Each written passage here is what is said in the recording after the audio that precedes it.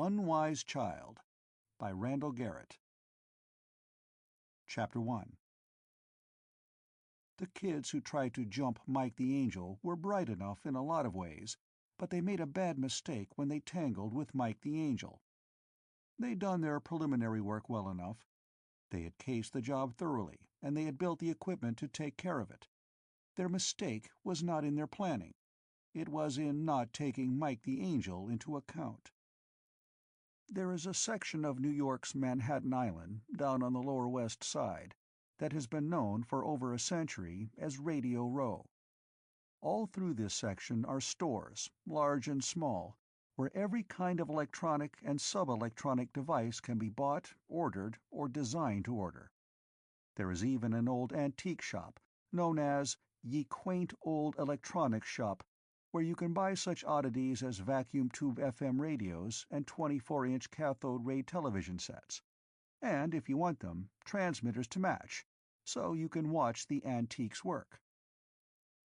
Mike the Angel had an uptown office in the heart of the business district, near West 112th Street, a very posh suite of rooms on the 50th floor of the half-mile-high Timmins Building, overlooking the 200-year-old Gothic edifice of the Cathedral of St. John the Divine.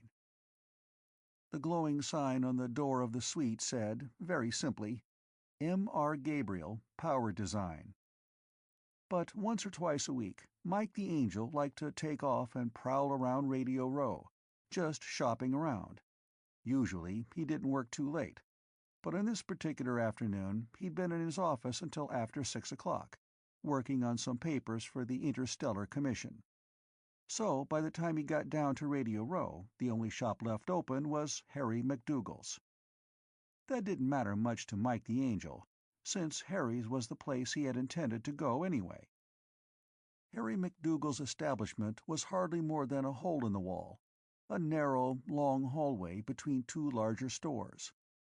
Although not a specialist, like the proprietor of Ye Quaint Old Electronics Shop, Harry did carry equipment of every vintage and every make. If you wanted something that hadn't been manufactured in decades, and perhaps never made in quantity, Harry's was the place to go. The walls were lined with bins, all unlabeled, filled helter-skelter with every imaginable kind of gadget, most of which would have been hard to recognize unless you were both an expert and a historian. Old Harry didn't need labels or a system. He was a small, lean, bony, sharp-nosed Scot who had fled Scotland during the Panic of '37, landed in New York, and stopped. He solemnly declared that he had never been west of the Hudson River nor north of 181st Street in the more than 50 years he had been in the country. He had a mind like that of a robot filing cabinet.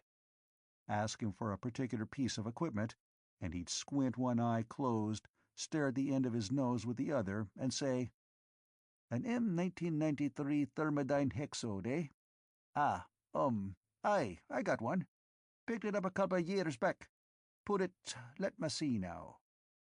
And he'd go to his wall ladder, push it along that narrow hallway, moving boxes aside as he went, and stop somewhere along the wall. Then he'd scramble up the ladder, pull out a bin, fumble around in it, and come out with the article in question. He'd blow the dust off it, polish it with a rag, scramble down the ladder and say, "Here it is. Thought I had one. Let's go back in the back and give her a test." On the other hand, if he didn't have what you wanted, he'd shake his head just a trifle, then squint up at you and say, "What do you want it for?"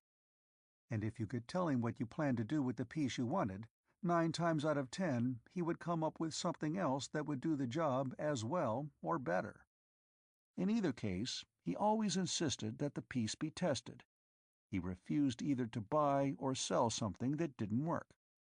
So you'd follow him down that long hallway to the lab in the rear, where all the testing equipment was.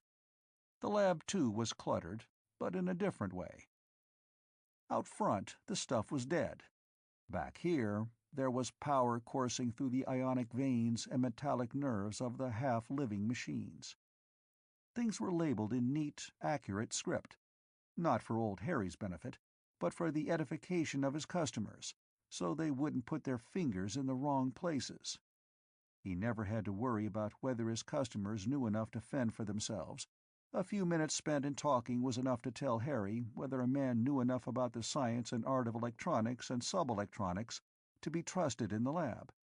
If you didn't measure up, you didn't get invited to the lab, even to watch a test. But he had very few people like that. Nobody came into Harry McDougal's place unless he was pretty sure of what he wanted and how he wanted to use it. On the other hand, there were very few men whom Harry would allow into the lab unescorted. Mike the Angel was one of them.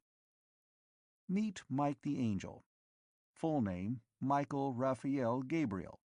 His mother had tagged that on him at the time of his baptism, which had made his father wince in anticipated compassion, but there had been nothing for him to say, not in the middle of the ceremony. Naturally, he had been tagged Mike the Angel. 6'7", 260 pounds, 34 years of age, hair golden yellow, eyes deep blue, cash value of holdings well into 8 figures, credit almost unlimited. Marital status highly eligible, if the right woman could tackle him. Mike the Angel pushed open the door to Harry McDougal's shop and took off his hat to brush the raindrops from it. Farther uptown, the streets were covered with clear plastic roofing, but that kind of comfort stopped at 53rd Street. There was no one in sight in the long, narrow store, so Mike the Angel looked up at the ceiling, where he knew the eye was hidden.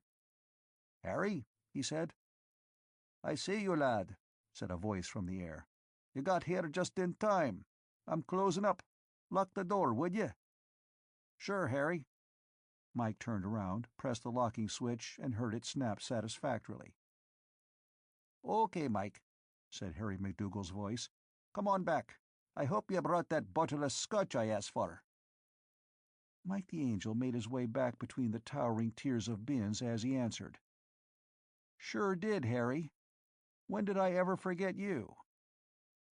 And, as he moved toward the rear of the store, Mike the Angel casually reached into his coat pocket and triggered the switch of a small but fantastically powerful mechanism that he always carried when he walked the streets of New York at night.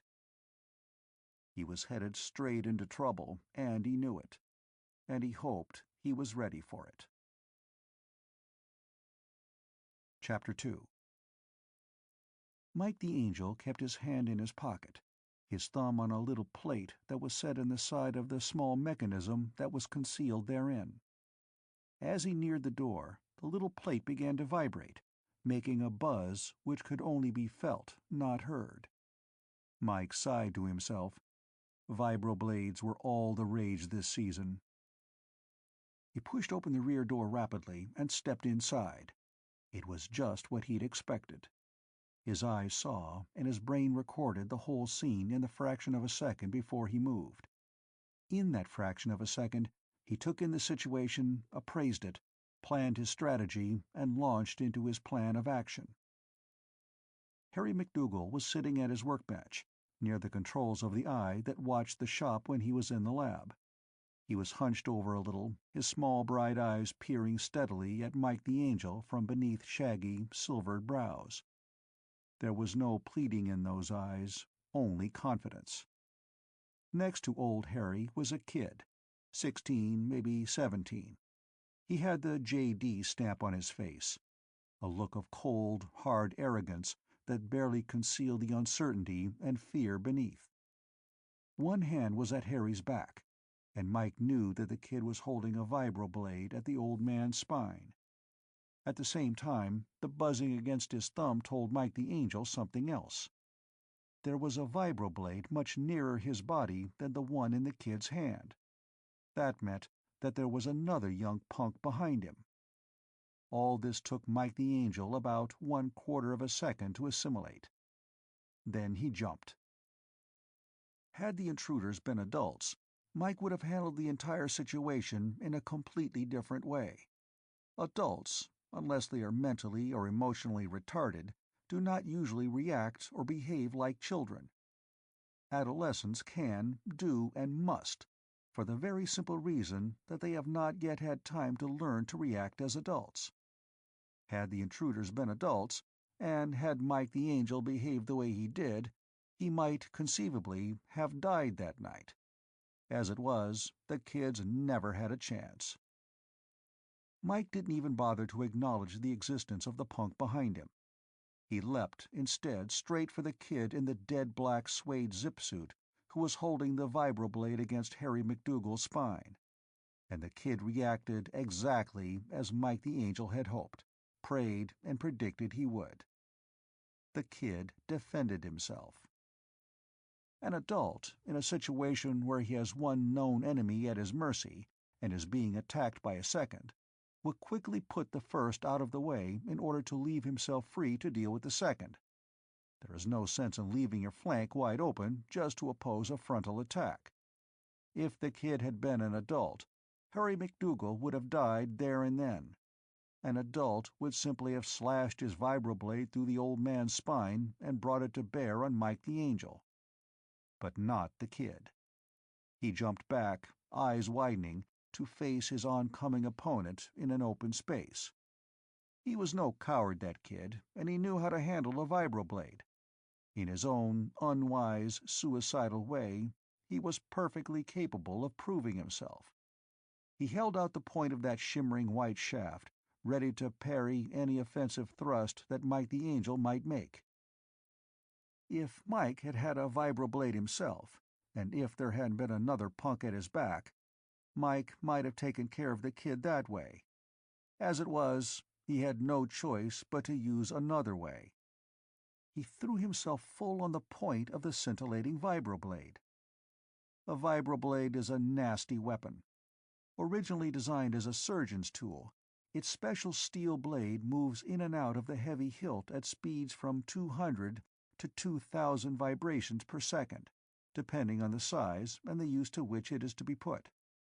Make it 8 inches long, add serrated, diamond-pointed teeth, and you have the man-killing vibroblade.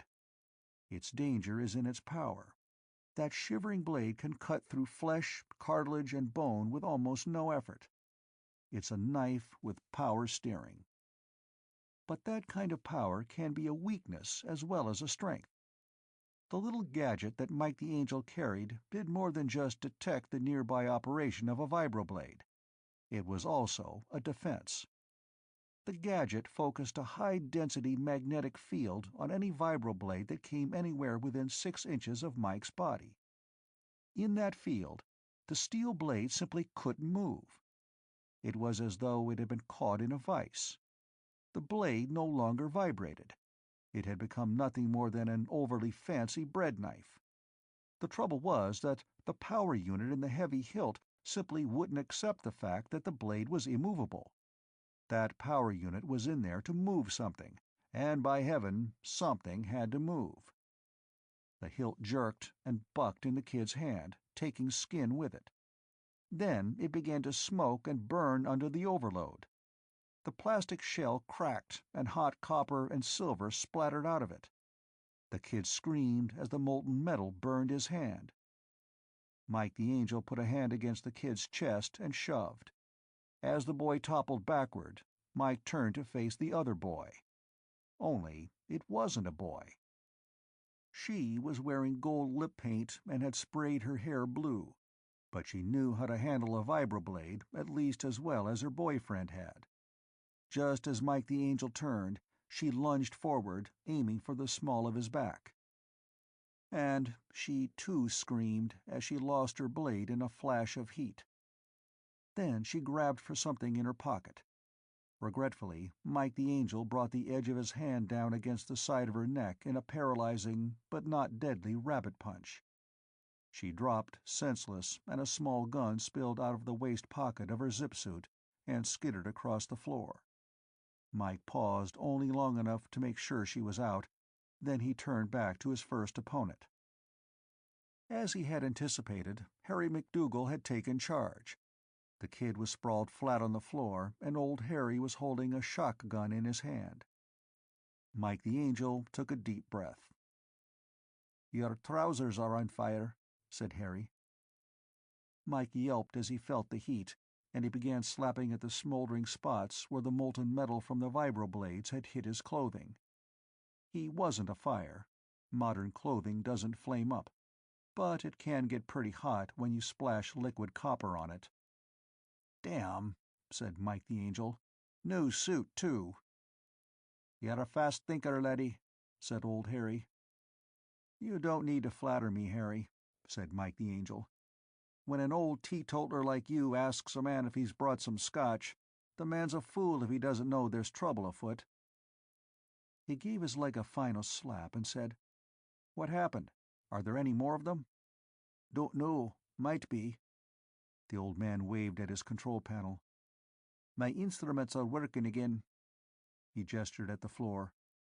"I'm not sure how they did it, but somehow they managed to blank out my instruments just long enough to get inside. Their mistake was in not locking the front door." Mike the Angel was busy searching the two unconscious kids. He looked up. "Neither of them is carrying any equipment in their clothing, at least not anything that's self-powered. If they've got pickup circuits built into the cloth, there must be more of them outside." "Aye, likely. We'll see." Suddenly there was a soft ping, ping, ping from an instrument on the bench. Harry glanced quickly at the receiving screen that was connected with a multitude of eyes that were hidden around the area of his shop. Then a smile came over his small brown face. "Cops," he said. "Time they got here." Chapter 3. Sergeant Cowder looked the room over and took a drag from his cigarette. "Well, that's that. Now, what happened?" He looked from Mike the Angel to Harry MacDougal and back again. Both of them appeared to be thinking. "All right," he said quietly. "Let me guess, then." Old Harry waved a hand. "Oh, no, Sergeant. 'Twon't be necessary. I think Mr. Gabriel was just waiting for me to start, because he wasn't here when the two rapscallions came in, and I was just trying to figure out where to begin. We're not being uncooperative. Let's see now." He gazed at the ceiling as though trying to collect his thoughts. He knew perfectly well that the police sergeant was recording everything he said. The sergeant sighed. "Look, Harry, you're not on trial. I know perfectly well that you've got this place bugged to a fare-thee-well. So does every shop operator on Radio Row. If you didn't, the JD gangs would have cleaned you all out long ago." Harry kept looking at the ceiling, and Mike the Angel smiled quietly at his fingernails. The detective sergeant sighed again. "Sure, we'd like to have some of the gadgets that you and the other operators on the row have worked out, Harry. But I'm in no position to take 'em away from you. Besides, we have some stuff that you'd like to have too. So that makes us pretty much even. If we started confiscating illegal equipment from you, the JDs would swoop in here, take your legitimate equipment, bug it up, and they'd be driving us all nuts within a week. So as long as you don't use illegal equipment illegally, the department will leave you alone." Old Harry grinned. "Well now, that's very nice of you, Sergeant. But I don't have anything illegal. No robotic stuff or anything like that." "Oh, I'll admit I've a couple of eyes here and there to watch me shop, but eyes aren't illegal." The detective glanced around the room with a practiced eye and then looked blandly back at the little Scotsman. Harry MacDougal was lying, and the sergeant knew it. And Harry knew the sergeant knew it. Sergeant Cowder sighed for a third time and looked at the Scot. "Okay, so what happened?" Harry's face became serious. "They came in about 6:30. First I knew of it, one of the kids, the boy, stepped out of that closet over there and put a vibroblade at my back. I'd come back here to get a small resistor, and all of a sudden, there he was." Mike the Angel frowned, but he didn't say anything. "None of your equipment registered anything?" asked the detective. "Not a thing, Sergeant," said Harry. "They've got something new, all right. The kid must have come in through the back door there. And I'd have been willing to bet my life that no human being could have walked in here without my knowing it before he got within 10 feet of that door. Look." He got up, walked over to the back door, and opened it. It opened into what looked at first to be a totally dark room. Then the sergeant saw that there was a dead black wall a few feet from the open door. "That's a light trap," said Harry. "Same as they have in photographic darkrooms. To get from this door to the outer door that leads into the alley, you got to turn 2 corners and walk about 30 feet. Even I myself couldn't walk through it without setting off half a dozen alarms. Any kind of light would set off the bugs. So would the heat radiation from the human body." "How about the front?" Sergeant Cowder asked. "Anyone could get in from the front." Harry's grin became grim. "Not unless I go with 'em. And not even then if I don't want 'em to." "It was kind of you to let us in," said the detective mildly. "A pleasure," said Harry. "But I wish I knew how that kid got in." "Well, he did, somehow," Cowder said. "What happened after he came out of the closet?"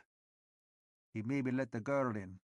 They were going to open up the rear completely and take my stuff out that way. They'd have done it, too, if Mr. Gabriel hadn't come along." Detective Sergeant Cowder looked at Mike the Angel. "About what time was that, Mr. Gabriel?"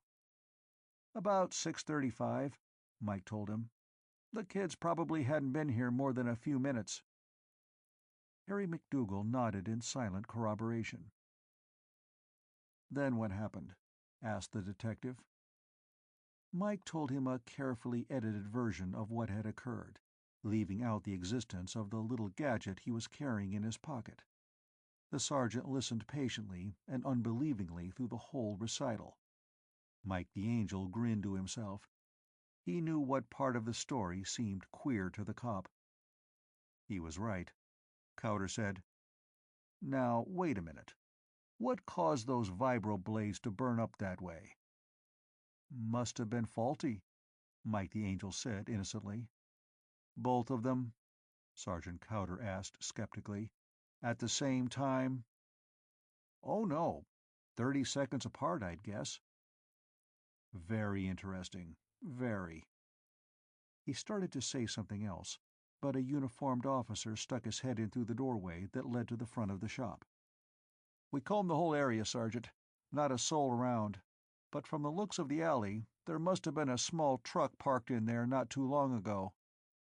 Cowder nodded. "Makes sense. Those JDs wouldn't have tried this unless they intended to take everything they could put their hands on, and they certainly couldn't have put all this in their pockets." He rubbed one big finger over the tip of his nose. "Okay, Barton, that's all. Take those 2 kids to the hospital and book 'em in the detention ward. I want to talk to them when they wake up." The cop nodded and left. Sergeant Cowder looked back at Harry. "Your alarm to the precinct station went off at 6:36. I figure that whoever was on the outside, in that truck, knew something had gone wrong as soon as the fight started in here. He, or they, shut off whatever they were using to suppress the alarm system and took off before we got here. They sure must have moved fast." "Must have," agreed Harry. "Is there anything else, Sergeant?" Cowder shook his head. "Not right now. I'll get in touch with you later if I need you." Harry and Mike the Angel followed him through the front of the shop to the front door. At the door, Cowder turned. "Well, good night. Thanks for your assistance, Mr. Gabriel. I wish some of our cops had had your luck." "How so?" asked Mike the Angel. "If more vibroblades would blow up at opportune moments, we'd have fewer butchered policemen." Mike the Angel shook his head. "Not really. If their vibros started burning out every time they came near a cop, the JDs would just start using something else. You can't win in this game." Cowder nodded glumly. "It's a losing proposition any way you look at it. Well, good night again." He stepped out, and old Harry closed and locked the door behind him. Mike the Angel said, "Come on, Harry, I want to find something." He began walking back down the long, narrow shop toward the rear again. Harry followed, looking mystified. Mike the Angel stopped, sniffing. Smell that?" Harry sniffed. "Aye, burnt insulation. So?" "You know which one of these bins is nearest to your main control cable. Start looking. See if you find anything queer." Old Harry walked over to a nearby bin, pulled it open, and looked inside. He closed it, pulled open another. He found the gadget on the third try. It was a plastic case, 6 by 6 by 8, and it still smelled of hot insulation, although the case itself was barely warm. "What is it?" Harry asked in wonder. "It's the gizmo that turned your equipment off. When I passed by it, my own gadget must have blown it. I knew the police couldn't have made it here between the time of the fight and the time they showed up. They must have had at least an extra minute. Besides, I didn't think anyone could build an instrument that would blank out everything at long range. It had to be something near your main cable. I think you'll find a metallic oscillator in there. Analyze it. Might be useful." Harry turned the box over in his hands. "Probably has a timer in it to start it. Well, that helps." "What do you mean?" "I've got a pretty good idea who put it here. Older kid, 19, maybe 20. Seemed like a nice lad, too. Didn't take him for a JD. Can't trust anyone these days. Thanks, Mike. If I find anything new in here, I'll let you know."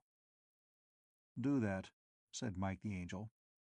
"And, as a personal favor, I'll show you how to build my own super-duper, extra-special anti-vibro-blade defensive unit."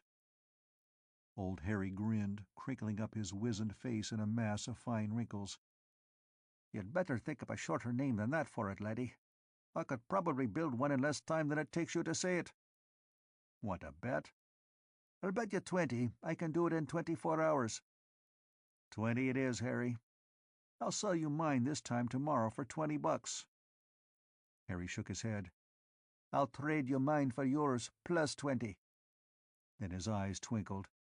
"And speaking of money, didn't you come down here to buy something?" Mike the Angel laughed. "You're not gonna like it. I came down to get a dozen plastic core resistors." "What size?" Mike told him, and old Harry went over to the proper bin, pulled them out, all properly boxed, and handed them to him. "That'll be $4, he said. Mike the Angel paid up with a smile. "You don't happen to have a 100,000-unit microcryotron stack, do you?"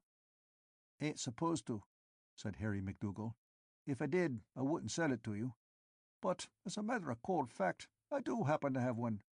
Use it for a paperweight. I'll give it to you for nothing, because it don't work anyhow." "Maybe I can fix it," said Mike the Angel. "As long as you're giving it to me. How come it doesn't work?" "Just a second, laddie," said Harry. He scuttled to the rear of the shop and came back with a ready-wrapped package measuring 5 by 5 by 4. He handed it to Mike the Angel and said, "It's a present. Thanks for helping me out of a tight spot." Mike said something deprecative of his own efforts, and took the package. If it were in working order, it would have been worth close to $300, more than that on the black market. If it was broken, though, it was no good to Mike. A microcryotron unit is almost impossible to fix if it breaks down. But Mike took it because he didn't want to hurt old Harry's feelings by refusing a present. "Thanks, Harry," he said. "Happen to know why it doesn't work?" Harry's face crinkled again in his all-over smile. "Sure, Mike. It ain't plugged in." Chapter 4. Mike the Angel did not believe in commuting. Being a bachelor, he could afford to indulge in that belief. In his suite of offices on 112th Street, there was one door marked M.R. Gabriel. Behind that door was his private secretary's office, which acted as an effective barrier between himself and the various employees of the firm. Behind the secretary's office was his own office. There was still another door in his inner office, a plain, unmarked door that looked as though it might conceal a closet. It didn't. It was the door to a very, very expensive apartment, with equally expensive appointments. One wall, 30 feet long and 10 feet high, was a nearly invisible, dust-proof slab of polished, optically flat glass that gave the observer the feeling that there was nothing between him and the city street 500 feet below. The lights of the city coming through the wall gave the room plenty of illumination after sunset, but the simple flick of a switch could polarize it black, allowing perfect privacy. The furniture was massive, heavily braced, and well upholstered. It had to be. Mike the Angel liked to flop into chairs, and his 260 pounds gave chairs a lot of punishment. On one of the opaque walls was Dolly's original Eucharist, with its muffled, robed figures looking oddly luminous in the queer combination of city lights and interior illumination. Farther back, a Valois gleamed metallically above the shadowed bas-reliefs of its depths. It was the kind of apartment Mike the Angel liked. He could sleep, if necessary, on a park bench or in a trench, but he didn't see any reason for doing so if he could sleep on a $500 floater. As he passed through each door, he had checked them carefully. His electro-key had a special circuit that lighted up a tiny glow lamp in the key handle if the lock had been tampered with. None of them had. He opened the final door, went into his apartment, and locked the door behind him, as he had locked the others. Then he turned on the lights, peeled off his raincoat, and plopped himself into a chair to unwrap the microcryotron stack he had picked up at Harry's. Theoretically, Harry wasn't supposed to sell the things. They were still difficult to make, and they were supposed to be used only by persons who were authorized to build robot brains, since that's what the stack was, a part of a robot brain. Mike could have put his hands on one legally, provided he'd wanted to wait for 6 or 8 months to clear up the red tape. Actually, the big robotics companies didn't want amateurs fooling around with robots. They'd much rather build the robots themselves and rent them out. They couldn't make do-it-yourself projects impossible, but they could make them difficult. In a way, there was some good done. So far, the JDs hadn't gone into big-scale robotics. Self-controlled bombs could be rather nasty. Adult criminals, of course, already had them. But an adult criminal who had the money to invest in robotic components, or went to the trouble to steal them, had something more lucrative in mind than street fights or robbing barrooms. To crack a bank, for instance, took a cleverly constructed, well-designed robot and plenty of ingenuity on the part of the operator. Mike the Angel didn't want to make bombs or automatic bank robbers. He just wanted to fiddle with the stack, see what it could do. He turned it over in his hands a couple of times, then shrugged, got up, went over to his closet and put the thing away. There wasn't anything he could do with it until he'd bought a cryostat, a liquid helium refrigerator. A cryotron functions only at temperatures near absolute zero. The phone chimed. Mike went over to it, punched the switch, and said, "Gabriel speaking." No image formed on the screen. A voice said, "Sorry, wrong number." There was a slight click, and the phone went dead. Mike shrugged and punched the cutoff. Sounded like a woman. He vaguely wished he could have seen her face. Mike got up and walked back to his easy chair. He had no sooner sat down than the phone chimed again. Damn. Up again, back to the phone. "Gabriel speaking." Again, no image formed. "Look, lady," Mike said, "why don't you look up the number you want instead of bothering me?" Suddenly, there was an image. It was the face of an elderly man with a mild reddish face, white hair, and a cold look in his pale blue eyes. It was Basil Wallingford, the Minister for Spatial Affairs.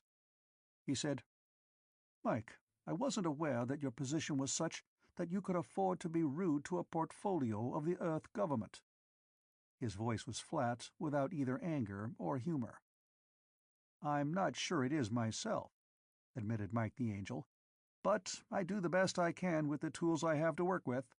I didn't know it was you, Wally. I just had some wrong number trouble. Sorry." "Humph. Well, I called to tell you that the Branchelle is ready for your final inspection, or will be, that is, in a week. My final inspection? Mike the Angel arched his heavy golden blonde eyebrows. Hell, Wally, Sergei Pavlovich is on the job down there, isn't he? You don't need my okay. If Sergei says it's ready to go, it's ready to go. Or is there some kind of trouble you haven't mentioned yet? No, no trouble, said Wallingford. But the power plant on that ship was built according to your designs, not Mr. Pavlovich's. The Bureau of Space feels that you should give them the final check. Mike knew when to argue and when not to, and he knew that this was one time when it wouldn't do him the slightest good. All right, he said resignedly. I don't like Antarctica and never will, but I guess I can stand it for a few days. Fine. One more thing. Do you have a copy of the thrust specifications for cargo hold 1? Our copy got garbled in transmission, and there seems to be a discrepancy in the figures. Mike nodded. Sure, they're in my office. Want me to get them now? Please, I'll hold on. Mike the Angel barely made it in time. He went to the door that led to his office, opened it, stepped through, and closed it behind him, just as the blast went off. The door shuddered behind Mike, but it didn't give. Mike's apartment was reasonably soundproof, but it wasn't built to take the kind of explosion that would shake the door that Mike the Angel had just closed. It was a 2-inch thick slab of armor steel on heavy precision-bearing hinges. So was every other door in the suite. It wasn't quite a bank vault door, but it would do. Any explosion that could shake it was a real doozy. Mike the Angel spun around and looked at the door. It was just a trifle warped, and faint tendrils of vapor were curling around the edge where the seal had been broken. Mike sniffed, then turned and ran. He opened a drawer in his desk and took out a big roll of electrostatic tape. Then he took a deep breath, went back to the door, and slapped on a strip of the 1-inch tape, running it all around the edge of the door. Then he went into the outer office while the air conditioners cleaned out his private office. He went over to one of the phones near the autofile and punched for the operator. I had a long-distance call coming in here from the Right Excellent Basil Wallingford, Minister for Spatial Affairs, Capital City. We were cut off. One moment, please. A slight pause. His Excellency is here, Mr. Gabriel. Wallingford's face came back on the screen. It had lost some of its ruddiness. What happened? He asked. You tell me, Wally, Mike snapped. Did you see anything at all? All I saw was that big pane of glass break. It fell into 1,000 pieces, then something exploded and the phone went dead. The glass broke first? That's right. Mike sighed. Good. I was afraid that maybe someone had planted that bomb, rather than fired it in. I'd hate to think anyone could get into my place without my knowing it. Who's gunning for you? I wish I knew. Look, Wally, can you wait until tomorrow for those specs? I want to get hold of the police. Certainly, nothing urgent. It can wait. I'll call you again tomorrow evening. The screen blanked. Mike glanced at the wall clock and then punched a number on the phone. A pretty girl in a blue uniform came on the screen. Police Central, she said. May I help you? I'd like to speak to Detective Sergeant William Cowder, please, Mike said. Just tell him that Mr. Gabriel has more problems. She looked puzzled, but she nodded, and pretty soon her image blanked out. The screen stayed blank, but Sergeant Cowder's voice came over the speaker. What is it, Mr. Gabriel? He was evidently speaking from a pocket phone. Attempted murder, said Mike the Angel. A few minutes ago, a bomb set off in my apartment. I think it was a rocket, and I know it was heavily laced with hydrogen cyanide. That Suite 5000, Timmins Building, up on 112th Street. I called you because I have a hunch it's connected with the incident at Harry's earlier this evening. Timmins Building, eh? I'll be right up. Cowder cut off with a sharp click, and Mike the Angel looked quizzically at the dead screen. Was he imagining things, or was there a peculiar note in Cowder's voice? 2 minutes later, he got his answer. Chapter 5.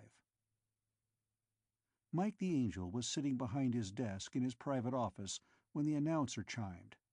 Mike narrowed his eyes and turned on his door screen, which connected with an eye in the outer door of the suite. Who could it be this time? It was Sergeant Cowder.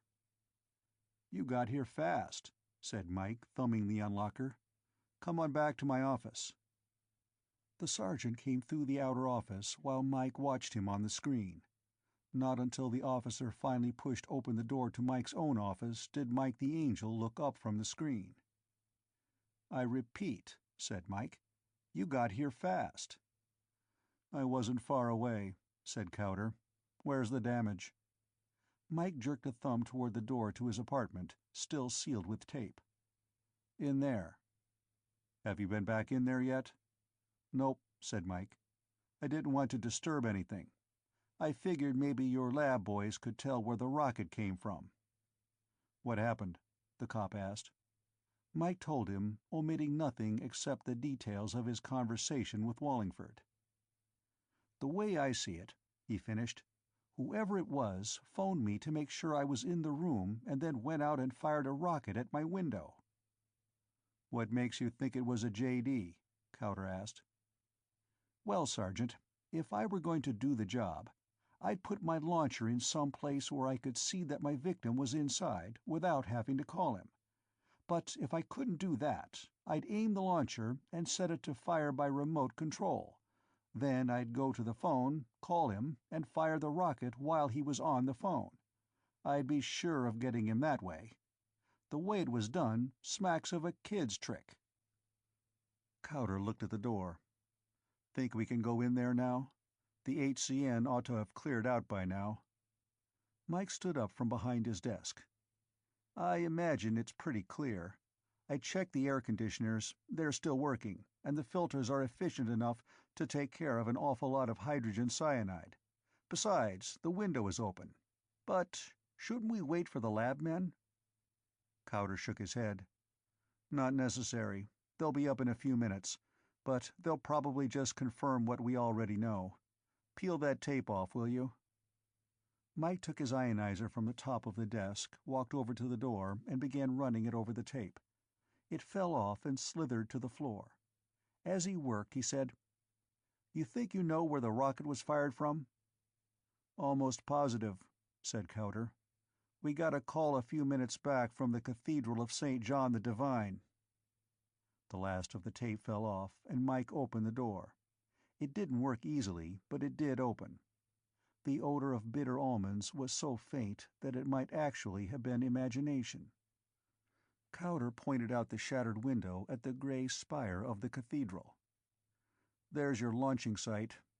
We don't know how they got up there, but they managed." "They?" "Two of them. When they tried to leave, a couple of priests and two officers of the cathedral police spotted them. The kids dropped their launcher and two unfired rockets, and then tried to run for it. Result, one dead kid, one getaway. One of the cops got a bad gash on his arm from a vibroblade, and one of the priests got it in the abdomen. He'll live, but he's in bad shape." Mike said something under his breath that might have been an oath, except that it avoided all mention of the deity. Then he added that name in a different tone of voice. "I agree," said Cowder. "You think you know why they did it?" Mike looked around at his apartment. At first glance it appeared to be a total loss, but closer inspection showed that most of the damage had been restricted to glass and ceramics. The furniture had been tumbled around, but not badly damaged. The warhead of the rocket had evidently been of the concussion and gas type, without much fragmentation. "I think I know why, yes," Mike said, turning back to the sergeant. "I had a funny feeling all the way home from Harry's. Nothing I could lay my finger on, really. I tried to see if I was being followed, but I didn't spot anyone. There were plenty of kids on the subway. It's my guess that the kids knew who I was. If they cased Harry's as thoroughly as it seems they did, they must have seen me go in and out several times. They know that it was my fault that two of their members got picked up, so they decided to teach me a lesson. One of them must have come up here, even before I left Harry's. The other followed me just to make sure I was really coming home. Since he knew where I was going, he didn't have to stick too close, so I didn't spot him in the crowd. He might even have gone up to 116th Street so that I wouldn't see him get off at 110th. Sounds reasonable, Cowder agreed. We know who the kids are. The uniformed squads are rounding up the whole bunch for questioning. They call themselves, you'll get a laugh out of this, they call themselves the Rocketeers. I'm fracturing my funny bone, said Mike the Angel. The thing that gets me is this revenge business, though. Kids don't usually go that far out for fellow gang members. Not usually, the sergeant said, but this is a little different. The girl you caught and the boy who got killed over at the cathedral are brother and sister. That explains it, Mike said. Rough family, eh? Sergeant Cowder shook his head. Not really. The parents are respectable and fairly well off. Larchmont's the name. The kids are Susan and Herbert. Sue and Bert to you. Bert's 16, Sue's 17. They were pretty thick, I gather. Real brother and sister team. Good family, bad kids, Mike muttered. He had wandered over to the wall to look at his dolly. It had fallen to the floor, but it wasn't hurt. The Valois was bent, but it could be fixed up easily enough. I wonder, Mike said, picking up the head of a smashed figurine and looking at it. I wonder if the so-called sociologists have any explanation for it. Sure, Cowder said. Same one they've been giving for more decades than I'd care to think of. The mother was married before, divorced her husband, married Larchmont, but she had a boy by her first husband. Broken home and sibling rivalry? Phooey. And if it wasn't for that, the sociologists would find another excuse, Mike said angrily. Funny thing is that the older half-brother was a perfectly respectable kid. Made good grades in school, joined the space service, has a perfectly clean record. And yet he was the product of the broken home, not the two younger kids. Mike laughed dryly. That ought to be food for high sociological thought. The door announcer chimed again, and Cowder said, That's probably the lab boys. I told them to come over here as soon as they could finish up at the cathedral. Mike checked his screen, and when Cowder identified the men at the door, Mike let them in. The short, chubby man in the lead, who was introduced as Perkins, spoke to Sergeant Cowder first. We checked one of those rockets, almost a professional job. TNT warhead, surrounded by a jacket filled with liquid HCN and a phosphate inhibitor to prevent polymerization. Nasty things. He swung round to Mike. You're lucky you weren't in the room, or you'd just be part of the wreckage, Mr. Gabriel. I know, said Mike the Angel.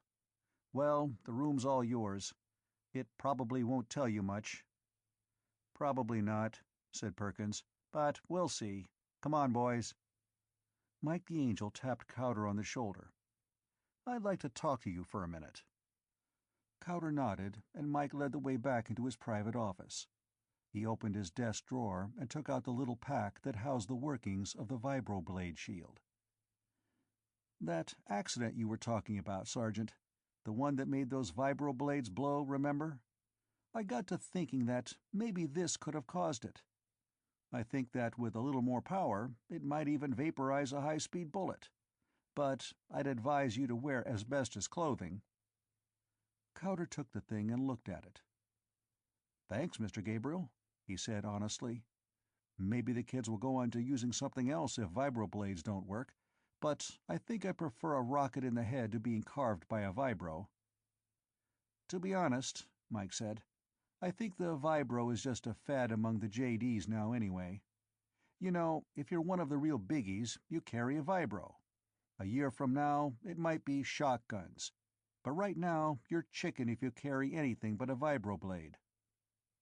Cowder dropped the shield generator into his coat pocket. Thanks again, Mr. Gabriel. We'll do you a favor sometime. Chapter 6. The firm of M.R. Gabriel, Power Design, was not a giant corporation, but it did pretty well for a one-man show. The outer office was a gauntlet that Mike the Angel had to run when he came in the next morning after having spent the night at a hotel. There was a mixed and ragged chorus of "Good morning, Mr. Gabriel," as he passed through. Mike gave the nod to each of them and was stopped 4 times for small details before he finally made his way to his own office. His secretary was waiting for him. She was short, bony, and plain of face. She had a figure like an ironing board and the soul of a Ramsden calculator. Mike the Angel liked her that way. It avoided complications. "Good morning, Mr. Gabriel," she said. "What the hell happened here?" She waved at the warped door and the ribbons of electrostatic tape that still lay in curls on the floor. Mike told her, and she listened to his recitation without any change of expression. "I'm very glad you weren't hurt," she said when he had finished. "What are you going to do about the apartment?" Mike opened the heavy door and looked at the wreckage inside. Through the gaping hole of the shattered window he could see the towering spires of the 200-year-old Cathedral of St. John the Divine. "Get Larry Beasley on the phone, Helen. I've forgotten his number, but you'll find him listed under interior decorators. He has the original plans and designs on file. Tell him to get them out. I want this place fixed up just like it was." "But what if someone else—" She gestured toward the broken window and the cathedral spires beyond. "When you're through talking to Beasley," Mike went on, "see if you can get Bishop Brennan on the phone and switch him to my desk." "Yes, sir," she said. Within 2 hours, workmen were busily cleaning up the wreckage in Mike the Angel's apartment, and the round, plump figure of Larry Beasley was walking around pompously while his artistic but businesslike brain made estimates. Mike had also reached an agreement with the bishop, whereby special vault-like doors would be fitted into the stairwells leading up to the towers at Mike's expense. They were to have facings of bronze so that they could be decorated to blend with the Gothic decor of the church, but the bronze would be backed by heavy steel. Nobody would blow those down in a hurry. Since the wrecked living room was a flurry of activity and his office had become a thoroughfare, Mike the Angel retired to his bedroom to think. He took with him the microcryotron stack he had picked up at Old Harry's the night before.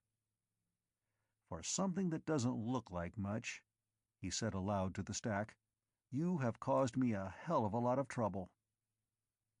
Old Harry, he knew, wouldn't be caught dead selling the things. In the first place, it was strictly illegal to deal in the components of robotic brains.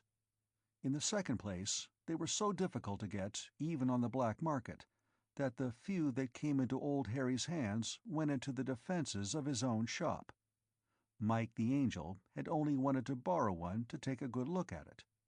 He had read up on all the literature about microcryotrons, but he'd never actually seen one before. He had reason to be curious about microcryotrons. There was something definitely screwy going on in Antarctica.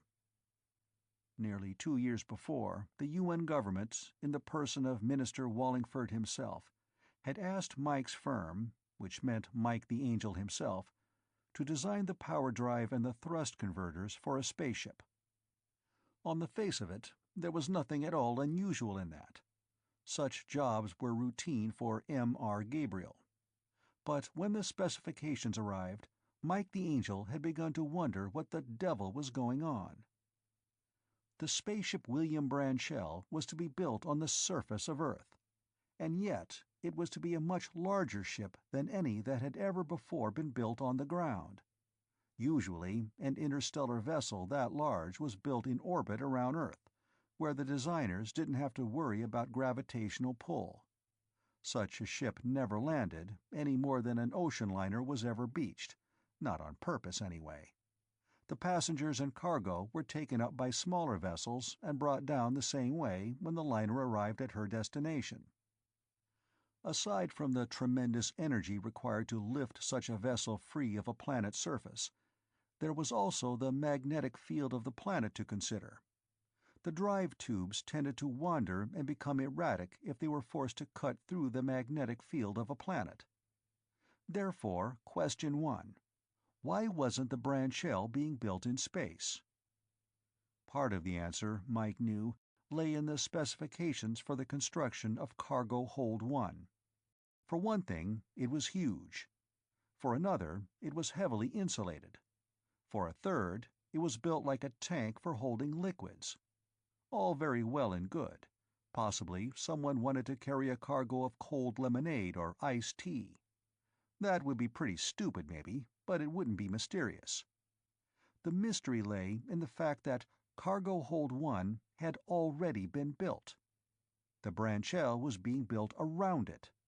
And that didn't exactly jibe with Mike the Angel's ideas of the proper way to build a spaceship. It was not quite the same as building a seagoing vessel around an oil tank in the middle of Texas, but it was close enough to bother Mike the Angel. Therefore, question 2. Why was the branch shell being built around Cargo Hold 1? Which led to question 3. What was in Cargo Hold 1? For the answer to that question, he had one very good hint. The density of the contents of Cargo Hold 1 was listed in the specs as being 1.726 grams per cubic centimeter. And that, Mike happened to know, was the density of a cryotronic brain, which is 90% liquid helium and 10% tantalum and niobium by volume. He looked at the microcryotron stack in his hand. It was a 100 kilounit stack. The possible connections within it were factorial 100,000. All it needed was to be immersed in its bath of liquid helium to make the metal superconducting, and it would be ready to go to work. A friend of his who worked for Computer Corporation of Earth had built a robot once, using just such a stack. The robot was designed to play poker. He had fed in all the rules of play and added all the data from Osterveld's On Poker. It took Mike the Angel exactly 1 hour to figure out how to beat it. As long as Mike played rationally, the machine had a slight edge, since it had a perfect memory and could compute faster than Mike could. But it could not learn how to bluff. As soon as Mike started bluffing, the robot went into a tizzy. It wouldn't have been so bad if the robot had known nothing whatever about bluffing. That would have made it easy for Mike.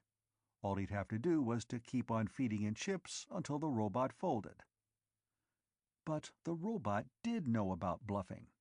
The trouble is that bluffing is essentially illogical, and the robot had no rules whatsoever to go by to judge whether Mike was bluffing or not.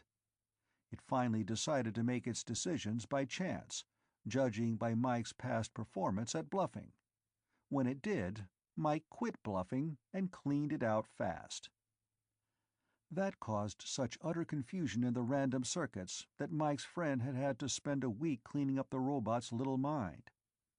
But what would be the purpose of building a brain as gigantic as the one in Cargo Hold 1? And why build a spaceship around it? Like a pig roasting on an automatic spit, the problem kept turning over and over in Mike's mind. And, like the roasting pig, the time eventually came when it was done. Once it is set in operation, a properly operating robot brain can neither be shut off nor dismantled. Not, that is, unless you want to lose all of the data and processes you fed into it. Now, suppose the Computer Corporation of Earth had built a giant-sized brain. Never mind why, just suppose. And suppose they wanted to take it off Earth, but didn't want to lose all the data that had been pumped into it. Again, never mind why, just suppose. Very well then. If such a brain had been built, and if it was necessary to take it off Earth, and if the data in it was so precious that the brain could not be shut off or dismantled, then the thing to do would be to build a ship around it. Oh yeah?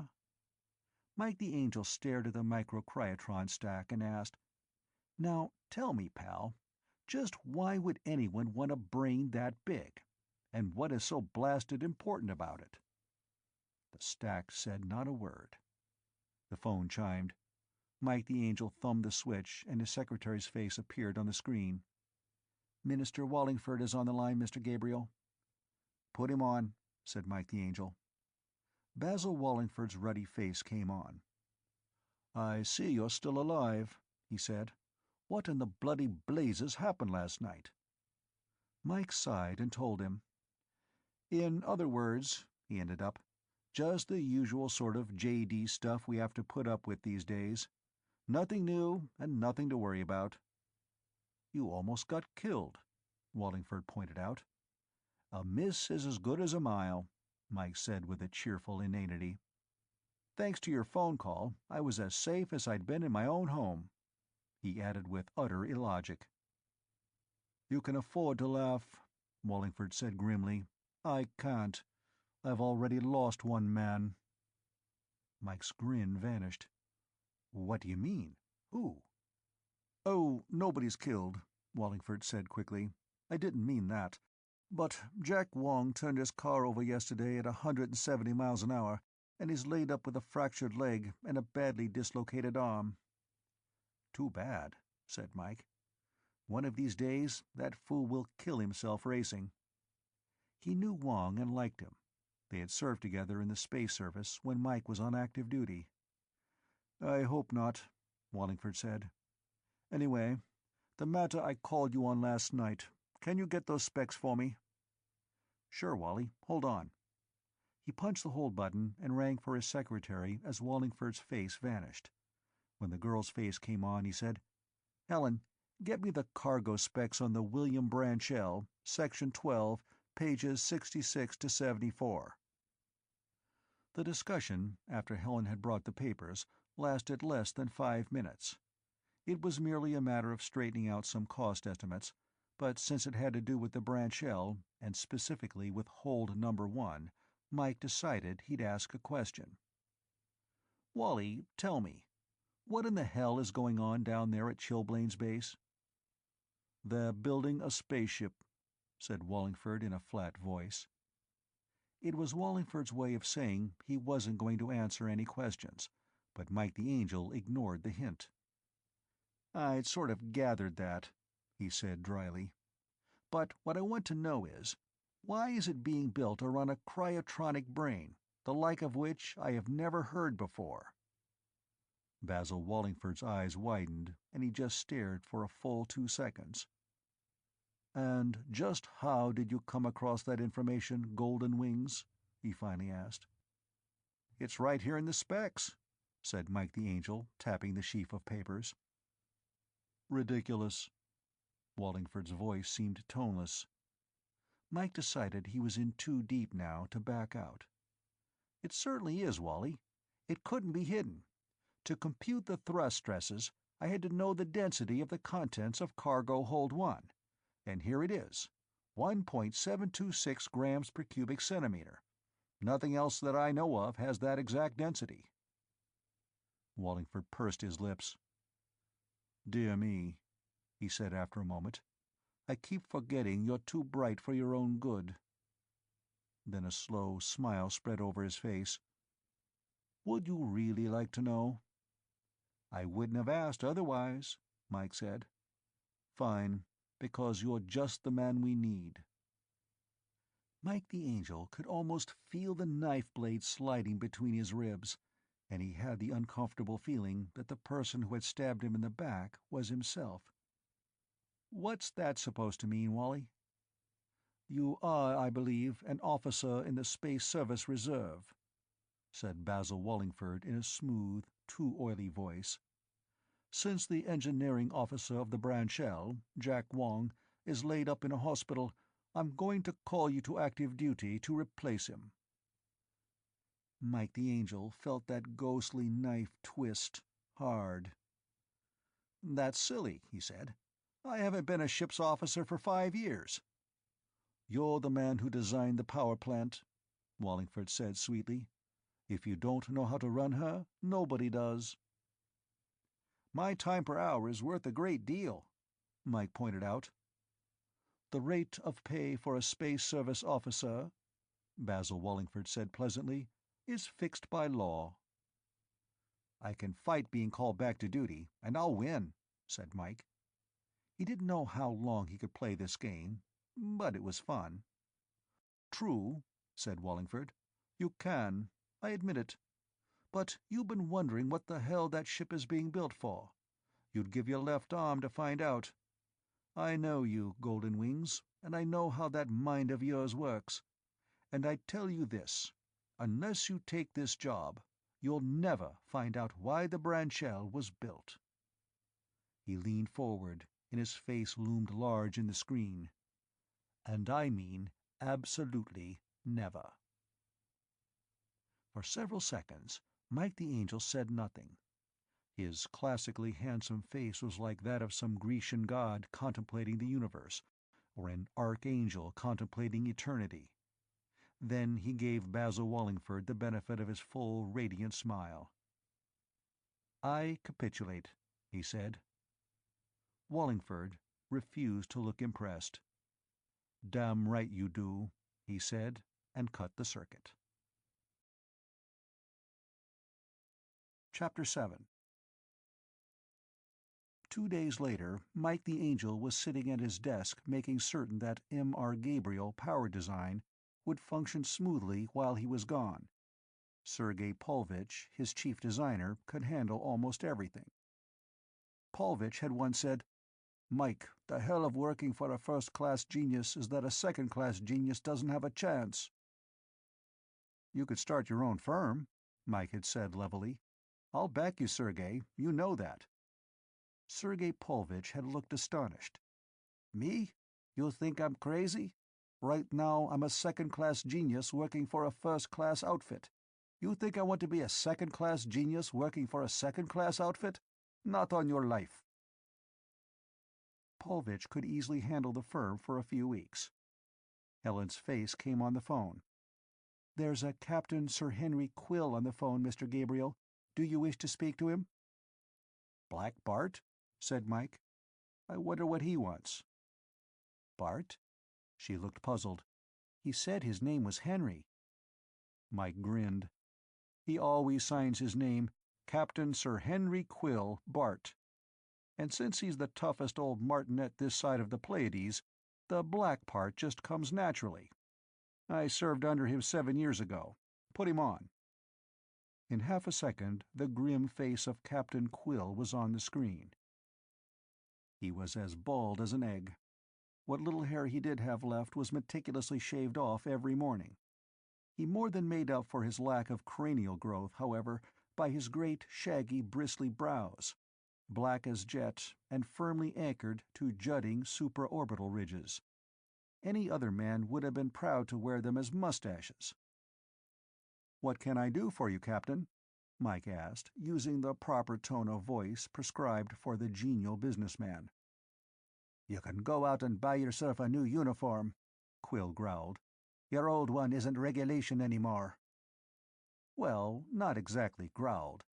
If he'd had the voice for it, it would have been a growl, but the closest he could come to a growl was an Irish tenor rumble with undertones of gravel. He stood 5'8", and his red and gold Space Service uniform gleamed with spit-and-polish luster.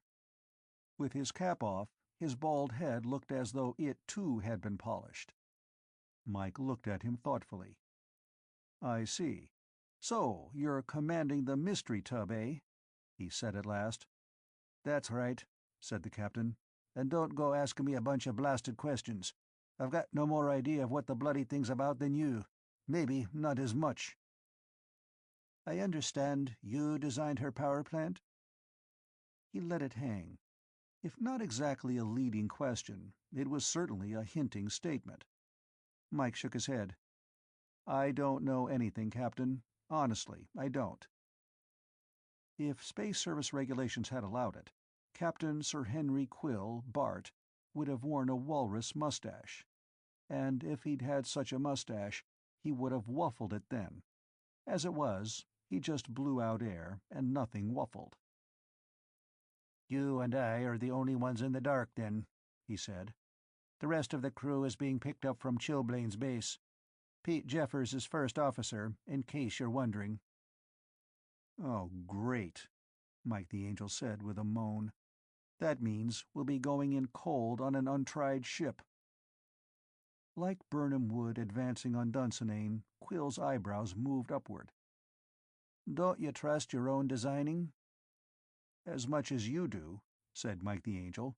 Probably more. Quill nodded. We'll have to make the best of it. We'll muddle through somehow. Are you all ready to go? No, Mike admitted, but I don't see that I can do a damn thing about it. Nor do I, said Captain Quill. Be at Chilblain's base in 24 hours. Arrangements will be made at the Long Island base for your transportation to Antarctica. And— He paused, and his scowl became deeper. You'd best get used to calling me Sir again. Yes, sir, Sir Henry, sir. Thank you, Mr. Gabriel, snapped Quill, cutting the circuit. Salah, said Mike the Angel. Chilblain's base, Antarctica, was directly over the South Magnetic Pole, at least as closely as that often elusive spot could be pinpointed for any length of time. It is cheaper in the long run if an interstellar vessel moves parallel with, not perpendicular to, the magnetic lines of force of a planet's gravitational field. Taking off across the grain can be done, but the power consumption is much greater. Taking off with the grain is expensive enough. An ion rocket doesn't much care where it lifts or sets down, since its method of propulsion isn't trying to work against the fabric of space itself. For that reason, an interstellar vessel is normally built in space and stays there, using ion rockets for loading and unloading its passengers. It's cheaper by far. The Computer Corporation of Earth had also been thinking of expenses when it built its #1 research station near Chilblain's base, although the corporation was not aware at the time just how much money it was eventually going to save them. The original reason had simply been lower power costs. A cryotron unit has to be immersed at all times in a bath of liquid helium at a temperature of 4.2 degrees absolute.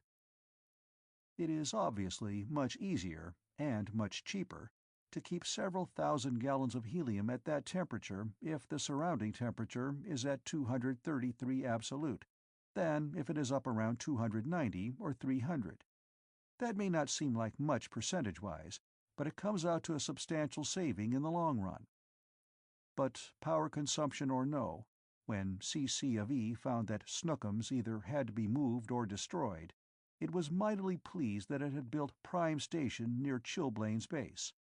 Since a great deal of expense also, of necessity, devolved upon Earth government, the government was, to say it modestly, equally pleased.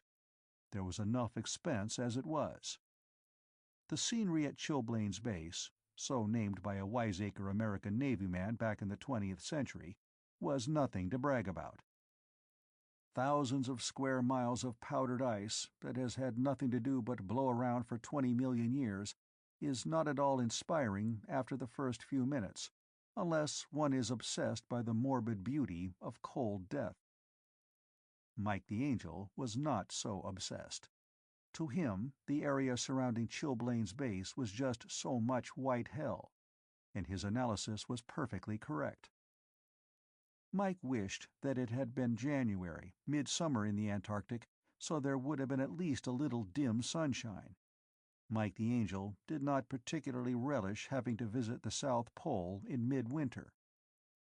The rocket that had lifted Mike the Angel from Long Island base settled itself into the snow-covered landing stage of Chilblain's base, dissipating the crystalline whiteness into steam as it did so. The steam, blown away by the chill winds, moved all of 30 yards before it became ice again. Mike the Angel was not in the best of moods. Having to dump all of his business into Sergei Pulvich's hands on 24 hours' notice was irritating. He knew Pulvich could handle the job, but it wasn't fair to him to make him take over so suddenly. In addition, Mike did not like the way the whole Branch L business was being handled. It seemed slipshod and hurried, and worse, it was entirely too mysterious and melodramatic. "Of all the times I have to come to Antarctica," he grumped as the door of the rocket opened, "why did I have to get July?" The pilot, a young man in his early 20s, said smugly, "July is bad, but January isn't good, just not so worse." Mike the Angel glowered. "Sonny, I was a cadet here when you were learning arithmetic. It hasn't changed since, summer or winter." "Sorry, sir," said the pilot stiffly. "So am I," said Mike the Angel cryptically. "Thanks for the ride." He pushed open the outer door, pulled his electro-parka closer around him, and stalked off across the walk, through the lashing of the sleety wind. He didn't have far to walk, 100 yards or so, but it was a good thing that the walk was protected and well within the boundary of Chilblain's base, instead of being out on the wastelands. Here there were lights, and the hotbed equipment of the walk warmed the swirling ice particles into a sleety rain. On the wastelands, the utter blackness and the wind-driven snow would have swallowed him permanently within 10 paces. He stepped across a curtain of hot air that blew up from a narrow slit in the deck, and found himself in the main foyer of Chilblain's base. The entrance looked like the entrance to a theater. A big metal and plastic opening, like a huge room open on one side, with only that sheet of hot air to protect it from the storm raging outside. The lights and the small doors leading into the building added to the impression that this was a theater, not a military base. But the man who was standing near one of the doors was not by a long shot dressed as an usher. He wore a sergeant's stripes on his regulation Space Service parka, which muffled him to the nose, and he came over to Mike the Angel and said, "Commander Gabriel?" Mike the Angel nodded as he shook icy drops from his gloved hands, then fished in his belt pocket for his newly printed ID card. He handed it to the sergeant, who looked it over, peered at Mike's face, and saluted. As Mike returned the salute, the sergeant said, "Okay, sir, you can go in. The security office is past the double door, first corridor on your right." Mike the Angel tried his best not to look surprised. Security office? Is there a war on or something? What does Chilblains need with a security office? The sergeant shrugged. "Don't ask me, Commander. I just slave away here. Maybe Lieutenant Nariaki knows something, but I sure don't." "Thanks, Sergeant." Mike the Angel went inside, through 2 insulated and tightly weather-stripped doors, one right after another, like the airlock on a spaceship.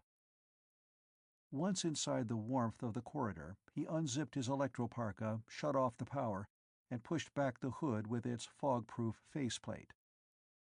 Down the hall, Mike could see an office marked "Security Officer" in small letters without capitals. He walked toward it.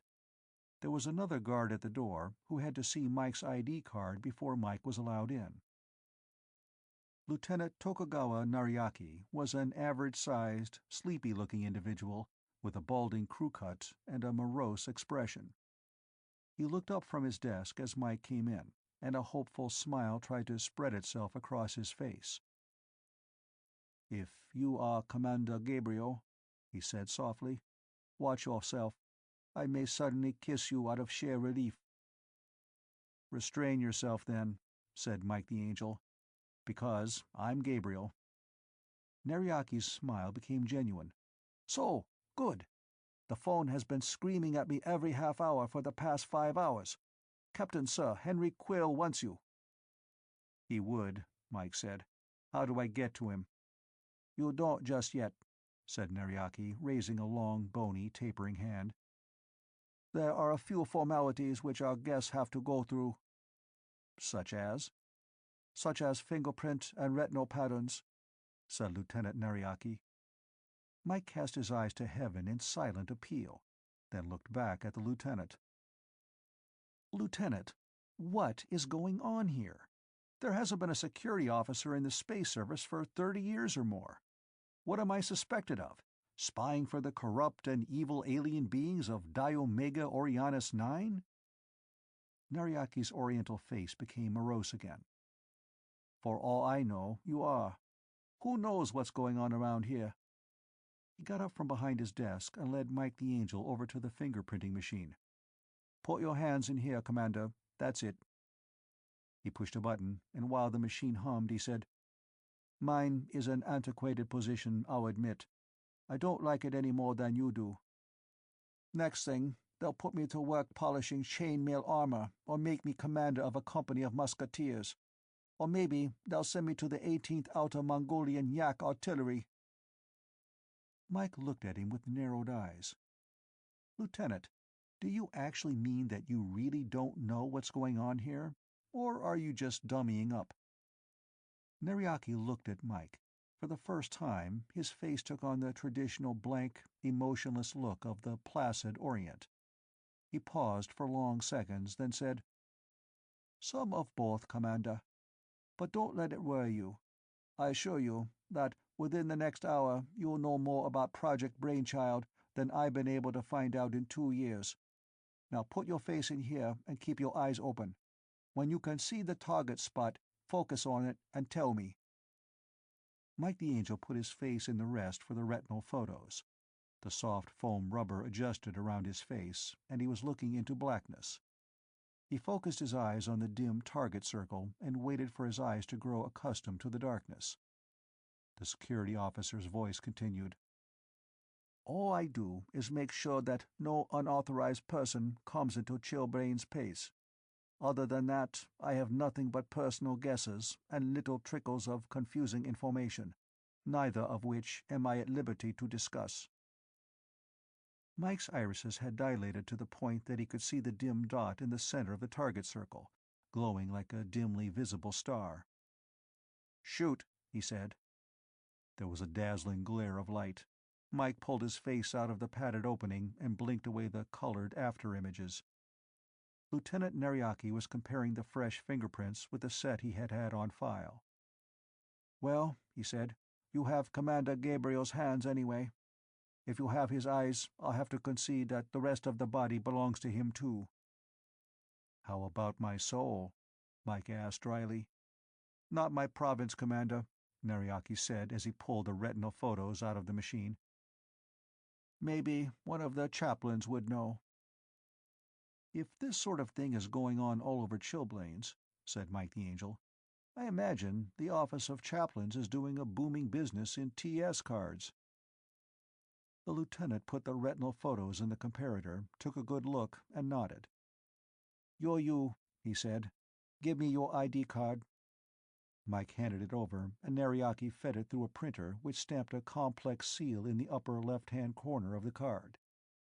The lieutenant signed his name across the seal and handed the card back to Mike. "That's it," he said. "You can—" He was interrupted by the chiming of the phone. "Just a second, Commander," he said as he thumbed the phone switch.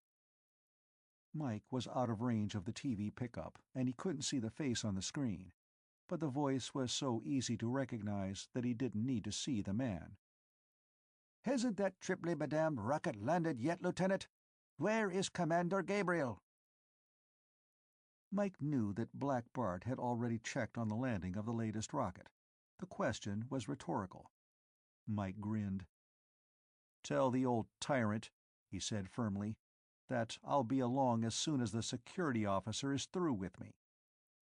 Nariaki's expression didn't change.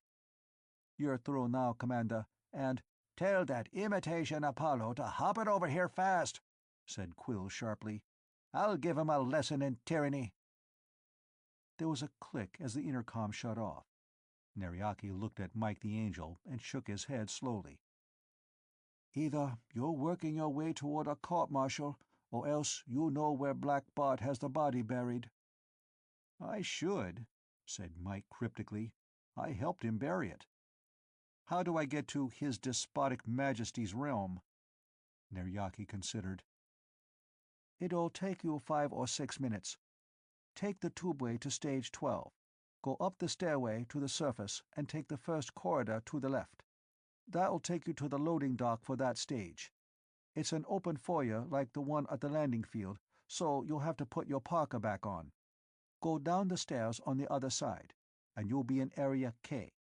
One of the guards will tell you where to go from there. Of course, you could go by tube, but it would take longer because of the bypass." "Good enough. I'll take the shortcut.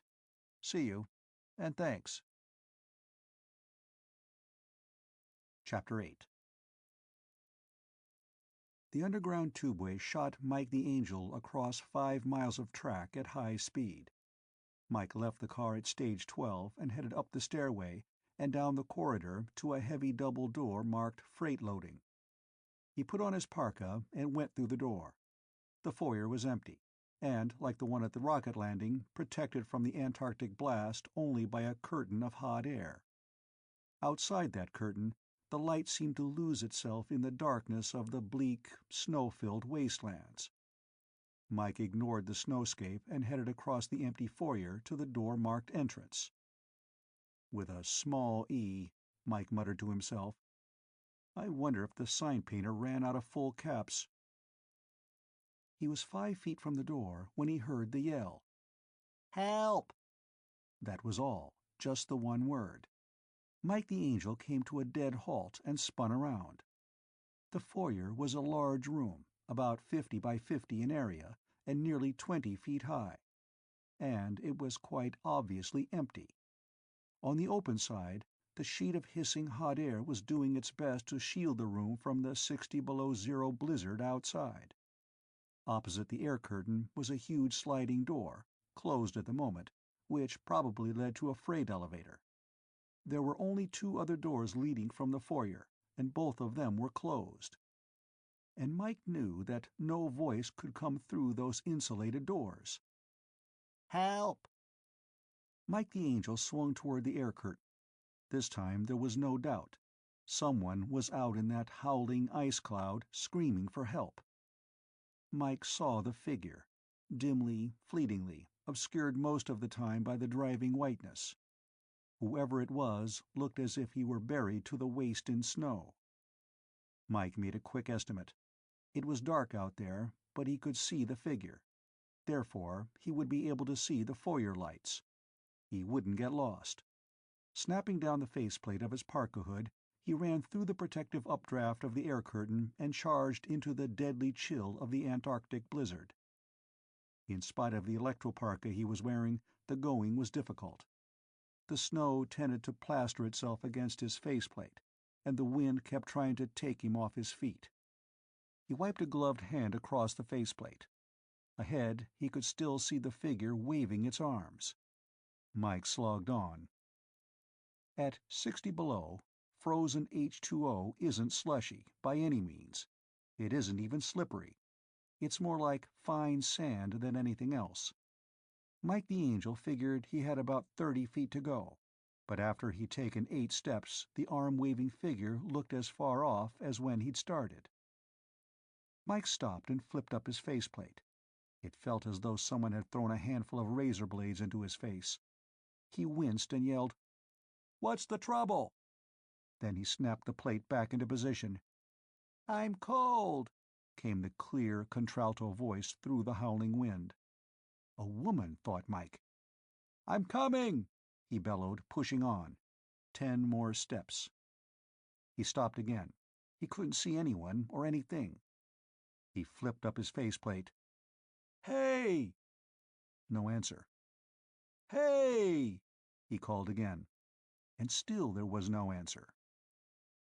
Around Mike the Angel there was nothing but the swirling, blinding snow, the screaming, tearing wind, and the blackness of the Antarctic night. There was something damned odd going on here. Carefully putting the toe of his right foot to the rear of the heel of his left, he executed a 180-degree military about-face, and breathed a sigh of relief. He could still see the lights of the foyer.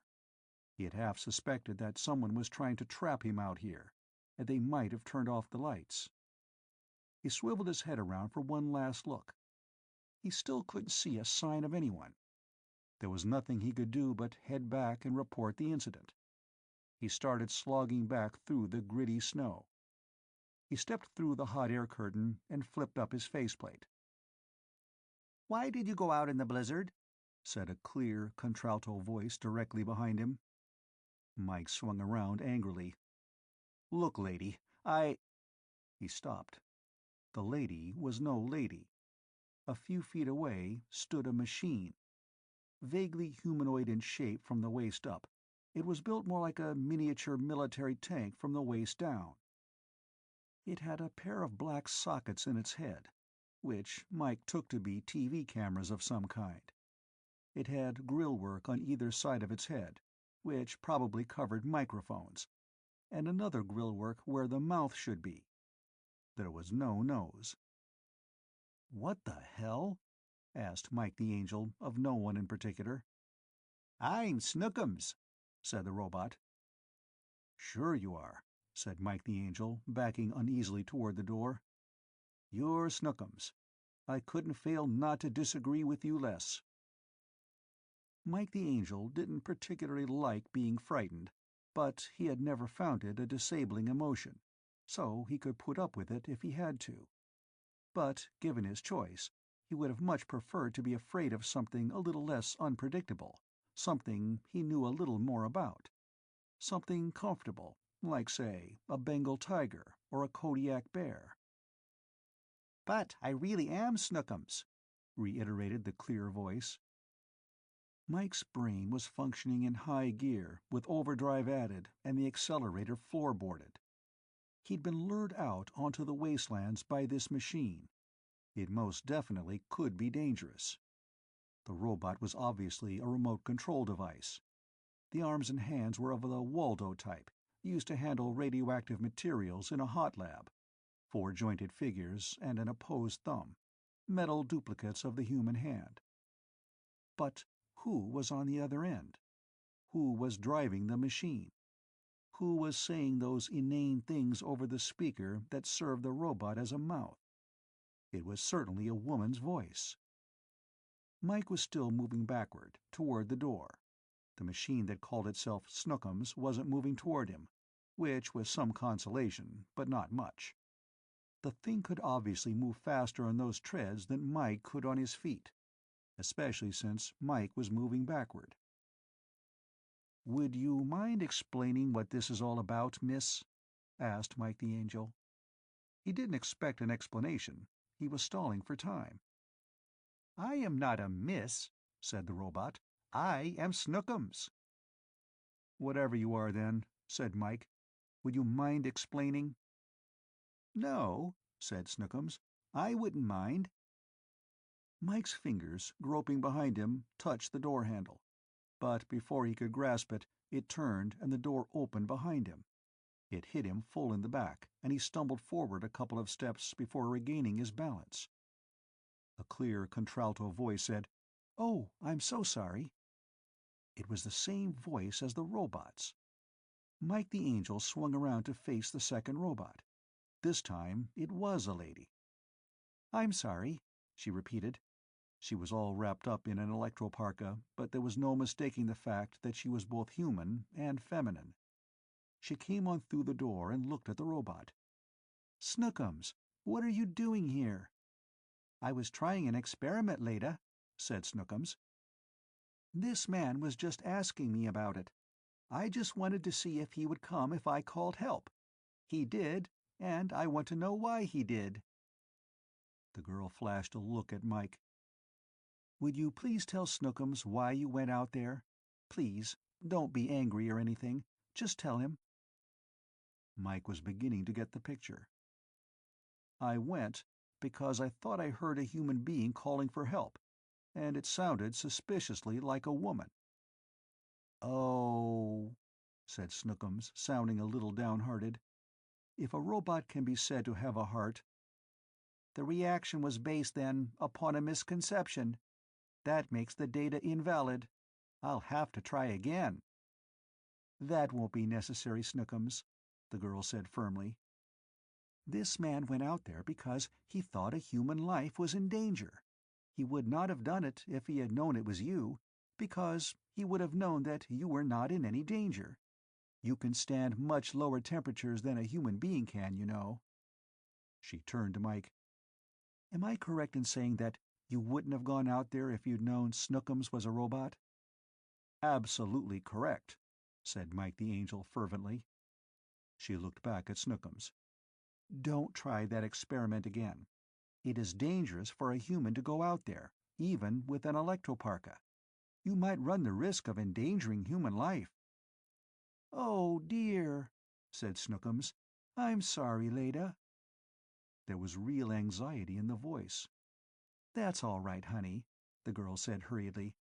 "This man isn't hurt, so don't get upset. Come along now, and we'll go back to the lab. You shouldn't come out like this without permission." Mike had noticed that the girl had kept one hand on her belt all the time she was talking, and that her thumb was holding down a small button on a case attached to the belt. He had been wondering why, but he didn't have to wonder long. The door behind him opened again, and 4 men came out, obviously in a devil of a hurry. Each one of them was wearing a brassard labeled "Security Police." At least, thought Mike the Angel as he turned to look them over, the brassards aren't in all lower-case italics. One of them jerked a thumb at Mike. "This the guy, Miss Crannon?" The girl nodded. "That's him. He saw Snookums. Take care of him." She looked again at Mike. "I'm terribly sorry, really I am, but there's no help for it." Then, without another word, she opened the door and went back inside, and the robot rolled in after her. As the door closed behind her, the SP man nearest Mike, a tough-looking bozo wearing an ensign's insignia, said, "Let's see your identification." Mike realized that his own parka had no insignia of rank on it, but he didn't like the SP man's tone. "Come on," snapped the ensign. "Who are you?" Mike the Angel pulled out his ID card and handed it to the security cop. "It tells right there who I am," he said.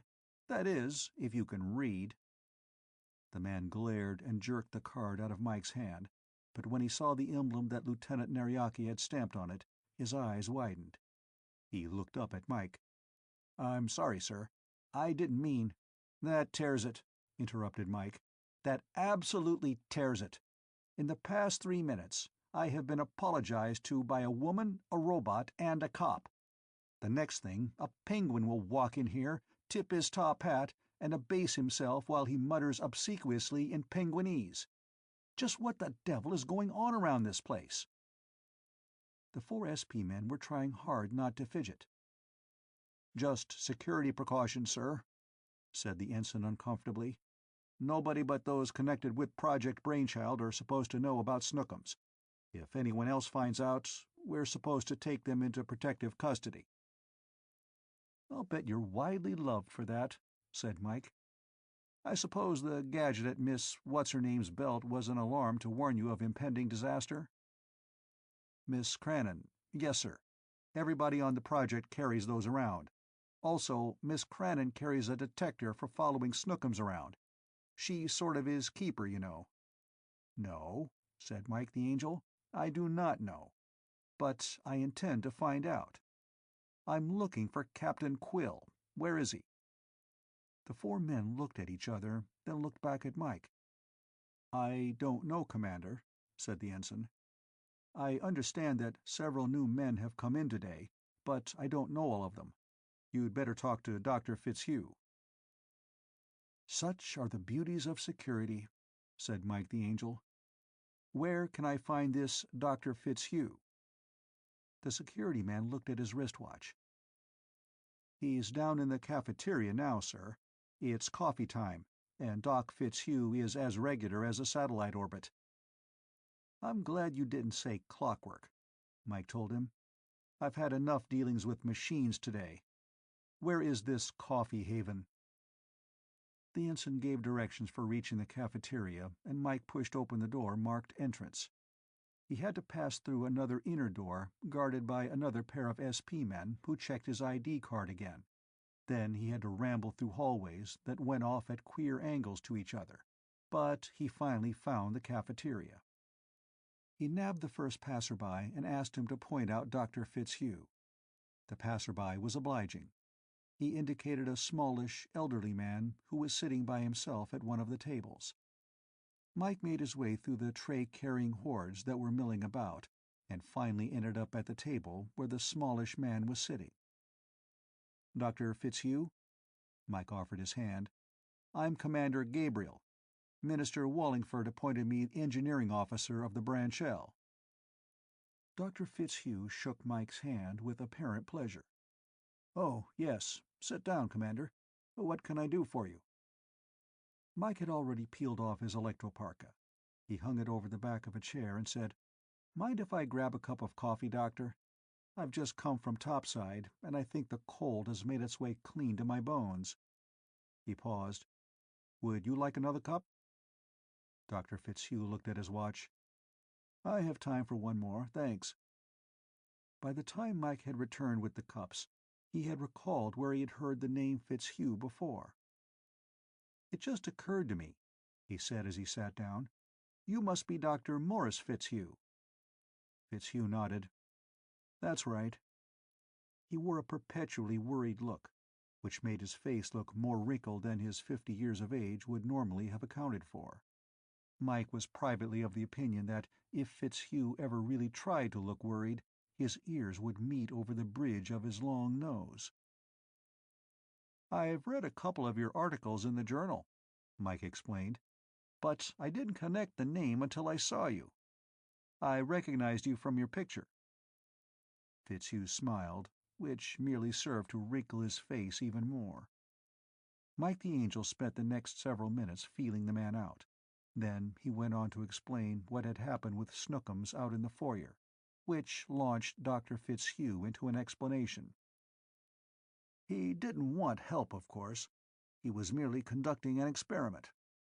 There are many areas of knowledge in which he is as naive as a child." Mike nodded. "It figures. At first, I thought he was just a remote-control tool, but I finally saw that he was a real, honest-to-goodness robot. Who gave him the idea to make such an experiment as that?"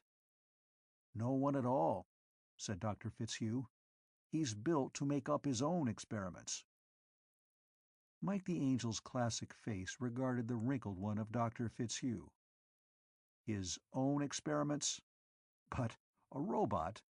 Fitzhugh held up a bony hand, gesturing for attention and silence. He got it from Mike. "Snookums," he said, "is no ordinary robot, Commander." Mike waited for more. When none came, he said, "So I gather." He sipped at his black coffee.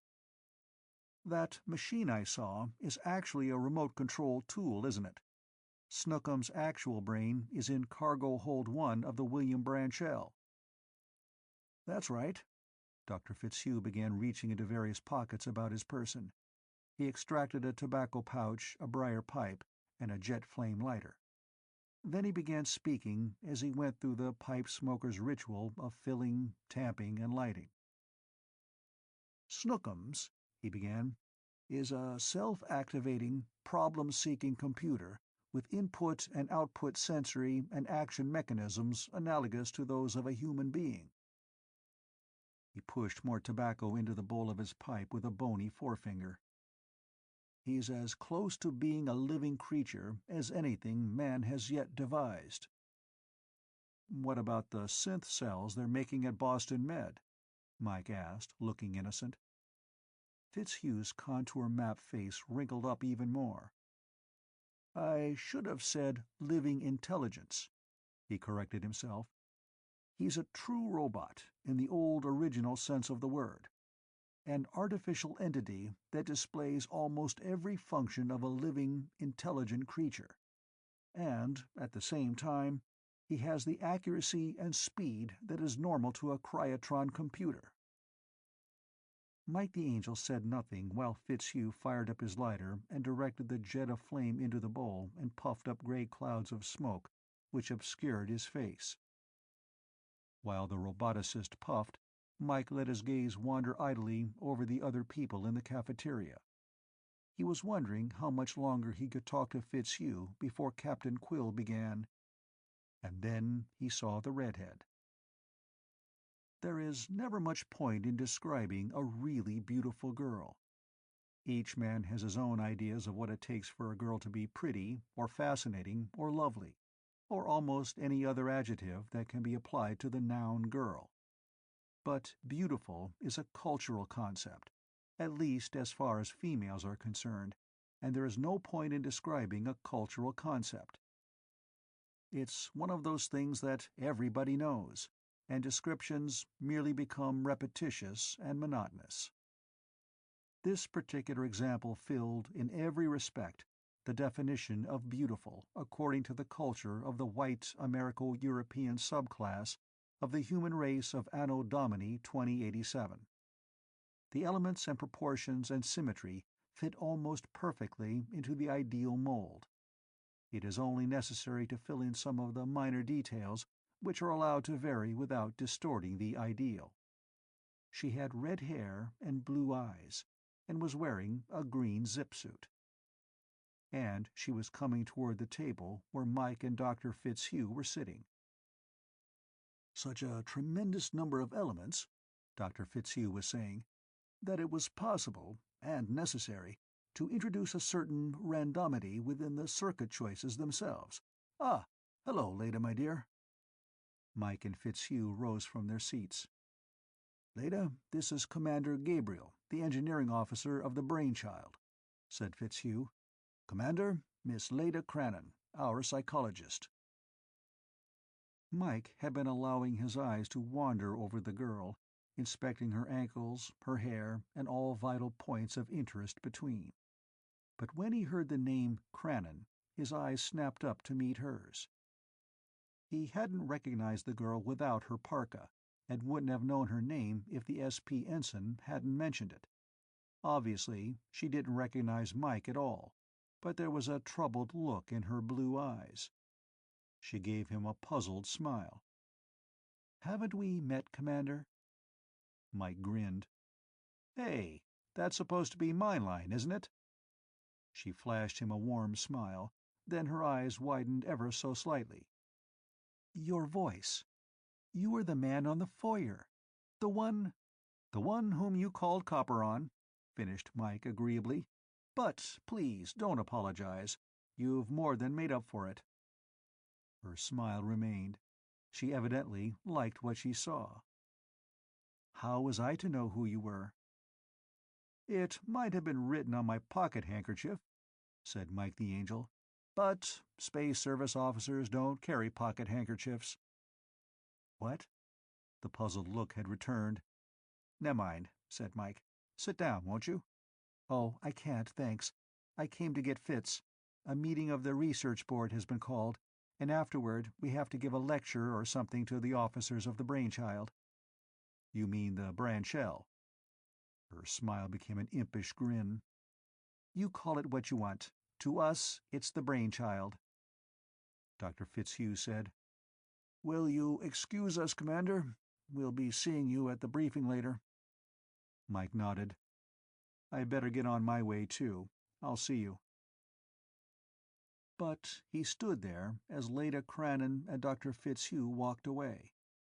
The girl looked just as divine retreating as she had advancing. Chapter 9. Captain Sir Henry Black Bart Quill was seated in an old-fashioned, formal-covered, overstuffed chair, chewing angrily at the end of an unlighted cigar. His bald head gleamed like a pink billiard ball, almost matching the shining glory of his golden insignia against his scarlet tunic. Mike the Angel had finally found his way through the maze of underground passageways to the door marked Wardroom 9 and had pushed it open gingerly, halfway hoping that he wouldn't be seen coming in late, but not really believing it would happen. He was right. Black Bart was staring directly at the door when it slid open. Mike shrugged inwardly and stepped boldly into the room, flicking a glance over the faces of the other officers present. "Well, well, well, Mr. Gabriel," said Black Bart. His voice was oily, but the oil was oil of vitriol. "You not only come late, but you come incognito. Where is your uniform?" There was a muffled snicker from one of the junior officers, but it wasn't muffled enough. Before Mike the Angel could explain, Captain Quill's head jerked around. "That will do, Mr. Vanesky," he barked. "Boat ensigns don't snicker when their superiors, and their betters, are being reprimanded. I only use sarcasm on officers I respect. Until an officer earns my sarcasm, he gets nothing but blasting when he goofs off. Understand?" The last word was addressed to the whole group. Ensign Vanesky colored, and his youthful face became mask-like. "Yes, sir. Sorry, sir." Quill didn't even bother to answer. He looked back at Mike the Angel, who was still standing at attention. Quill's voice resumed its caustic saccharinity. "But don't let that go to your head, Mr. Gabriel. I repeat, where is your pretty red spaceman suit?" "If the captain will recall," said Mike, "I had only 24 hours' notice. I couldn't get a new wardrobe in that time. It'll be in on the next rocket." Captain Quill was silent for a moment, then he simply said, "Very well," thus dismissing the whole subject. He waved Mike the Angel to a seat. Mike sat. "We'll dispense with the formal introductions," said Quill. "Commander Gabriel is our engineering officer. The rest of these boys all know each other, Commander. You and I are the only ones who don't come from Tubelane's base. You know Commander Jeffers, of course." Mike nodded and grinned at Peter Jeffers, a lean, bony character who had a tendency to collapse into chairs as though he had come unhinged. Jeffers grinned and winked back. "This is Lieutenant Commander von Liegnitz, Navigation Officer. Lieutenant Keku, Supply. Lieutenant Mellon, Medical Officer. And Ensign Vanesky, Maintenance. You can all shake hands with each other later. Right now, let's get on with business." He frowned, overshadowing his eyes with those great, bushy brows. "What was I saying just before Commander Gabriel came in?" Pete Jeffers shifted slightly in his seat. "You was saying, sir, that this is the stupidest damn assignment anybody ever got, or words to that effect." Jeffers had born in Georgia and had moved to the south of England at the age of 10. Consequently, his accent was far from standard. "I think, Mr. Jeffers," said Quill, "that I phrased it a bit more delicately, but that was the essence of it. The Brainchild, as she has been nicknamed, has been built at great expense for the purpose of making a single trip. We are to take her, and her cargo, to a destination known only to myself and von Liegnitz. We will be followed there by another service ship, which will bring us back as passengers." He allowed himself a half-smile. "At least, we'll get to loaf around on the way back." The others grinned. "The Brainchild will be left there and presumably dismantled." He took the unlighted cigar out of his mouth, looked at it, and absently reached in his pocket for a lighter.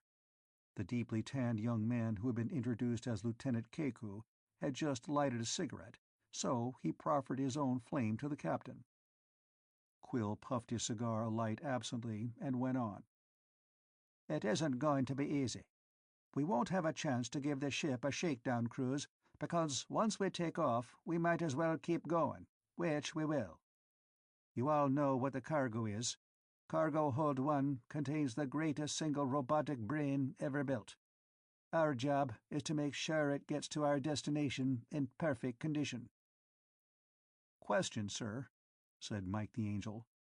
Without moving his head, Captain Quill lifted one huge eyebrow and glanced in Mike's direction. "Yes?" "Why didn't CC build the brain on whatever planet we're going to in the first place?" "We're supposed to be told that in the briefing over at the CC labs in—" he glanced at his watch, "half an hour.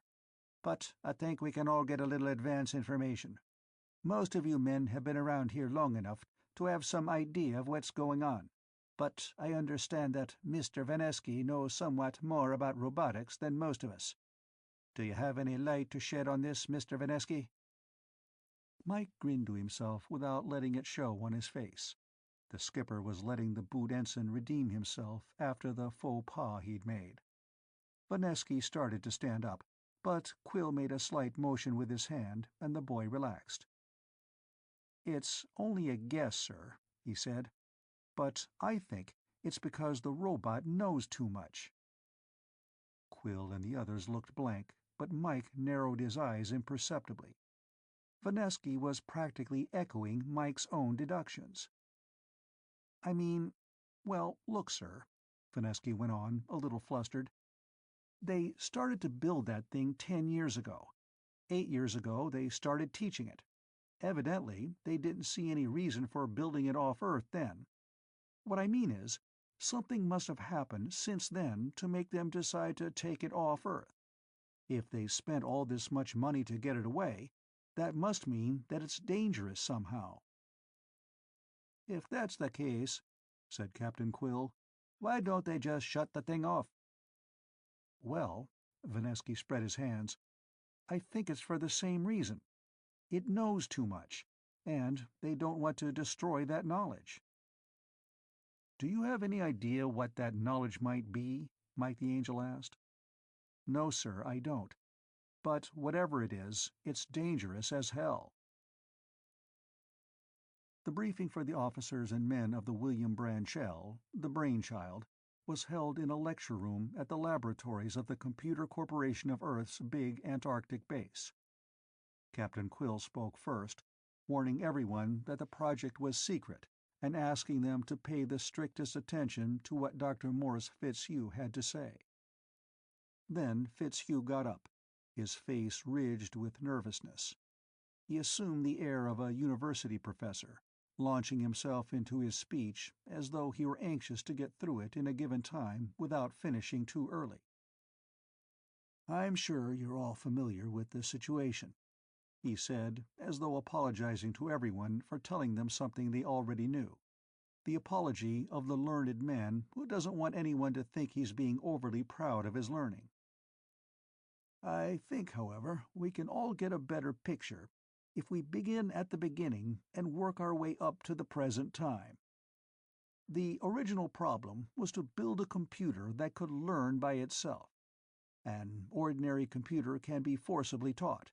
That is, a technician can make changes in the circuits, which will make the robot do something differently from the way it was done before, or even make it do something new.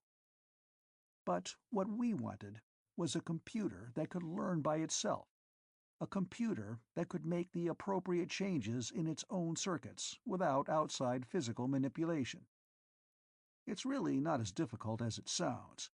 You've all seen autoscribers, which can translate spoken words into printed symbols. An autoscriber is simply a machine which does what you tell it to, literally. Now, suppose a second computer is connected intimately with the first, in such a manner that the second can, on order, change the circuits of the first. Then all that is needed is—" Mike looked around him while the roboticist went on. The men were looking pretty bored. They'd come to get a briefing on the reason for the trip, and all they were getting was a lecture on robotics. Mike himself wasn't so much interested in the whys and wherefores of the trip. He was wondering why it was necessary to tell anyone, even the crew. Why not just pack Snookums up, take him to wherever he was going, and say nothing about it?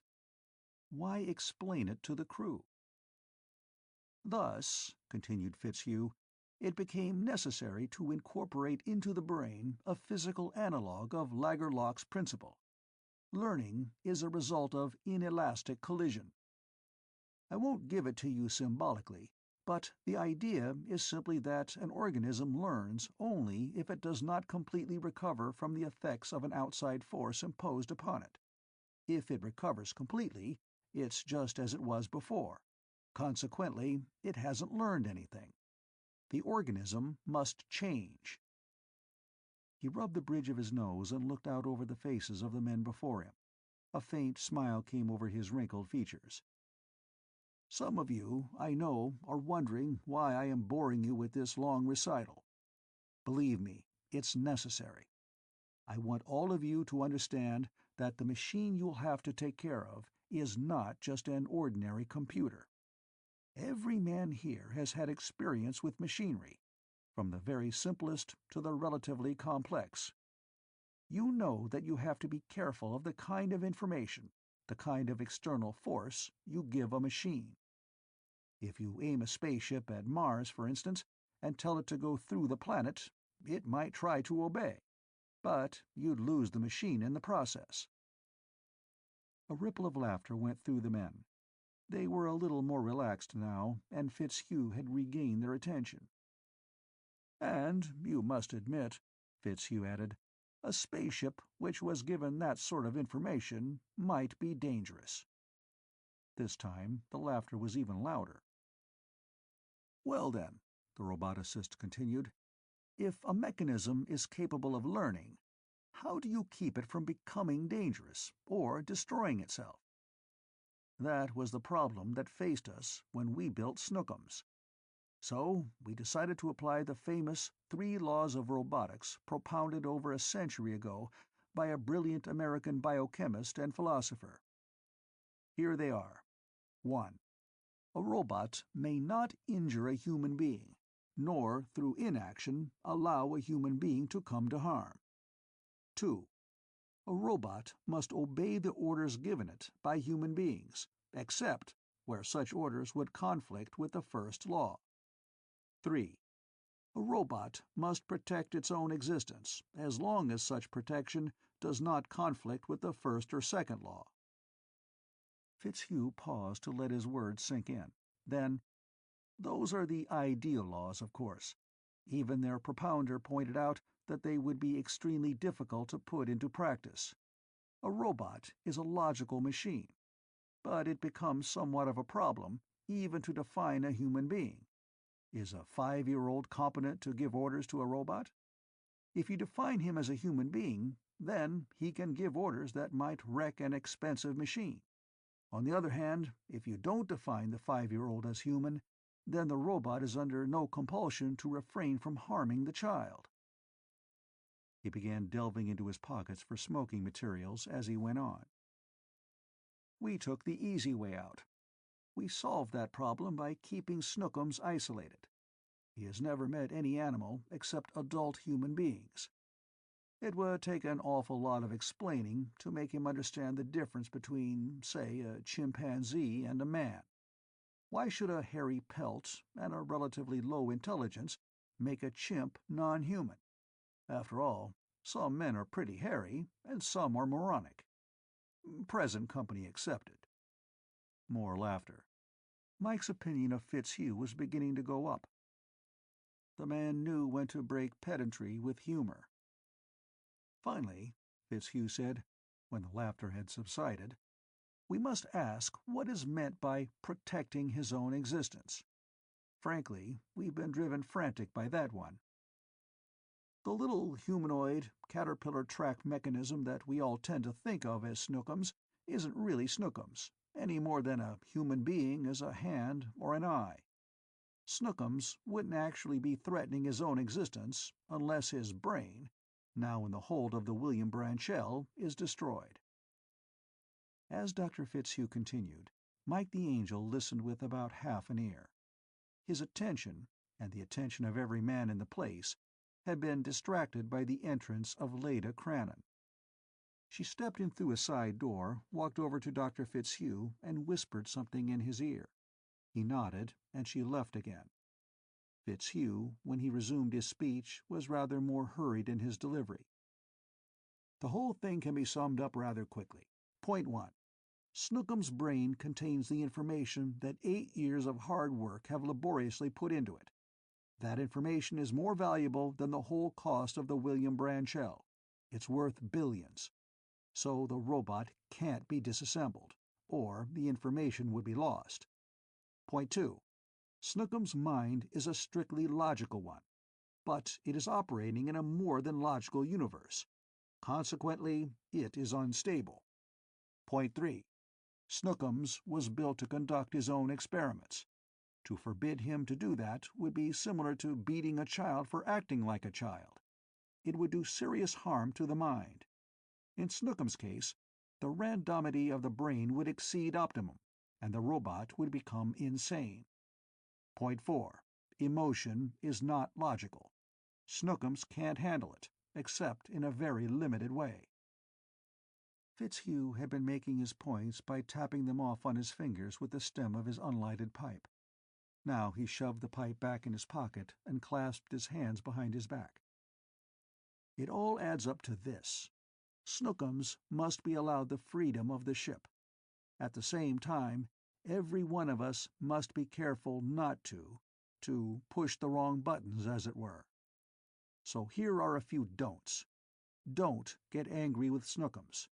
That would be as silly as getting sore at a phonograph because it was playing music you didn't happen to like. Don't lie to Snookums.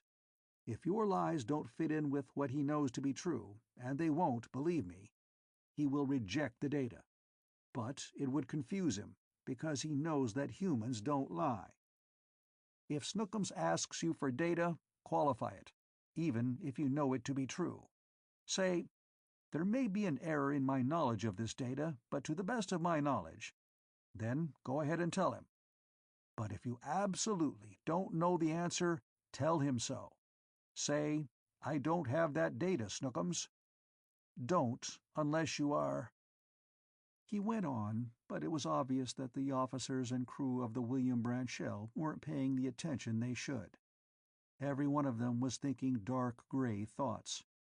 It was bad enough that they had to take out a ship like the Brainchild, untested and jerry-built as she was. Was it necessary to have an 800-pound, moron-genius child machine running loose too? Evidently it was. To wind it up, Fitzhugh said, I imagine you are wondering why it's necessary to take Snookums off Earth. I can only tell you this. Snookums knows too much about nuclear energy. Mike the Angel smiled grimly to himself.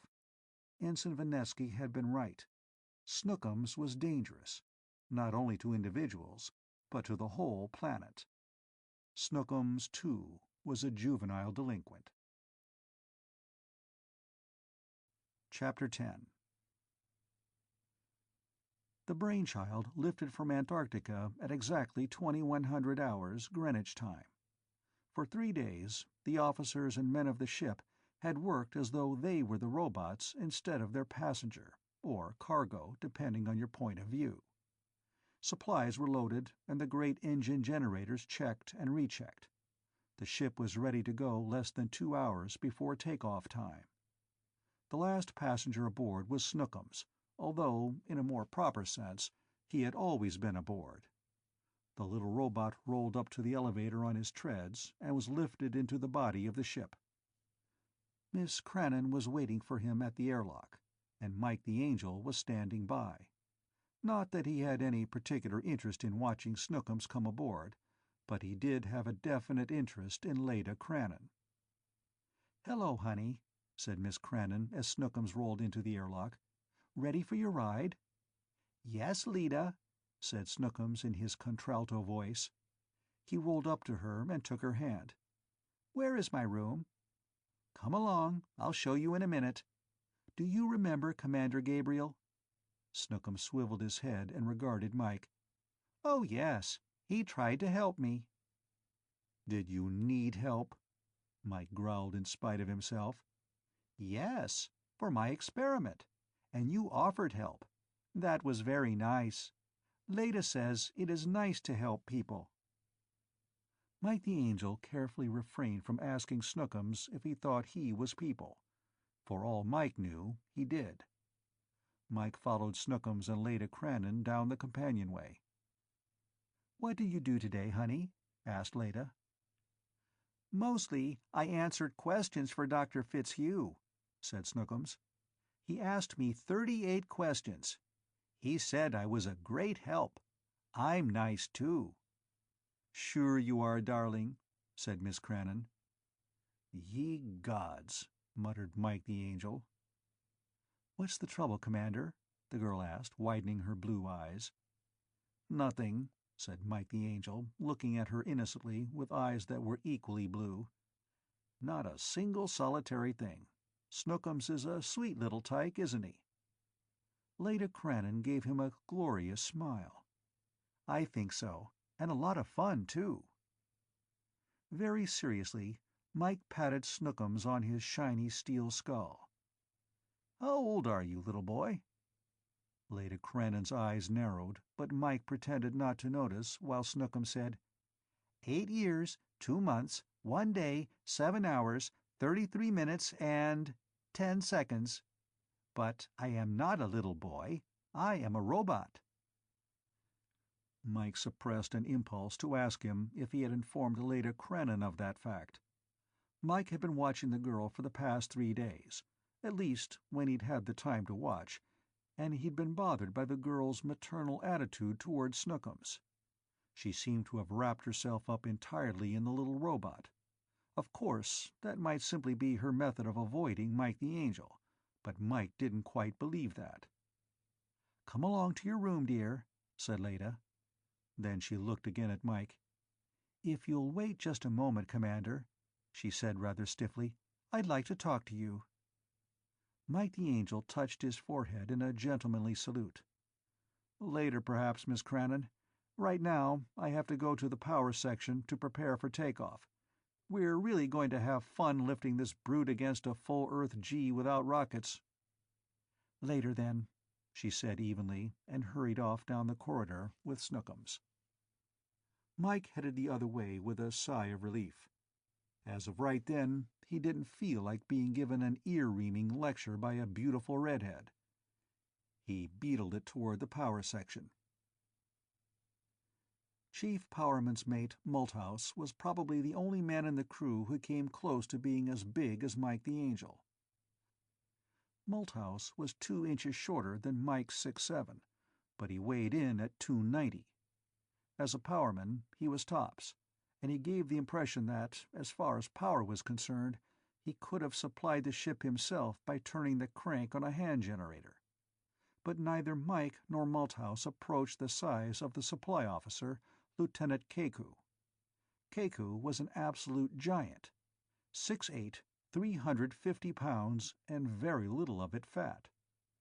When Mike the Angel opened the door of the power section's instrument room, he came upon a strange sight.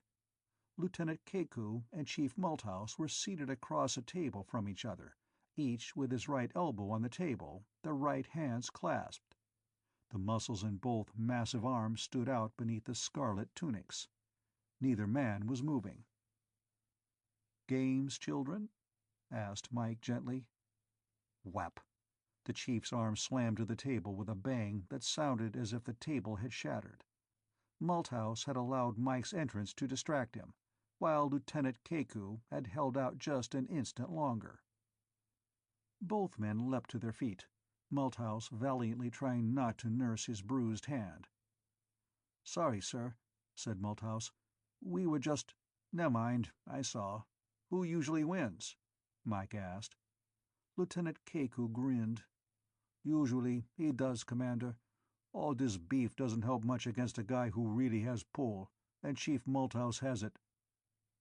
Mike looked into the big man's brown eyes. "Try doing push-ups. With all your weight, it'd really put brawn into you." "Sit down and light up. We've got time before takeoff. That is, we do if Malthouse has everything ready for the checkoff." "I'm ready any time you are, sir," Malthouse said, easing himself into a chair. "We'll have a cigarette and then run 'em through." Keku settled his bulk into a chair and fired up a cigarette. Mike sat on the edge of the table. "Philip Keku," Mike said musingly. "Just out of curiosity, what kind of a name is Keku?" "Damn fino," said the lieutenant. "Sounds Oriental, doesn't it?" Mike looked the man over carefully, but rapidly. "But you're not Oriental, or at least not much. You look Polynesian to me." "Hit it right on the head, Commander. Hawaiian. My real name's Kekuwa Naoa, but nobody could pronounce it, so I shortened it to Keku when I came in the service." Mike gave a short laugh. "That accounts for your size. Kekuwa Naoa, a branch of the old Hawaiian royal family, as I recall." "That's right," the big Hawaiian grinned. "I've got a kid sister that weighs as much as you, and my granddad kicked off at 94, weighing a comfortable 410. "What did he die of, sir?" Malthouse asked, curiously. "Concussion and multiple fractures. He slammed a Ford Studebaker into a palm tree at 90 miles an hour. Crazy old ox. He was bigger than the damn automobile." The laughter of the three big men filled the instrument room. After a few more minutes of bull-throwing, Keku ground out his cigarette and stood up. "I better get to my post. Black Bart will be calling down any minute." At that instant, the PA system came alive. Now hear this. Now hear this. Take off in 15 minutes. Take off in 15 minutes." Keku grinned, saluted Mike the Angel, and walked out the door. Malthouse gazed after him, looking at the closed door. "A blinking prophet, Commander," he said. "A blinking prophet." The takeoff of the Brainchild was not so easy as it might have appeared to anyone who watched it from the outside.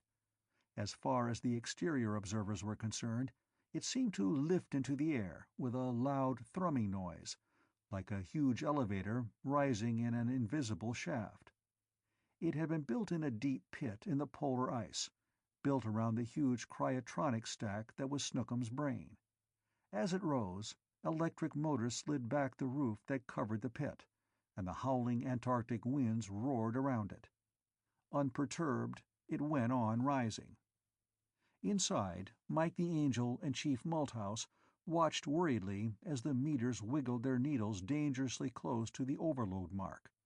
The thrumming of the ship as it fought its way up against the pull of Earth's gravity and through the Earth's magnetic field, using the fabric of space itself as the fulcrum against which it applied its power, was like the vibration of a note struck somewhere near the bottom of a piano keyboard, or the rumble of a contrabassoon. As the intensity of the gravitational field decreased, the velocity of the ship increased, not linearly, but logarithmically. She shrieked through the upper atmosphere, quivering like a live thing, and emerged at last into relatively empty space. When she reached a velocity of a little over 30 miles per second, relative to the sun and perpendicular to the solar ecliptic, Mike the Angel ordered her engines cut back to the lowest power possible, which would still retain the 1G interior gravity of the ship and keep the anti-acceleration fields intact. "How does she look, Malthouse?" he asked. Both of the men were checking the readings of the instruments. A computerman second class was punching the readings into the small table calculator as Malthouse read off the numbers. "I think she's weathered it, sir," the chief said cautiously. "But she sure took a devil of a beating. And look at the power factor readings. We were tossing away energy as though we were S. Doradus or something." They worked for nearly an hour to check through all the circuits to find what damage, if any, had been done by the strain of Earth's gravitational and magnetic fields.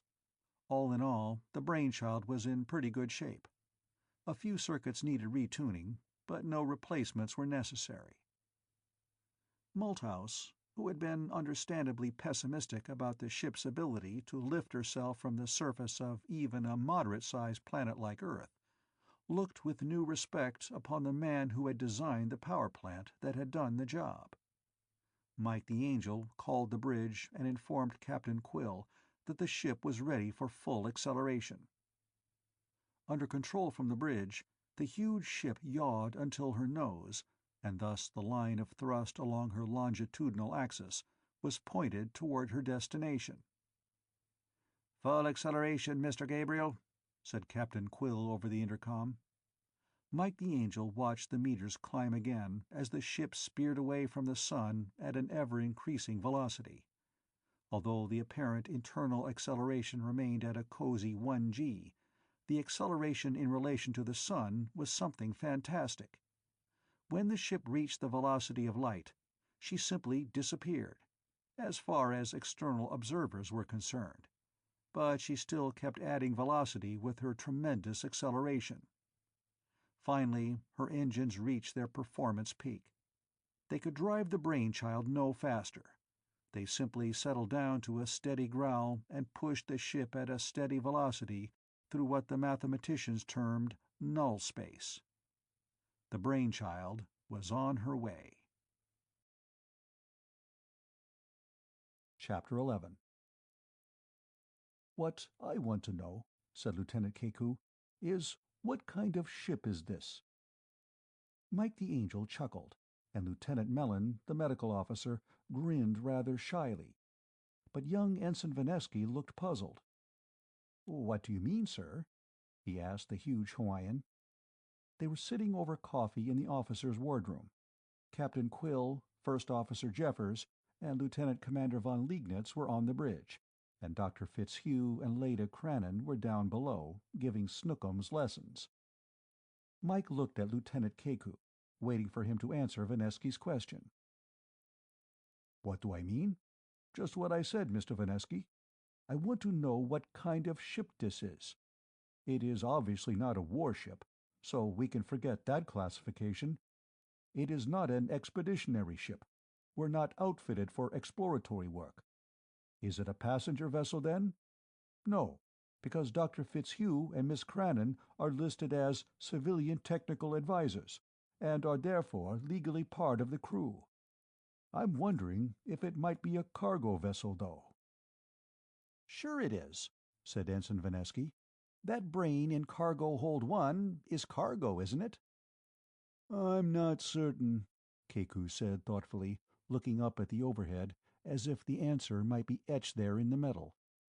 "Since it is built in as an intrinsic part of the ship, I don't know if it can be counted as cargo or not." He brought his gaze down to focus on Mike. "What do you think, Commander?" Before Mike the Angel could answer, Ensign Vanesky broke in with, "But the brain is going to be removed when we get to our destination, isn't it? That makes this a cargo ship." There was a note of triumph in his voice.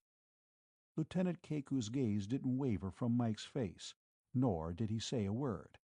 For a boot ensign to interrupt like that was an impoliteness that Keku chose to ignore. He was waiting for Mike's answer as though Vanesky had said nothing. But Mike the Angel decided he might as well play along with Keku's gag and still answer Vanesky. As a full commander, he could overlook Vanesky's impoliteness to his superiors without ignoring it as Keku was doing. "Ah, but the brain won't be unloaded, Mr. Vanesky," he said mildly. "The ship will be dismantled, which is an entirely different thing. I'm afraid you can't call it a cargo ship on those grounds." Vanesky didn't say anything. His face had gone red and then white, as though he'd suddenly realized he'd committed a faux pas. He nodded his head a little to show he understood, but he couldn't seem to find his voice. To cover up Vanesky's emotional dilemma, Mike addressed the medical officer. "What do you think, Mr. Mellon?" Mellon cleared his throat. Well, it seems to me," he said in a dry, serious tone, "that this is really a medical ship." Mike blinked. Keku raised his eyebrows. Vanesky swallowed and jerked his eyes away from Mike's face to look at Mellon, but still he didn't say anything. "Elucidate, my dear doctor," said Mike with interest. "I diagnose it as a physician," Mellon said in the same dry, earnest tone. "Snookums, we have been told, is too dangerous to be permitted to remain on Earth. I take this to mean that he is potentially capable of doing something that would either harm the planet itself or a majority, if not all, of the people on it." He picked up his cup of coffee and took a sip. Nobody interrupted him. "Snookums has, therefore," he continued, "been removed from Earth in order to protect the health of that planet, just as one would remove a potentially malignant tumor from a human body. This is a medical ship, QED." And only then did he smile. "Aw, now," Vanesky began, then he shut his mouth again. With an inward smile, Mike realized that Ensign Vanesky had been taking seriously an argument that was strictly a joke. "Mr. Mellon," Mike said, "you win." He hadn't realized that Mellon's mind could work on that level. "Hold," said Lieutenant Keku, raising a hand. "I yield to no one in my admiration for the analysis given by our good doctor. Indeed, my admiration knows no bounds. But I insist we hear from Commander Gabriel before we adjourn." "Not me," Mike said, shaking his head. "I know when I'm beaten."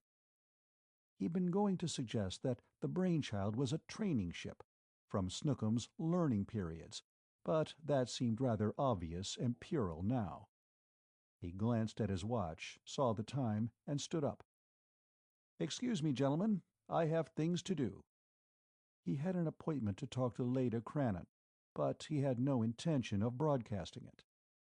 As he closed the wardroom door, he heard Ensign Vanesky's voice saying, "I still say this should be classified as a cargo ship." Mike sighed as he strode on down the companionway. The ensign was, of course, absolutely correct, which was the sad part about it, really. Oh well, what the hell. Leda Crannon had agreed to have coffee with Mike in the office suite she shared with Dr. Fitzhugh. Mike had had one cup in the officer's wardroom, but even if he'd had a dozen, he'd have been willing to slosh down a dozen more to talk to Leda Crannon. It was not, he insisted to himself, that he was in love with the girl, but she had intelligence and personality in addition to her striking beauty. Furthermore, she had given Mike the Angel a dressing down that had been quite impressive. She had not at all cared for the remarks he had made when Snookums was being loaded aboard, patting him on the head and asking him for his age, for instance, and had told him so in no uncertain terms. Mike, feeling sheepish and knowing he was guilty, had accepted the tongue-lashing and tendered an apology. And she had smiled and said, "All right, forget it. I'm sorry I got mad." He knew he wasn't the only man aboard who was interested in Leda. Jakob von Liegnitz, all Teutonic masterfulness and old-world suavity, had obviously made a favorable impression on her. Lou Mellon was often seen in deep philosophical discussions with her, his eyes never leaving her face and his earnest voice low and confidential. Both of them had known her longer than he had, since they'd both been stationed at Chilblain's base. Mike the Angel didn't let either of them worry him. He had enough confidence in his own personality and abilities to be able to take his own tack no matter which way the wind blew. Blithely opening the door of the office, Mike the Angel stepped inside with a smile on his lips. "Ah, good afternoon, Commander Gabriel," said Dr. Morris Fitzhugh. Mike kept the smile on his face. "Leda here?" Fitzhugh chuckled. "No. Some problems came up with Snookums. She'll be in session for an hour yet. She asked me to convey her apologies." He gestured toward the coffee urn. "But the coffee's all made, so you may as well have a cup." Mike was thankful he had not had a dozen cups in the wardroom. "I don't mind if I do, Doctor." He sat down while Fitzhugh poured a cup. "Cream? Sugar?" "Black, thanks," Mike said. There was an awkward silence for a few seconds while Mike sipped at the hot black liquid. Then Mike said, "Dr. Fitzhugh, you said at the briefing back on Earth that Snookums knows too much about nuclear energy. Can you be more specific about that, or is it too hush-hush?" Fitzhugh took out his briar and began filling it as he spoke. "We don't want this to get out to the general public, of course," he said thoughtfully. "But as a ship's officer, you can be told. I believe some of your fellow officers know already, although we'd rather it wasn't discussed in general conversation, even among the officers." Mike nodded wordlessly. "Very well, then." Fitzhugh gave the tobacco a final shove with his thumb. "As a power engineer, you should be acquainted with the pinch effect, eh?" It was a rhetorical question. The pinch effect had been known for over a century. A jet of highly ionized gas, moving through a magnetic field of the proper structure, will tend to pinch down, to become narrower, rather than to spread apart, as a jet of ordinary gas does. As the science of magnetohydrodynamics had progressed, the effect had become more and more controllable, enabling scientists to force the nuclei of hydrogen, for instance, closer and closer together. At the end of the last century, the bending converter had almost wrecked the economy of the entire world, since it gave to the world a source of free energy. Sam Bending's little black box converted ordinary water into helium and oxygen and energy. Plenty of energy. a bending converter could be built relatively cheaply and for small power uses, such as powering a ship or automobile or manufacturing plant, could literally run on air, since the moisture content of ordinary air was enough to power the converter itself, with plenty of power left over. Overnight, all previous forms of power generation had become obsolete. Who would buy electric power when he could generate his own for next to nothing? Billions upon billions of dollars worth of generating equipment were rendered valueless. The great hydroelectric dams, the hundreds of steam turbines, the heavy metal atomic reactors, all useless for power purposes. The value of the stock in those companies dropped to zero and stayed there. The value of copper metal fell like a bomb, with almost equally devastating results, for there was no longer any need for the millions of miles of copper cable that linked the power plants with the consumer. The Depression of 1929 to 42 couldn't even begin to compare with the Great Depression of 1986 to 2000. Every civilized nation on Earth had been hit and hit hard. The resulting governmental collapses would have made the disaster even more complete had not the then Secretary-General of the UN, Perot of Monaco, grabbed the reins of government. Like the Americans Franklin Roosevelt and Abraham Lincoln, he had forced through unconstitutional bills and taken extra-constitutional powers. And, like those Americans, he had not done it for personal gain, but to preserve the society. He had not succeeded in preserving the old society, of course, but he had built, almost single-handedly, a world government, a new society on the foundations of the old. All these thoughts ran through Mike the Angel's mind. He wondered if Snookums had discovered something that would be as much a disaster to the world economy as the bending converter had been. Fitzhugh got out his miniature flamethrower and puffed his pipe alight. "Snookums," he said, "has discovered a method of applying the pinch effect to lithium hydride. It's a batch reaction rather than a flow reaction, such as the bending converter uses. But it's as simple to build as a bending converter." "Jesus," said Mike the Angel softly. Lithium hydride, LiH. An atom of hydrogen to every atom of lithium. If a hydrogen nucleus is driven into the lithium nucleus with sufficient force, the results are simple. Li to the 7th power plus H to the 1st is greater than 2 helium to the 4th plus energy. An atom of lithium-7 plus an atom of hydrogen-1 yields 2 atoms of helium-4 and plenty of energy. 1 gram of lithium hydride would give nearly 58 kilowatt-hours of energy in one blast. A pound of the stuff would be the equivalent of nearly 7 tons of TNT. In addition, it was a nice, clean bomb. Nothing but helium, radiation, and heat. In the early 1950s, such a bomb had been constructed by surrounding the LiH with a fission bomb, the so-called implosion technique. But all the heavy metal around the central reaction created all kinds of radioactive residues which had a tendency to scatter death for hundreds of miles around. Now, suppose a man had a pair of tweezers small enough to pick up a single molecule of lithium hydride and pinch the two nuclei together. Of course, the idea is ridiculous. That is, the tweezer part is. But if the pinch could be done in some other way, Snookums had done it. "Homemade atomic bombs in your backyard or basement lab," said Mike the Angel. Fitzhugh nodded emphatically. "Exactly. We can't let that technique out until we've found a way to keep people from doing just that. The UN government has inspection techniques that prevent anyone from building the conventional types of thermonuclear bombs, but not the pinch bomb." Mike the Angel thought over what Dr. Fitzhugh had said. Then he said, "That's not all of it. Antarctica is isolated enough to keep that knowledge secret for a long time, at least until safeguards could be set up. Why take Snookums off Earth?" Snookums himself is dangerous, Fitzhugh said. He has a built-in urge to experiment, to get data.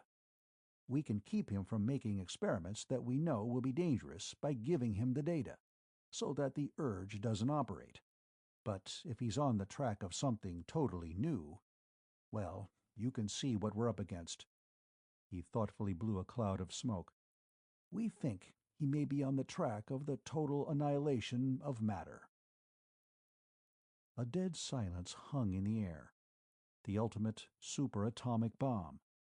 Theoretically, the idea had been approached only in the assumption of contact between ordinary matter and antimatter, with the two canceling each other completely to give nothing but energy.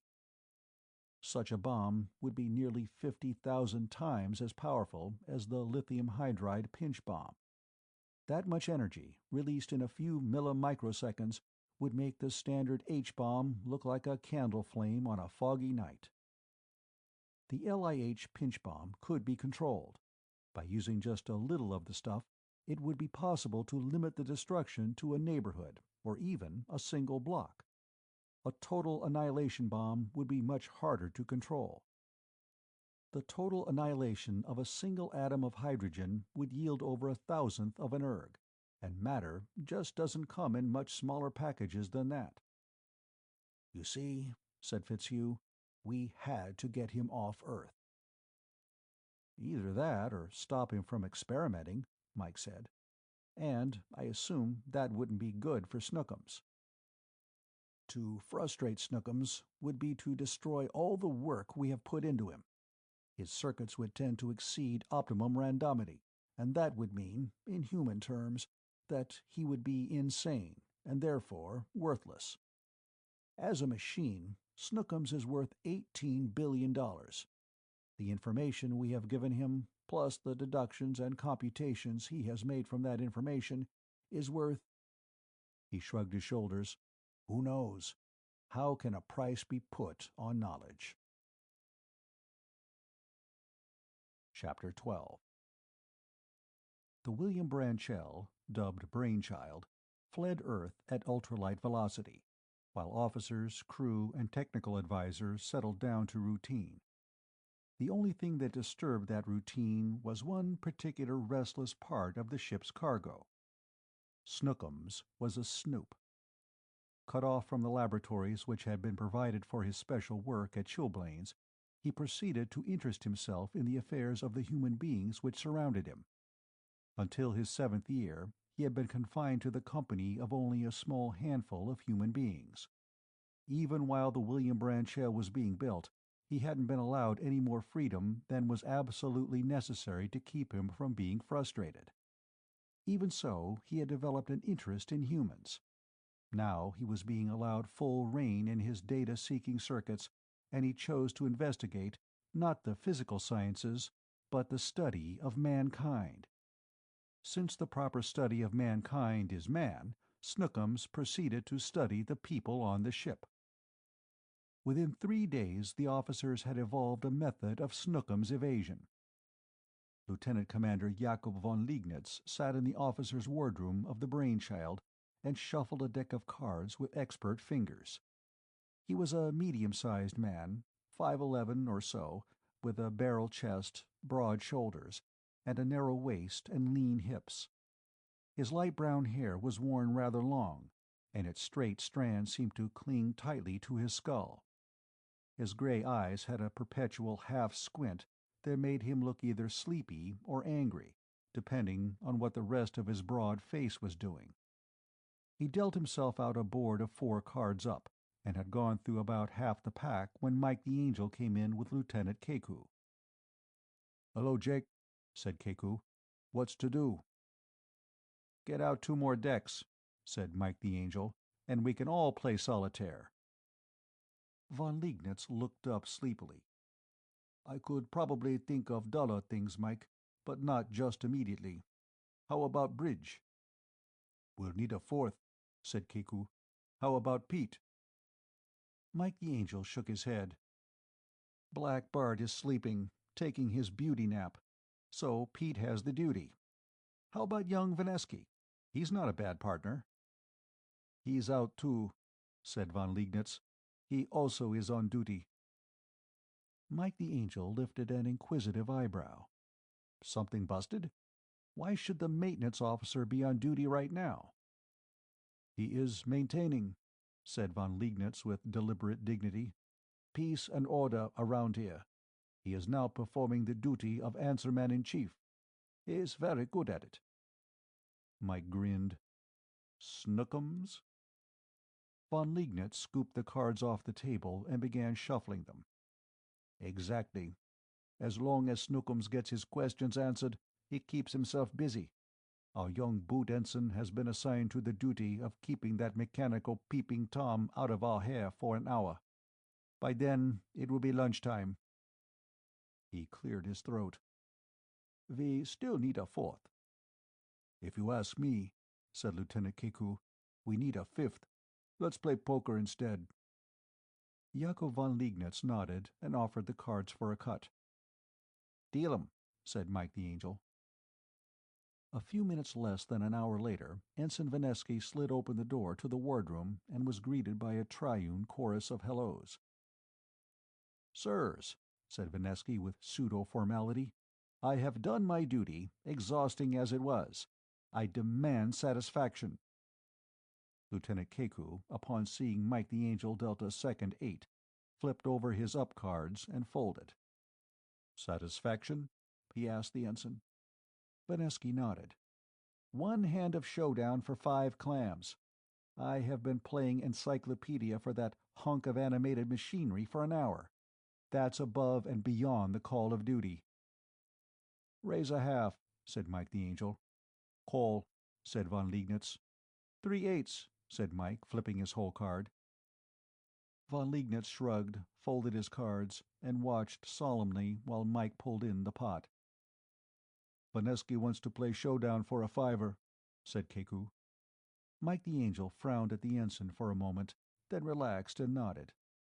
"Not my game," he said.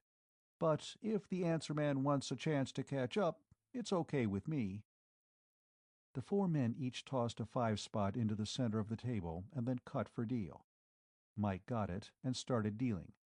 5 cards, face up, for the pot. When 3 cards apiece had been dealt, young Vinesky was ahead with a king high. On the 4th round, he grinned when he got a second king, and Mike dealt himself an ace. On the 5th round, Vinesky got a 3, and his face froze as Mike dealt himself a second ace. Mike reached for the 20. "You deal yourself a mean hand, Commander," said Vinesky evenly. Mike glanced at him sharply, but there was only a wry grin on the young ensign's face. "Luck of the idiot," said Mike as he pocketed the 20. "It's time for lunch." "Next time," said Keku firmly. "I'll take the answerman watch, Mike. You and this crowd are too lucky for me." "If I lose any more to the Angel," von Liegnitz said calmly, "I will be a very sour kraut. But right now, I'm quite hungry." Mike prowled around the power station that afternoon with a worry nagging at the back of his mind. He couldn't exactly put his finger on what was bothering him, and he finally put it down to just plain nerves. And then he began to feel something, physically. Within 30 seconds after it began, long before most of the others had noticed it, Mike the Angel recognized it for what it was. Half a minute after that, everyone aboard could feel it. A 2-cycle-per-second beat note is inaudible to the human ear. If the human tympanum can't wiggle any faster than that, the auditory nerves refuse to transmit the message. The wiggle has to be 3 or 4 octaves above that before the nerves will have anything to do with it. But if the beat note has enough energy in it, a man doesn't have to hear it, he can feel it. The bugs weren't all out of the brainchild by any means, and the men knew it. She had taken a devil of a strain on the takeoff, and something was about due to weaken. It was the external field around the hull that had decided to goof off this time. It developed a nice, unpleasant 2-cycle throb that threatened to shake the ship apart. It built up rapidly and then leveled off, giving everyone aboard the feeling that his lunch and his stomach would soon part company. The crew was used to it. They'd been on shakedown cruises before, and they knew that on an interstellar vessel the word shakedown can have a very literal meaning. The beat note wasn't dangerous, but it wasn't pleasant either. Within 5 minutes, everybody aboard had the galloping collywobbles and the twittering jitters. Mike and his power crew all knew what to do. They took their stations and started to work.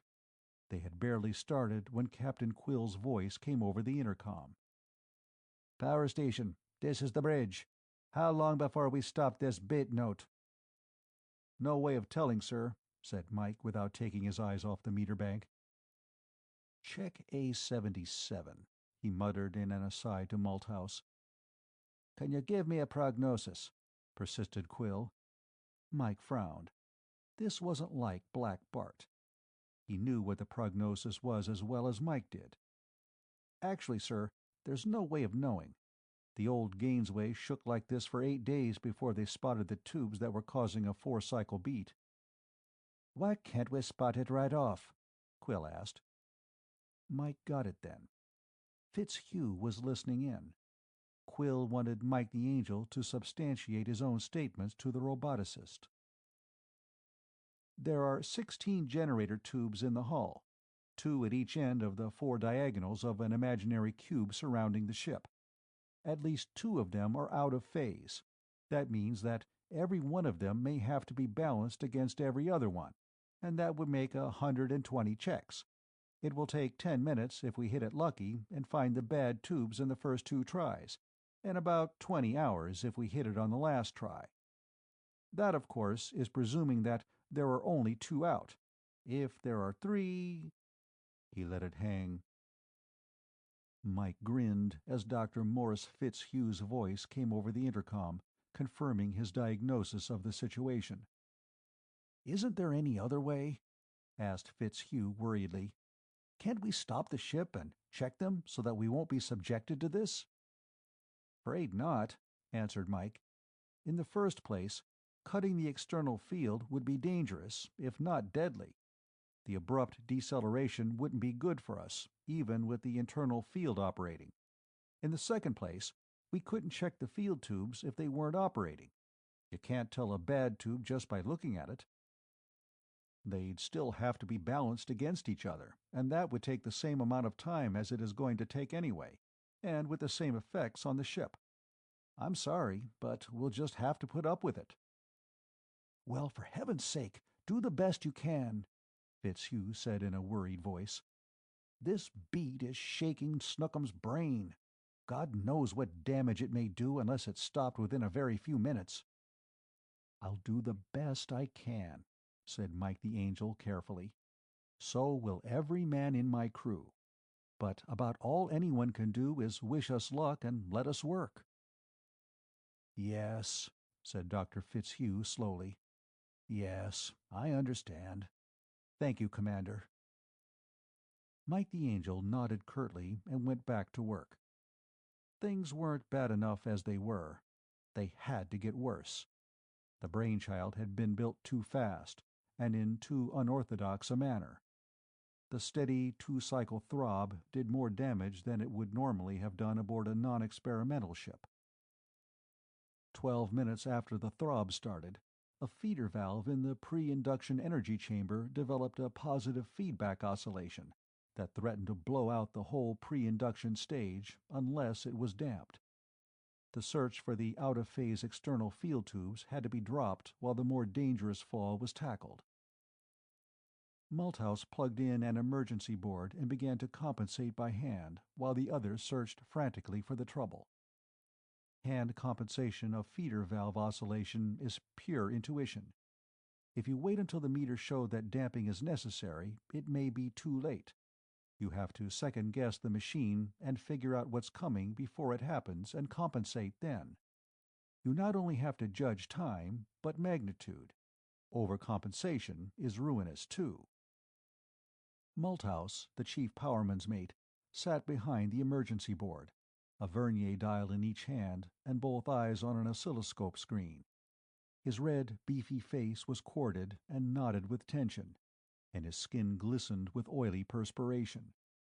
He didn't say a word, and his fingers barely moved as he held a green line reasonably steady on that screen.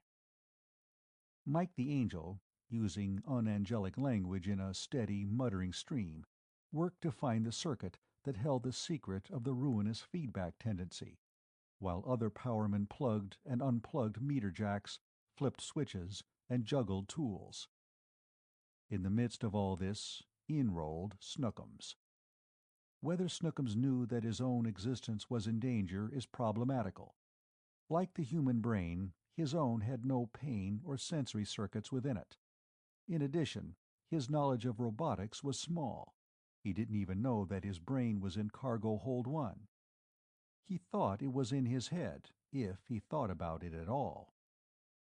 Nonetheless, he knew something was wrong, and as soon as his curiosity circuits were activated, he set out in search of the trouble, his little treads rolling at high speed.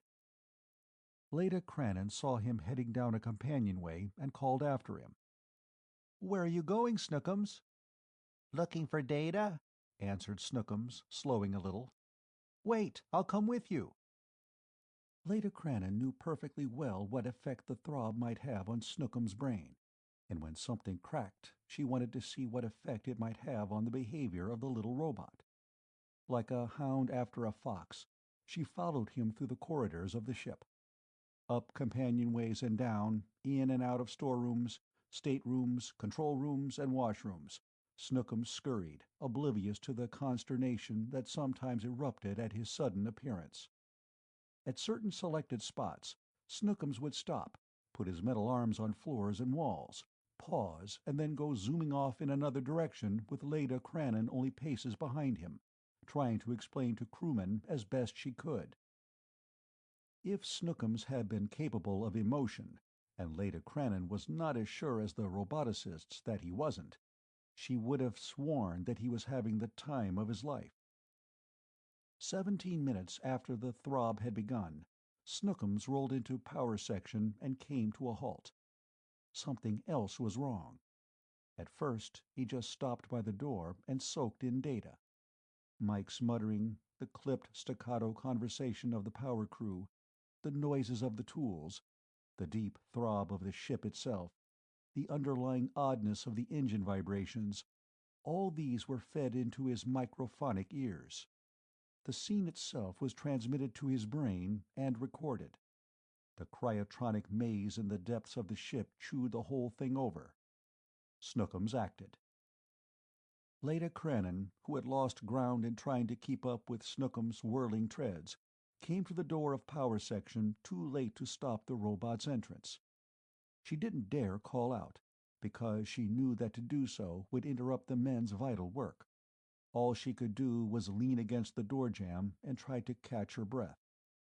Snookums rolled over to the board where Malthouse was sitting and watched over his shoulder for perhaps 30 seconds. The crewmen eyed him, but they were much too busy to do anything. Besides, they were used to his presence by this time.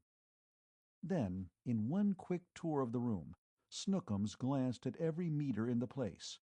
Not just at the regular operating meters, but also at the meters in the testing equipment that the power crew had jack-plugged in. Mike the Angel looked around as he heard the soft purring of the caterpillar treads. His glance took in both Snookums and Leda Crannon, who was still gasping at the door. He watched Leda for the space of 3 deep breaths, tore his eyes away, looked at what Snookums was doing, then said, "Get him out of here," in a stage whisper to Leda. Snookums was looking over the notations on the meter readings for the previous few minutes. He had simply picked them up from the desk where one of the computer men was working, and scanned them rapidly before handing them back. Before Leda could say anything, Snookums rolled over to Mike the Angel and said, "Check the lead between the 391JF and the big DK-37. I think you'll find that the piping is in phase with the 2-cycle note, and it's become warped and stretched. It's about half a millimeter off, plus or minus a tenth. The pulse is reaching the DK-37 about 4 degrees off. and the gate is closing before it all gets through. That's forcing the regulator circuit to overcompensate. And Mike didn't listen to any more. He didn't know whether Snookums knew what he was talking about or not, but he did know that the thing the robot had mentioned would have had just such an effect. Mike strode rapidly across the room and flipped up the shield housing the assembly Snookums had mentioned. The lead was definitely askew. Mike the Angel snapped orders, and the power crewman descended on the scene of the trouble. Snookums went right on delivering his interpretation of the data, but everyone ignored him while they worked. Being ignored didn't bother Snookums in the least. "And that, in turn, is making the feeder valve field oscillate," he finished up nearly 5 minutes later. Mike was glad that Snookums had pinpointed the trouble first, and then had gone on to show why the defect was causing the observed result. He could just as easily have started with the offending oscillation and reached the bit about the faulty lead at the end of his speech, except that he had been built to do it the other way around. Snookums made the deduction in his superfast mind, and then reeled it off backward, as it were, going from conclusion to premises. Otherwise, he might have been too late. The repair didn't take long, once Snookums had found just what needed repairing. When the job was over, Mike the Angel wiped his hands on a rag and stood up. "Thanks, Snookums," he said honestly. "You've been a great help." Snookums said, "I am smiling, because I am pleased." There was no way for him to smile with a steel face, but Mike got the idea. Mike turned to the chief powerman's mate. "Okay, Malthouse, shut it off. She's steady now." Malthouse just sat there, surrounded by a wall of concentration, his hands still on the verniers, his eyes still on the screen. He didn't move. Mike flipped off the switch. "Come on, Malthouse, snap to. We've still got that beat note to worry about." Malthouse blinked dizzily as the green line vanished from his sight. He jerked his hands off the verniers, and then smiled sheepishly. He had been sitting there waiting for that green line to move a full minute after the input signal had ceased. "Happy hypnosis," said Mike. "Let's get back to finding out which of those tubes in the hull is giving the external field the willies." Snookums, who had been listening carefully, rolled up and said, "Generator tubes 3, 4, and 13. 3 is out of phase by—" "You can tell us later, Snookums," Mike interrupted rapidly. "Right now, we'll get to work on those tubes. You were right once. I hope you're right again." Again the power crew swung into action. Within 5 minutes, Mike and Malthouse were making the proper adjustments on the external field circuits to adjust for the wobbling of the output. The throb wavered. It wobbled around, going up to 2.7 cycles and dropping back to 1.4, then climbing again. All the time, it was dropping in magnitude, until finally it could no longer be felt. Finally, it dropped suddenly to a low of 0.05 cycles, hovered there for a moment, then vanished altogether. "By the beard of my sainted maiden aunt," said Chief Malthouse in awe. "A 3-tube offbeat solved in less than half an hour. If that isn't a record, I'll dye my uniform black and join the chaplain's corps." Leda Crannon, looking tired but somehow pleased, said softly, "May I come in?" Mike the Angel grinned. "Sure. Maybe you can—" The intercom clicked on. "Power section, this is the bridge." It was Black Bart. "Are my senses playing me false, or have you stopped that beat note?" "All secure, sir," said Mike the Angel. "The system is stable now." "How many tubes were goofing?" "3 of them." "3?" There was astonishment in the captain's voice. "How did you ever solve a 3-tube beat in that short a time?" Mike the Angel grinned up at the eye in the wall. "Nothing to it, sir," he said. "A child could have done it." Chapter 13. Leda Crannon sat down on the edge of the bunk in Mike the Angel's stateroom, accepted the cigarette and light that Mike had proffered, and waited while Mike poured a couple of cups of coffee from the insole jug on his desk. "I wish I could offer you something stronger, but I'm not much of a drinker myself, so I don't usually take advantage of the officer's prerogative to smuggle liquor aboard," he said as he handed her the cup. She smiled up at him. "That's all right. I rarely drink, and when I do, it's either wine or a very diluted highball. Right now, this coffee will do me more good." Mike heard footsteps coming down the companionway. He glanced out through the door, which he had deliberately left open.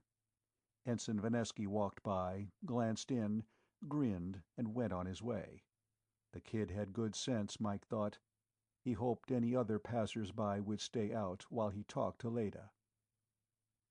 "Does a thing like that happen often?" the girl asked. "Not the fast solution. I mean the beat note."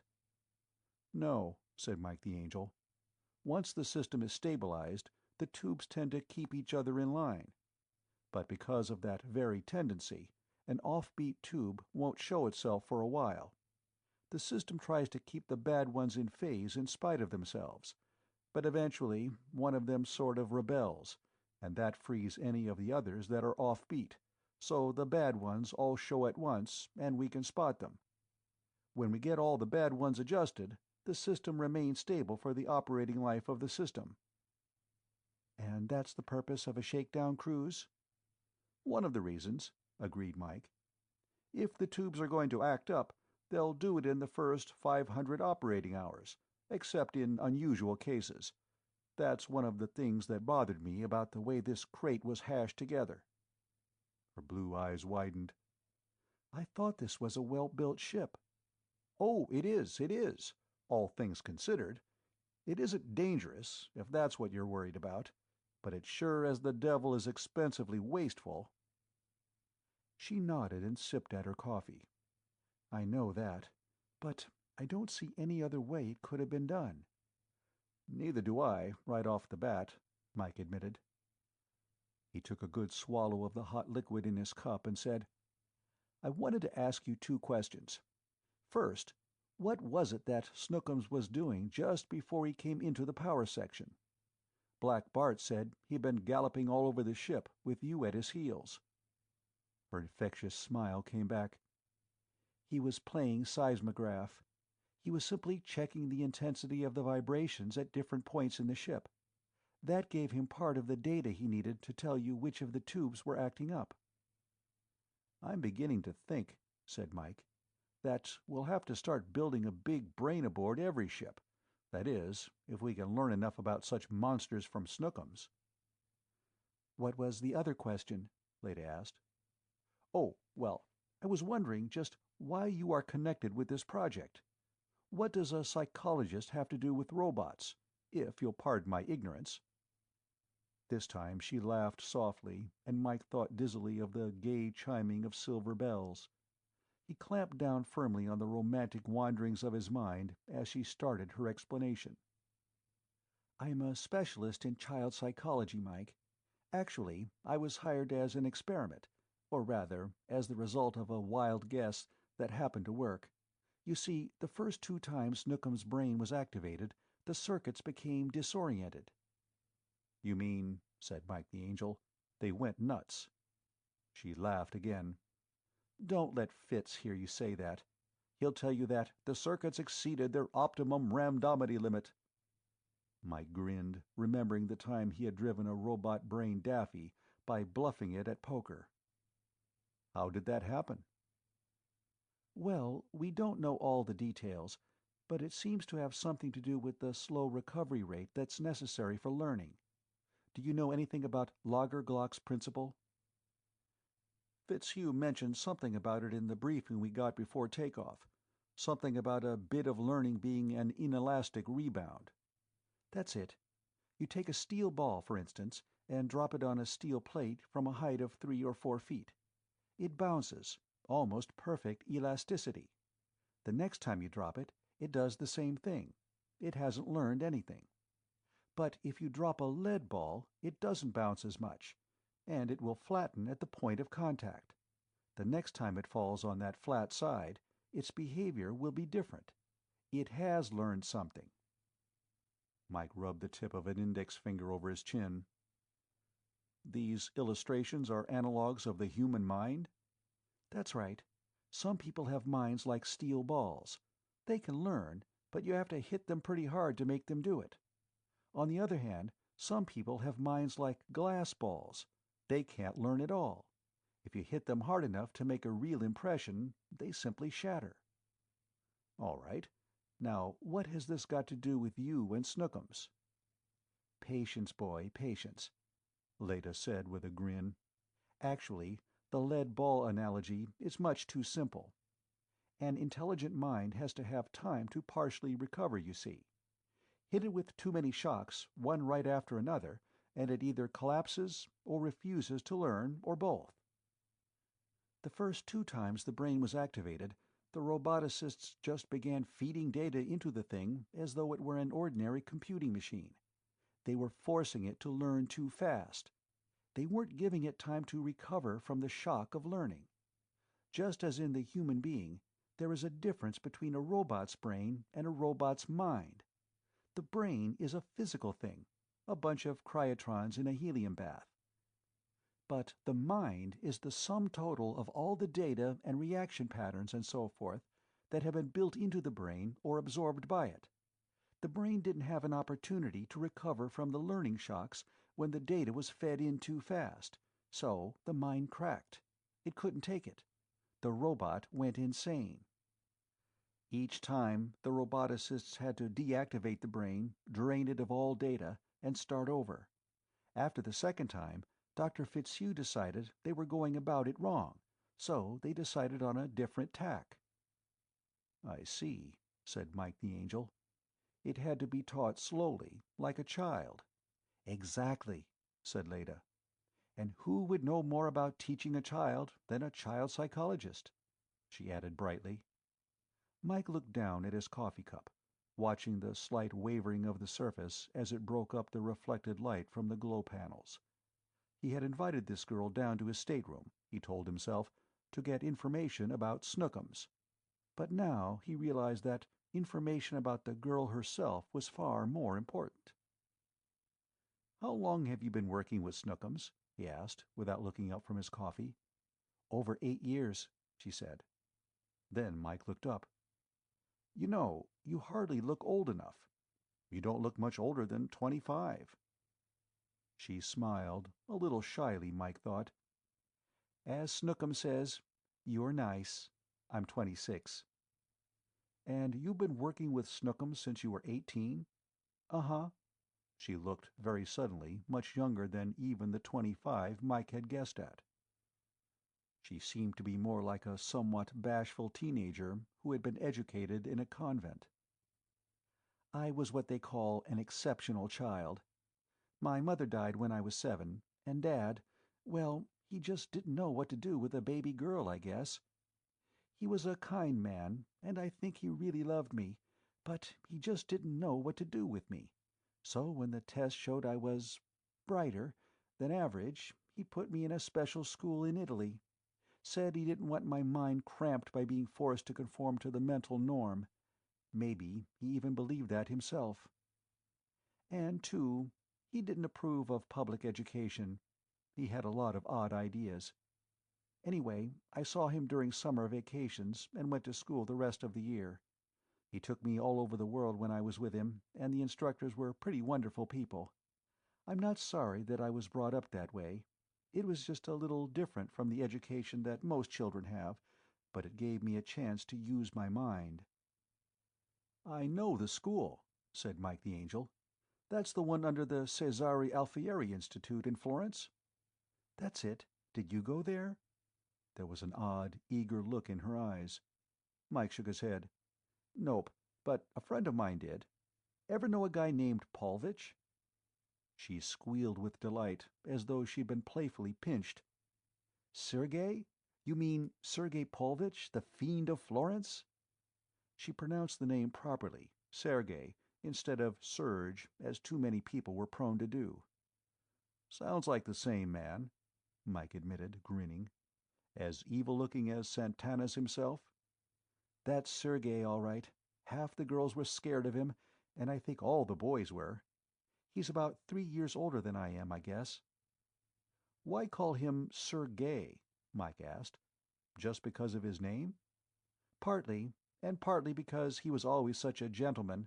A real nice guy, if you know what I mean. Do you know him well?" "Know him? Hell, I couldn't run my business without him." "Your business?" She blinked. "But he works for—" Then her eyes became very wide, her mouth opened, and she pointed an index finger at Mike. "Then you're Mike the Angel. M.R. Gabriel. Sure."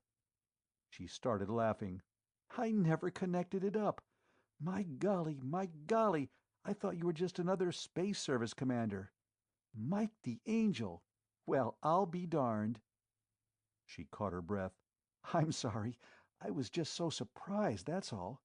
Are you really the M.R. Gabriel of M.R. Gabriel Power Design?" Mike was as close to being nonplussed as he cared to be. "Sure," he said. "You mean you didn't know?" She shook her head. "No, I thought Mike the Angel was about 60 years old, a crotchety old genius behind a desk, as eccentric as a comet's orbit, and wealthier than Croesus. You're just not what I pictured, that's all." "Just wait a few more decades," Mike said, laughing.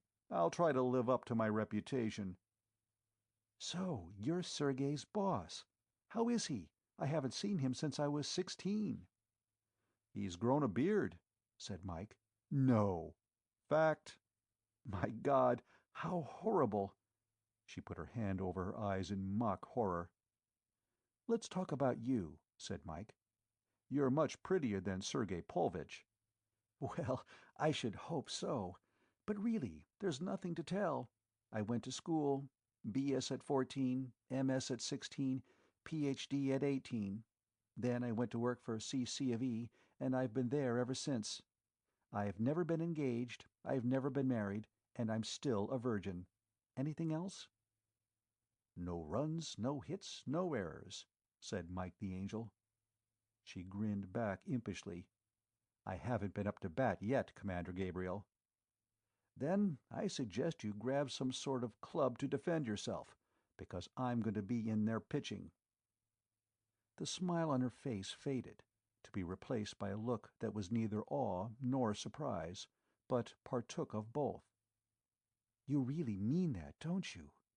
she asked in a hushed voice. "I do," said Mike the Angel. Commander Peter Jeffers was in the control bridge when Mike the Angel stepped in through the door. Jeffers was standing with his back to the door, facing the bank of instruments that gave him a general picture of the condition of the whole ship. Overhead, the great dome of the ship's nose allowed the gleaming points of light from the star field ahead to shine down on those beneath through the heavy, transparent shield of the cast transite and the invisible screen of the external field. Mike walked over and tapped Pete Jeffers on the shoulder. "Busy?" Jeffers turned around slowly and grinned. "Hello, old soul. No, I ain't busy. Nothing outside but stars, and we don't figure on getting too close to 'em right off the bat. What's the beef?" "I have," said Mike the Angel succinctly, "goofed." Jeffers' keen eyes swept analytically over Mike the Angel's face. "You want a drink? I snuck a spot of brandy aboard, and just by purty old coincidence, there's a bottle right over there in the speaker housing." Without waiting for an answer, he turned away from Mike and walked toward the cabinet that held the intercom speaker. Meantime, he went right on talking. "Great stuff, brandy. French call it eau de vie, and that, in case you don't know it, means water of life. You want a little, old buddy? Sure you do." By this time he'd come back with the bottle and a pair of glasses and was pouring a good dose into each one. "On the other hand, the Irish gave us our name for whiskey. Comes from Wisgabetha, and by some bloody peculiar coincidence, that also means water of life. So you just set yourself right down here and get some life into you." Mike sat down at the computer table, and Jeffers sat down across from him. Now you just drink on up, buddy, and then tell your old Uncle Pete what the bloody hell the trouble is." Mike looked at the brandy for a full half-minute. Then, with one quick flip of his wrist and a sudden spasmodic movement of his gullet, he downed it. Then he took a deep breath and said, "Do I look as bad as all that?" "Worse," said Jeffers complacently, meanwhile refilling Mike's glass. "While we were on active service together, I've seen you go through all kinds of things and never look like this. What is it? Reaction from this afternoon's or pardon me, yesterday afternoon's emergency?" Mike glanced up at the chronometer. It was 2:30 in the morning, Greenwich time. Jeffers held the bridge from midnight till noon, while Black Bart had the noon to midnight shift. Still, Mike hadn't realized that it was as late as all that. He looked at Jeffers' lean, bony face. "Reaction? No, it's not that. Look, Pete, you know me. Would you say I was a pretty level-headed guy?" "Sure." "My old man always said, 'Never make an enemy accidentally,' and I think he was right. So I usually think over what I say before I open my big mouth, don't I?" Again Jeffers said, "Sure." "I wouldn't call myself overcautious," Mike persisted, "but I usually think a thing through pretty carefully before I act. That is, if I have time, right?" "I'd say so," Jeffers admitted. "I'd say you are about the only guy I know who does the right thing more than 90% of the time, and says the right thing more than 99% of the time. So, what do you want? Back-patting or just hero worship?" Mike took a small taste of the brandy. "Neither, you jerk. But about 8 hours ago I said something that I hadn't planned to say. I practically proposed to Leda Cranon without knowing I was going to." Peter Jeffers didn't laugh. He simply said, "How'd it happen?" Mike told him. When Mike had finished, one drink later, Peter Jeffers filled the glasses for the third time and leaned back in his chair. "Tell me one thing, old buddy, and think about it before you answer. If you had a chance to get out of it gracefully, would you take back what you said?" Mike the Angel thought it over. The sweep hand on the chronometer made its rounds several times before he answered. Then, at last, he said, "No. No, I wouldn't." Jeffers pursed his lips, then said judicially, "In that case, you're not doing badly at all. There's nothing wrong with you except the fact that you're in love." Mike downed the third drink fast and stood up. "Thanks, Pete," he said.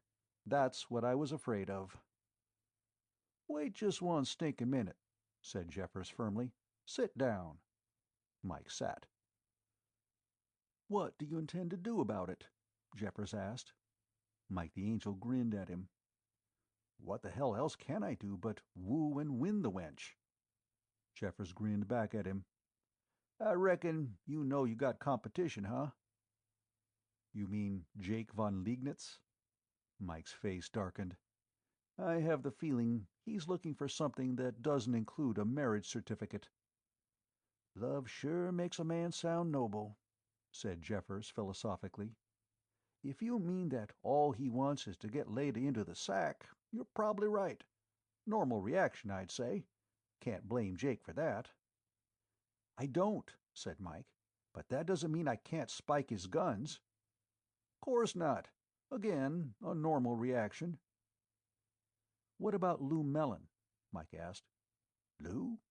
Jeffers raised his eyebrows. "I dunno. I think he likes to talk to her, is all. But if he is interested, he's bloody well serious. He's a strict Anglo-Catholic, like yourself." "I'm not as strict as I ought to be," Mike thought. "I thought he had a rather monkish air about him," he said aloud. Jeffers chuckled. "Yeah, but I don't think he's so ascetic that he wouldn't marry." His grin broadened. "Now, if we were still at old Chilblains, you'd really have competition. After all, you can't expect that a gal who's stacked, pardon me, who has the magnificent physical and physiognomical topography of Leda Cranon to spend her life being ignored, now can you?" "Nope," said Mike the Angel. "Now, I figure," Jeffers said, "that you can pretty much forget about Lou Mellon. But Jacob von Liegnitz is a chromatically variant equine indeed." Mike shook his head vigorously, as if to clear away the fog. "Phooey, let's change the subject. My heretofore nimble mind has been coagulated by a pair of innocent blue eyes. I need my skull stirred up." "I have a limerick," said Jeffers lightly.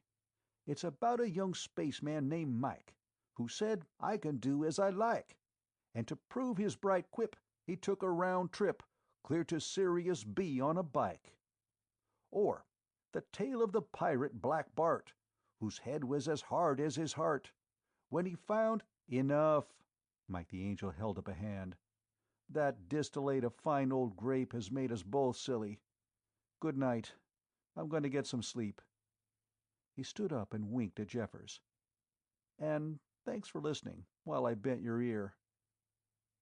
"Any time at all, old amoeba.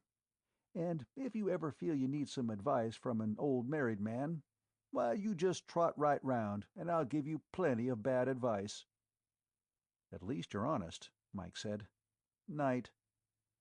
Mike the Angel left the bridge as Commander Jeffers was putting the brandy back in its hiding place. Mike went to his quarters, hit the sack, and spent less than 5 minutes getting to sleep. There was nothing worrying him now. He didn't know how long he'd been asleep when he heard a noise in the darkness of his room that made him sit up in bed, instantly awake. The floater under him churned a little, but there was no noise. The room was silent.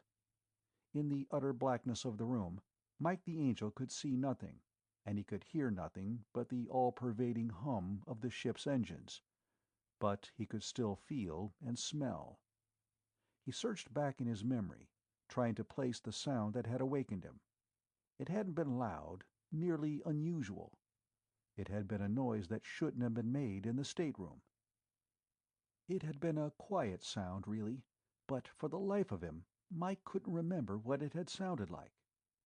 But the evidence of his nerves told him there was someone else in the room besides himself. Somewhere near him, something was radiating heat. It was definitely perceptible in the air-conditioned coolness of his room. And, too, there was the definite smell of warm oil, machine oil. It was faint, but it was unmistakable. And then he knew what the noise had been. The soft purr of caterpillar treads against the floor. Casually, Mike the Angel moved his hand to the wall plaque and touched it lightly. The lights came on, dim and subdued. "Hello, Snookums," said Mike the Angel gently. "What are you here for?" The little robot just stood there for a second or two, unmoving, his Waldo hands clasped firmly in front of his chest. Mike suddenly wished to heaven that the metallic face could show something that Mike could read. "I came for data," said Snookums at last, in the contralto voice that so resembled the voice of the woman who had trained him. Mike started to say, "At this time of night?" Then he glanced at his wrist. It was after 7:30 in the morning, Greenwich time, which was also ship time. "What is it you want?" Mike asked. "Can you dance?" asked Snookums. "Yes," said Mike dazedly. "I can dance." For a moment, he had the wild idea that Snookums was going to ask him to do a few turns about the floor. "Thank you," said Snookums. His treads whirred. He turned as though on a pivot, whizzed to the door, opened it, and was gone. Mike the Angel stared at the door as though trying to see through it, into the depths of the robot's brain itself. Now just what was that all about? He asked aloud.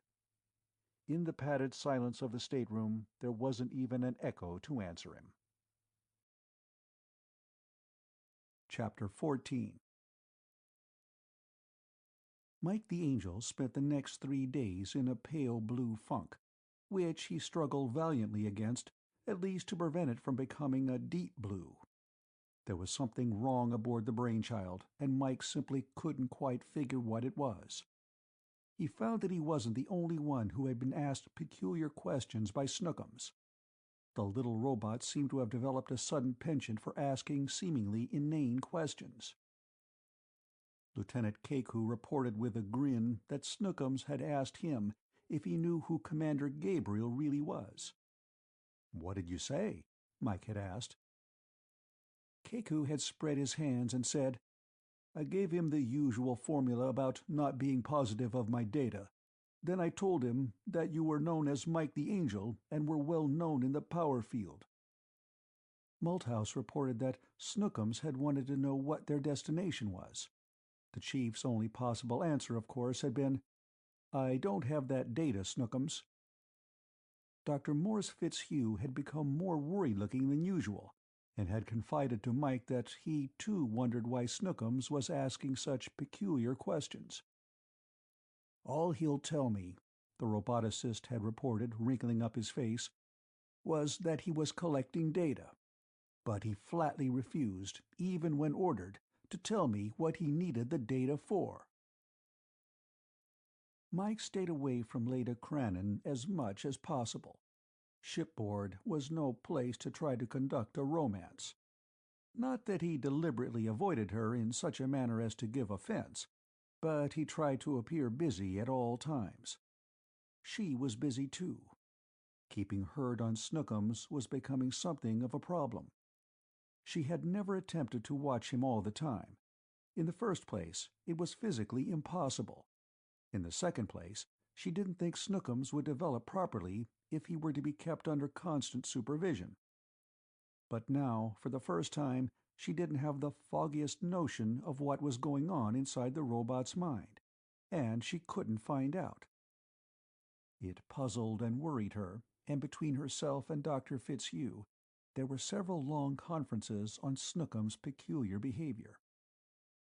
Mike the Angel found himself waiting for something to happen.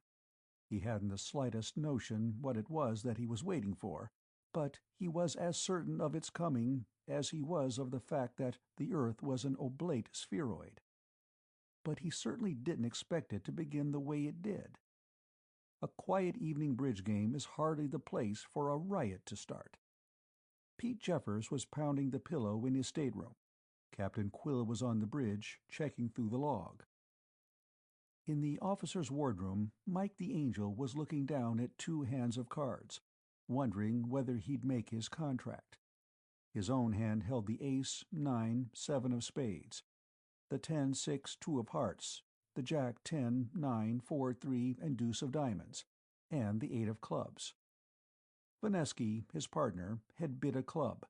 Keku had answered with a take-out double. Mike had looked at his hand, figured that since he and Vanesky were vulnerable, while Keku and von Liegnitz were not, he bid a weakness preempt of 3 diamonds.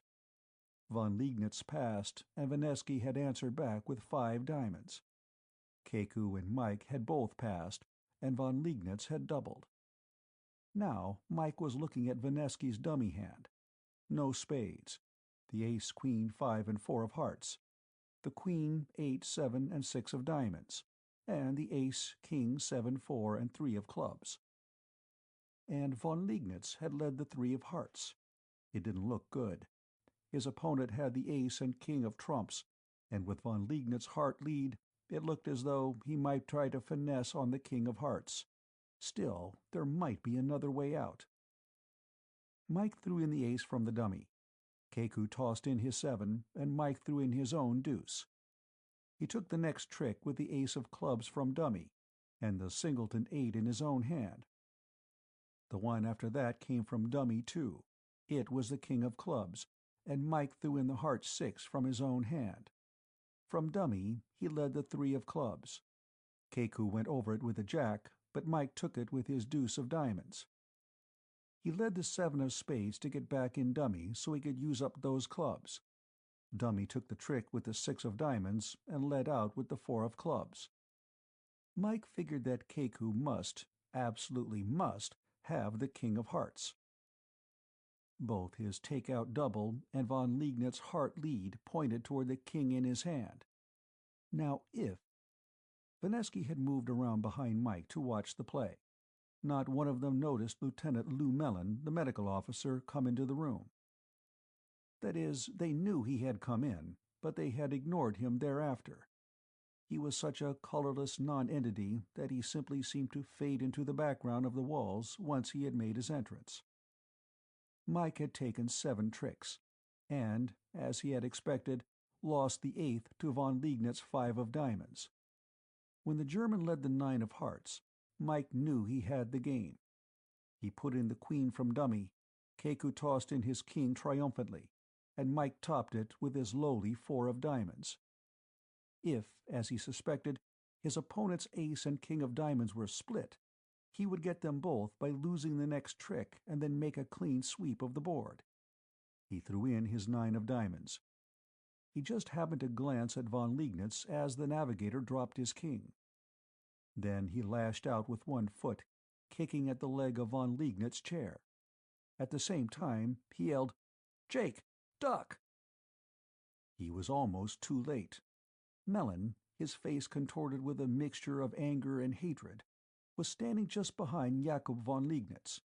In one hand was a heavy spanner, which he was bringing down with deadly force on the navigator's skull. Von Liegnitz's chair started to topple, and von Liegnitz himself spun away from the blow. The spanner caught him on the shoulder, and he grunted in pain, but he kept on moving away from Mellon. The medic screamed something and lifted the spanner again. By this time, Keku too was on his feet, moving toward Mellon. Mike the Angel got behind Mellon, trying to grab at the heavy metal tool in Mellon's hand.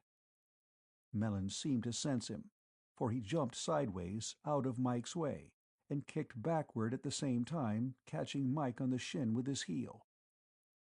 Von Liegnitz had made it to his feet by this time and was blocking the downward swing of Mellon's arm with his own forearm. His other fist pistoned out toward Mellon's face. It connected, sending Mellon staggering backward into Mike the Angel's arms. Von Liegnitz grabbed the spanner out of Mellon's hand and swung it toward the medic's jaw. It was only inches away when Keku's hand grasped the navigator's wrist. And when the big Hawaiian's hand clamped on, von Liegnitz's hand stopped almost dead. Mellon was screaming, "You!" He ran out a string of unprintable and almost ununderstandable words. "I'll kill you! I'll do it yet! You stay away from Leda Cranon!" "Calm down, Doc," snapped Mike the Angel. "What the hell's the matter with you anyway?"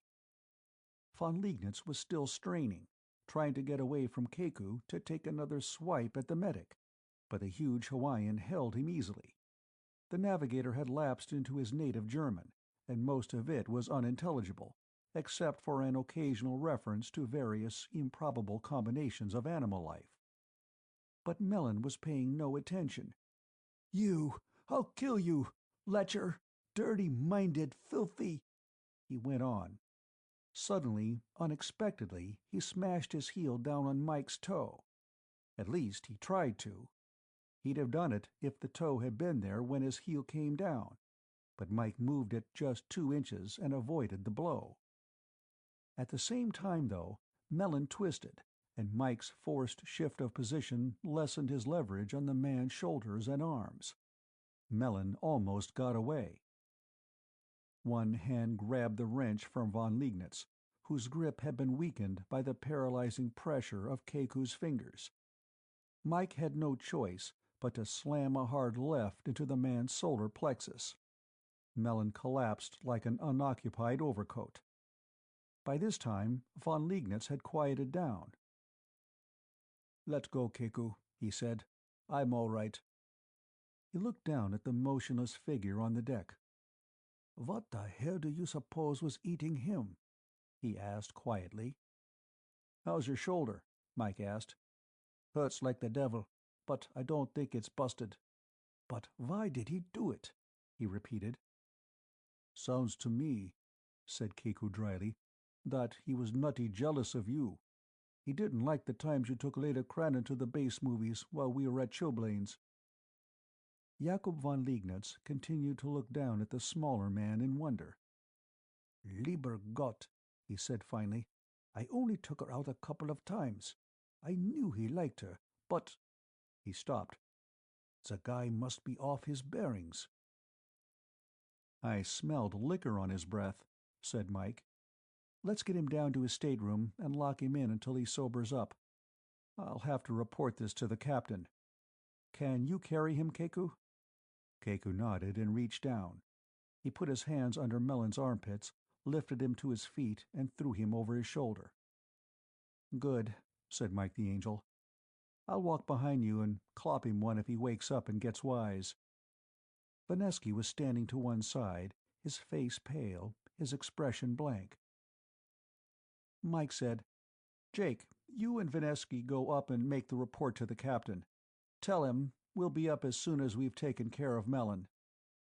"Right," said von Liegnitz, massaging his bruised shoulder. "Okay, Keku," said Mike. "Forward march." Lieutenant Keku thumbed the opener to Melon's stateroom, shoved the door aside, stepped in, and slapped at the switch plaque. The plates lighted up, bathing the room in sunshiny brightness. "Dump him on his sack," said Mike. While Keku put the unconscious Melon on his bed, Mike let his gaze wander around the room. It was neat, almost too neat, implying over-fussiness. The medical reference books were on one shelf, all in alphabetical order. Another shelf contained a copy of the International Encyclopedia, English edition, plus several dictionaries, including one on medical terms and another on theological ones. On the desk lay a copy of the Bible, York translation, open to the Book of Tobit. Next to it were several sheets of blank paper, and a small traveling clock sat on them as a paperweight. His clothing was hung neatly, in the approved regulation manner, with his shoes in their proper places and his caps all lined up in a row. Mike walked around the room, looking at everything. "What's the matter? What are you looking for?" asked Keku. "His liquor," said Mike the Angel. "In his desk, lower left-hand drawer. You won't find anything but a bottle of ruby port. Melon was never a drinker." Mike opened the drawer. "I probably won't find that, drunk as he is." Surprisingly enough, the bottle of wine was almost half full. "Did he have more than one bottle?" Mike asked. "Not so far as I know. Like I said, he didn't drink much. One slug of port before bedtime was about his limit." Mike frowned. "How does his breath smell to you?" "Not bad. 2 or 3 drinks, maybe." Mike put the bottle on top of the desk, then walked over to the small case that was standing near one wall. He lifted it and flipped it open. It was the standard medical kit for space service physicians.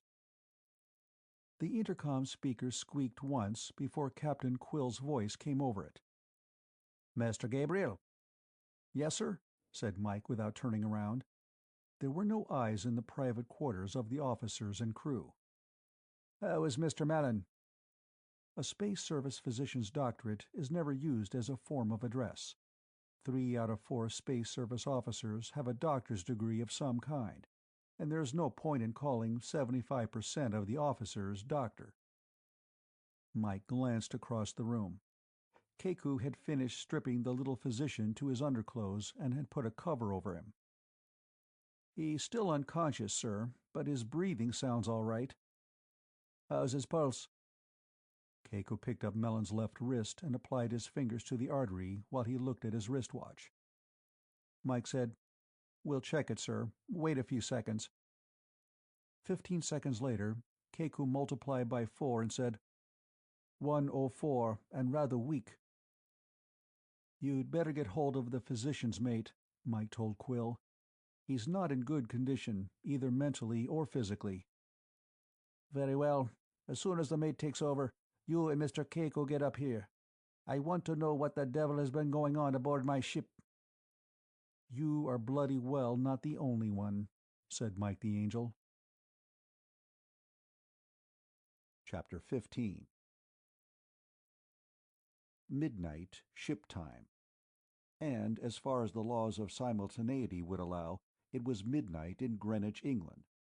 At least when a ship returned from an interstellar trip, the ship's chronometer was within a second or two, plus or minus, of Greenwich time. Theoretically, the molecular vibration clock shouldn't vary at all. The fact that they did hadn't yet been satisfactorily accounted for. Mike the Angel tried to make himself think of clocks or the variations in space-time or anything else equally dull, in the hope that it would put him to sleep. He began to try to work out the derivation of the Beale equations, the equations which had solved the principle of the no-space drive. The ship didn't move through space. Space moved through the ship, which, of course, might account for the variation in time, because the time is out of joint. The time is out of joint. Oh, cursed spite, that ever I was born to set it right. Hamlet, thought Mike. Act 1, the end of Scene 5. But why had he been born to set it right? Besides, exactly what was wrong? There was something wrong, all right. And why from the end of the act? Another act to come? Something more to happen? The clock will go round till another time comes. Watch the clock, the absolutely cuckoo clock, which ticked as things happened that made almost no sense, and yet had sense hidden in their works.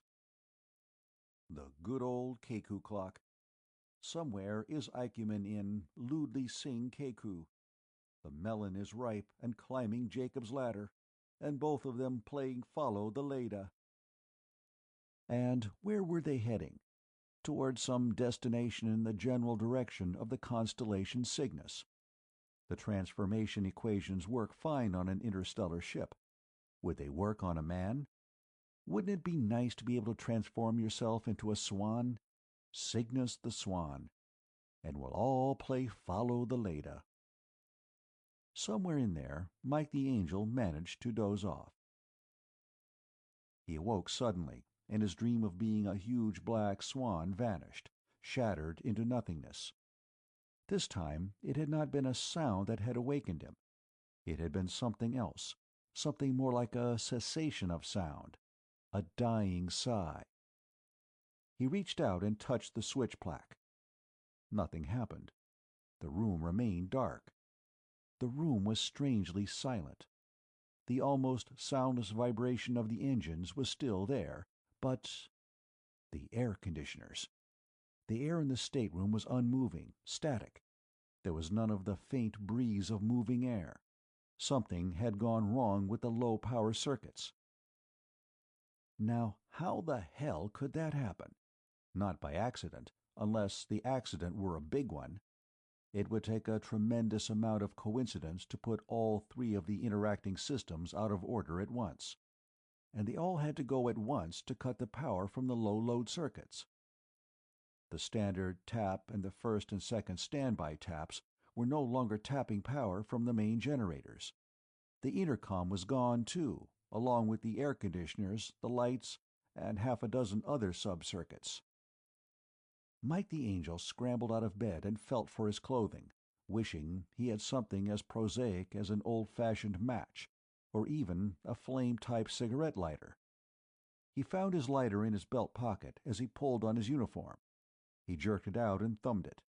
In the utter darkness, the orange-red glow gave more illumination than he had supposed. If a man's eyes were adjusted to darkness, he can read print by the glow of a cigarette, and the lighter's glow was brighter than that. Still, it wasn't much. If only he had a flashlight. From a distance, far down the companionway, he could hear voices. The muffled sound that had awakened him had been the soft susurration of the door as it had slid open when the power died. Without the electro-locks to hold it closed, it had opened automatically. The doors in a spaceship are built that way, to make sure no one will be trapped in case of a power failure. Mike dressed in a matter of seconds and headed toward the door, and stopped just before he stepped out. Someone was outside. Someone, or something. He didn't know how he knew, but he knew. He was as certain as if the lights had been on bright. and whoever was waiting out there didn't want Mike the Angel to know that he was there. Mike stood silent for a full second. That was long enough for him to get angry. Not the hot anger of hatred, but the cold anger of a man who has had too many attempts on his life, who has escaped narrowly from an unseen plotter twice because of pure luck, and does not intend to fall victim to the dictum that the third time's the charm. He realized that he was still holding the glowing cigarette lighter in his hand. "Damn," he muttered as though to himself. "I'd forget my ears if they weren't sewed down." Then he turned, heading back toward his bed, hoping that whoever was waiting outside would assume he would be back immediately. At the same time, he lifted his thumb off the lighter's contact. Then he sat down on the edge of his bed and quickly pulled off his boots. Holding them both in his hands, he moved silently back to the door. When he reached it, he tossed both boots to the rear of the room. When they landed clatteringly, he stepped quietly through the door. In 3 steps, he was on the opposite side of the corridor. He hugged the wall and moved back away from the spot where the watcher would be expecting him. Then he waited. He was on one side of the door to his stateroom, and the what or whoever it was on the other. Until that other made a move, Mike the Angel would wait. The wait seemed many minutes long, although Mike knew it couldn't have been more than 45 seconds or so. From other parts of the ship, he could hear voices shouting as the crewmen and officers who had been sleeping were awakened by the men on duty. The ship could not sustain life long if the air conditioners were dead. Then, quite suddenly, the waiting was over. Behind Mike, there was a bend in the corridor, and from around that bend came the sound of running footsteps, followed by a bellowing voice. "I'll get the commander. You go down and get the other boys started." Malthouse. And then there was a glow of light. The chief powerman's mate was carrying a light, which reflected from the walls of the corridor. And Mike the Angel knew perfectly well that he was silhouetted against that glow. Whoever it was who was waiting for him could see him plainly. Malthouse's footsteps rang in the corridor while Mike strained his eyes to see what was before him in the darkness. And all the time the glow became brighter as Malthouse approached. Then, from out of the darkness, came something that moved on a whir of caterpillar treads. Something hard and metallic slammed against Mike's shoulder, spinning him against the wall. At that moment, Malthouse came around the corner, and Mike could see Snookums scurrying on down the corridor toward the approaching powerman's mate. "Malthouse, look out!" Mike yelled. The beam from the chief's hand torch gleamed on the metallic body of the little robot as it headed toward him. "Snookums, stop!" Mike ordered. Snookums paid no attention. He swerved adroitly around the astonished Malthouse, spun around the corner, and was gone into the darkness. "What was all that, sir?" Malthouse asked, looking more than somewhat confused. "A course of instruction on the first and second laws of robotics as applied by the Computer Corporation of Earth," said Mike, rubbing his bruised side. "But never mind that now. What's wrong with the low-power circuits?" "I don't know, sir. Breckwell is on duty in that section." "Let's go," said Mike the Angel. "We have to get this cleared up before we all suffocate." "Someone's going to get galloping claustrophobia before it's all over, anyway," said Malthouse morosely as he followed Mike down the hallway in the direction from which Snookums had come. "Darkness and stuffy air touch off that sort of thing." "Who's officer of the watch tonight?" Mike wanted to know. "Ensign Vanesky, I think. His name was on the roster, as I remember." "I hope he reported to the bridge. Commander Jeffers will be getting frantic, but he can't leave the bridge unless he's relieved. Come on, let's move." They sprinted down the companionway. The lights had been out less than 5 minutes when Mike the Angel and Chief Powerman's mate Malthouse reached the low power center of the power section. The door was open and a torch was spearing its beam on 2 men, one kneeling over the prone figure of the other. The kneeling man jerked his head around as Mike and the chief came in the door. The kneeling man was Powerman First Class Fleck. Mike recognized the man on the floor as Powerman Third Class Breckwell. "What happened?" he snapped at Fleck. "Don't know, sir. I was in the head when the lights went. It took me a little time to get a torch and get in here, and I found Breckwell gone. At least, I thought he was gone, but then I heard a noise from the tool cabinet, and I opened it, and he fell out." The words seemed to come out all in a rush. "Dead?" asked Mike sharply. "No, sir. I don't think so, sir. Looks like somebody clonked him on the head, but he's breathing all right." Mike knelt over the man and took his pulse. The heartbeat was regular and steady, if a trifle weak. Mike ran a hand over Breckwell's head. "There's a knot there the size of a golf ball, but I don't think anything's broken," he said. Footsteps came running down the hall, and 6 men of the power crew came pouring in the door. They slowed to a halt when they saw their commanding officer was already there. "A couple of you take care of Breckwell. Laister, Knox, move him to one side. Bathe his face with water. No, wait. You can't do that till we get the pumps moving again. Just watch him." One of the men coughed a little. "What he needs is a good slug of hooch." "I agree," said Mike evenly. "Too bad there isn't any aboard. But do what you think is best. I'm going to be too busy to keep an eye on you. I won't be able to watch you at all, so you'll be on your own." "Yes, sir," said the man who had spoken. He hid his grin and took out at a run, heading for wherever it was he kept his bottle hidden. "Dunstan, you and Gahara get out and watch the halls.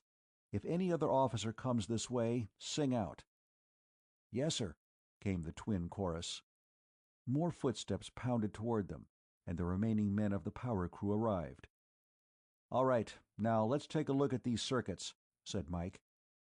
Chief Malthouse had already flipped open all the panels and was peering inside. The men lined the torches up on the desk in the corner in order to shed as much light as possible over the banks of the low-power wiring, and went over to where Malthouse and Mike the Angel were standing. "Dig out 3 replacement switches. Heavy-duty 600B9s," said Malthouse. There was a touch of disgust and a good-sized serving of anger and irritation in his voice. Mike the Angel surveyed the damage. "See anything else, Malthouse?" "No, sir. That's it." Mike nodded. "About 5 minutes' work to get the main switch going, which will give us power, and another 10 minutes for the first and second standbys. Go ahead and take over, Malthouse. You won't need me. I'll go find out what the bloody unprintable is going on around here." Mike the Angel ran into Captain Sir Henry Quill as he went up the companionway to the bridge. "What happened?" demanded the captain in his gravelly tenor voice. "Somebody ripped out the main switches to the low-power taps from the main generator, sir," said Mike. "Nothing to worry about. The boys will have the lights on within 3 or 4 minutes." "Who?" "I don't know," said Mike, "but we better find out pretty fast. There've been too many things going on aboard this ship to suit me." "Same here. Are you sure everything's all right down there?" "Absolutely, sir. We can quit worrying about the damage itself and put our minds to finding out who did that damage." "Do you have any ideas?" "Some," said Mike the Angel. "As soon as the intercom is functioning again, I think you better call a general meeting of officers, and get Miss Cranon and Fitzhugh out of bed and get them up here too." "Why?" Black Bart asked flatly. "Because Snookums has gone off his rocker. He's attacked at least one human being that I know of, and has ignored direct orders from a human being." "Who?" asked Black Bart. "Me," said Mike the Angel. Mike told Captain Quill what had happened as they made their way back up to the bridge. Ensign Vanesky, looking pale and worried, met them at the door. He snapped a salute. "I just reported to Commander Jeffers, sir. Something's wrong with the low-power circuits." "I had surmised as much," said Black Bart caustically. "Anything new? What did you find out? What happened?" when the lights went out, I was having coffee by myself in the wardroom. I grabbed a torch and headed for power station as soon as I could. The low power room was empty. There should have been a man on duty there, but there wasn't. I didn't want to go inside, since I'm not a power officer, so I came up here to report. I... At that moment, the lights blazed on again. There was a faint hum that built up all over the ship as the air conditioning came on at the same time.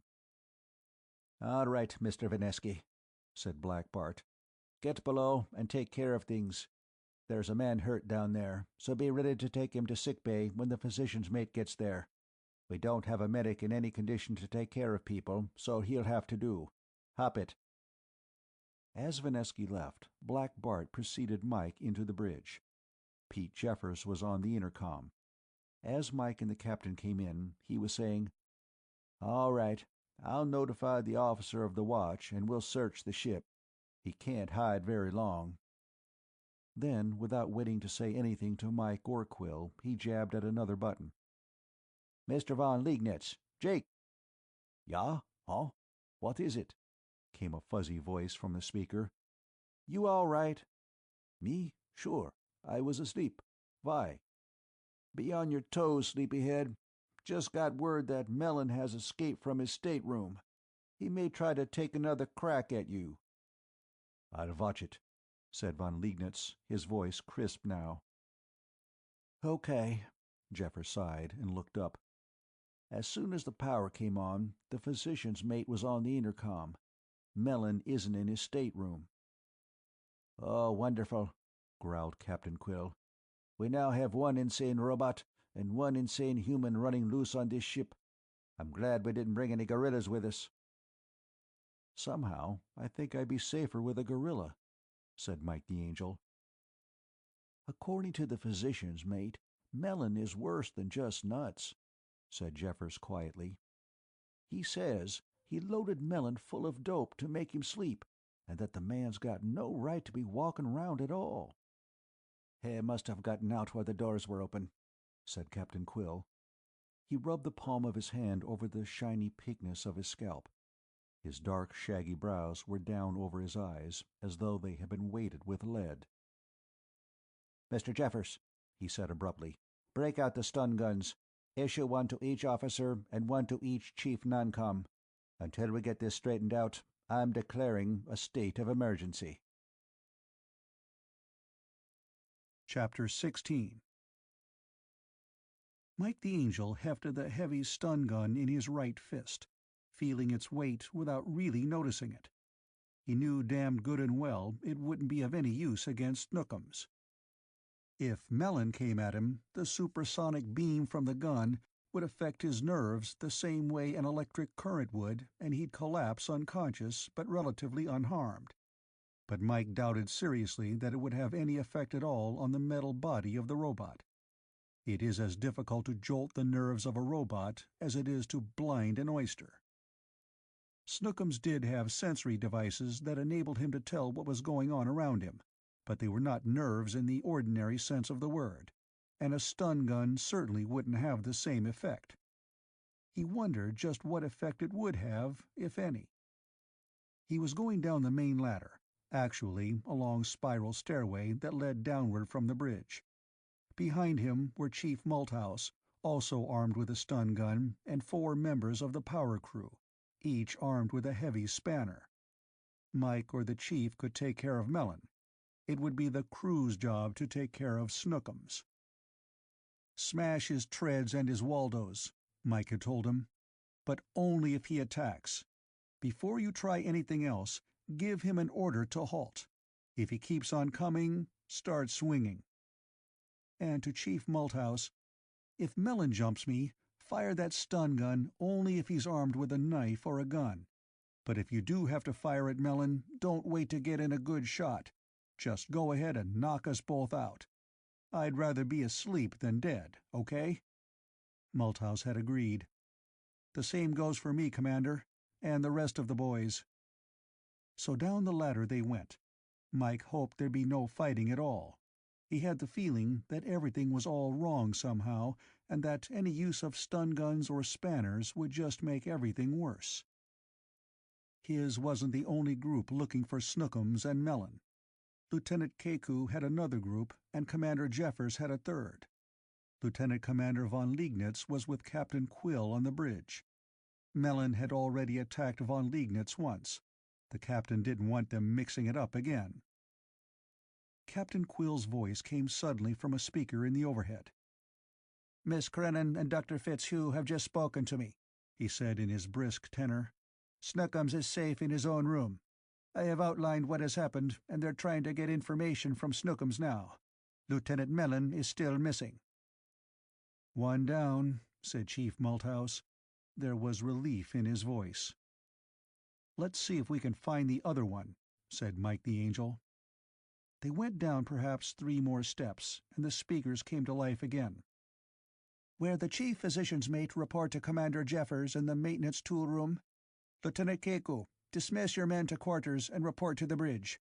Commander Gabriel, dismiss your men to quarters and report to Commander Jeffers in maintenance.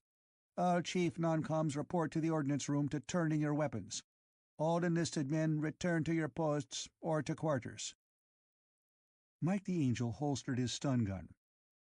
"That's 2 down," he said to Chief Malthouse. "Looks like we missed all the fun," said Malthouse. "Okay, men," Mike said. "You got the word. Take those spanners back to the tool room and power section, and then get back to your quarters. Chief, you go with them and secure everything, then take that stun gun back to ordnance." "Yes, sir." Malthouse threw Mike a salute. Mike returned it and headed toward maintenance. He knew Malthouse and the others were curious, but he was just as curious himself. He had the advantage of being in a position to satisfy his curiosity. The maintenance tool room was big and lined with tool lockers. One of them was open. Sprawled in front of it was Lieutenant Melon. Over to one side was Commander Jeffers, standing next to a white-faced Ensign Vanesky.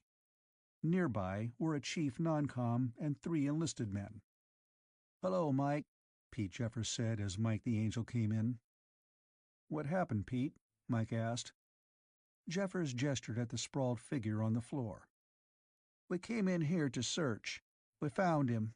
Mr. Vanesky opened the locker there for a look-see, and Melon jumped out at him. Vanesky fired his stun gun. Melon collapsed to the deck. He's in bad shape. His pulse is so weak that it's hard to find." Mike the Angel walked over and looked down at the fallen medical officer. His face was waxen, and he looked utterly small and harmless. "What happened?" asked another voice from the door. It was Chief Physician's Mate Pierre Pasteur.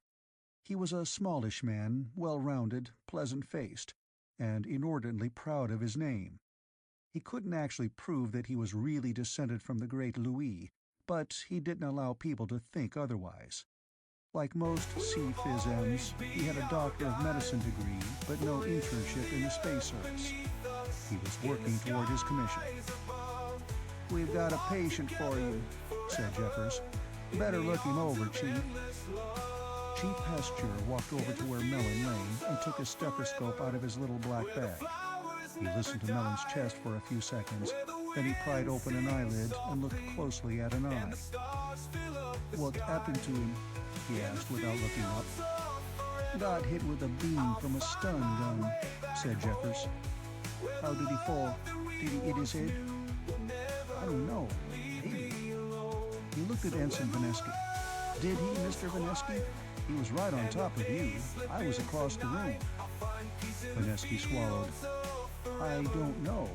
He just sort of, well, he fell." "You didn't catch him?" asked the chief.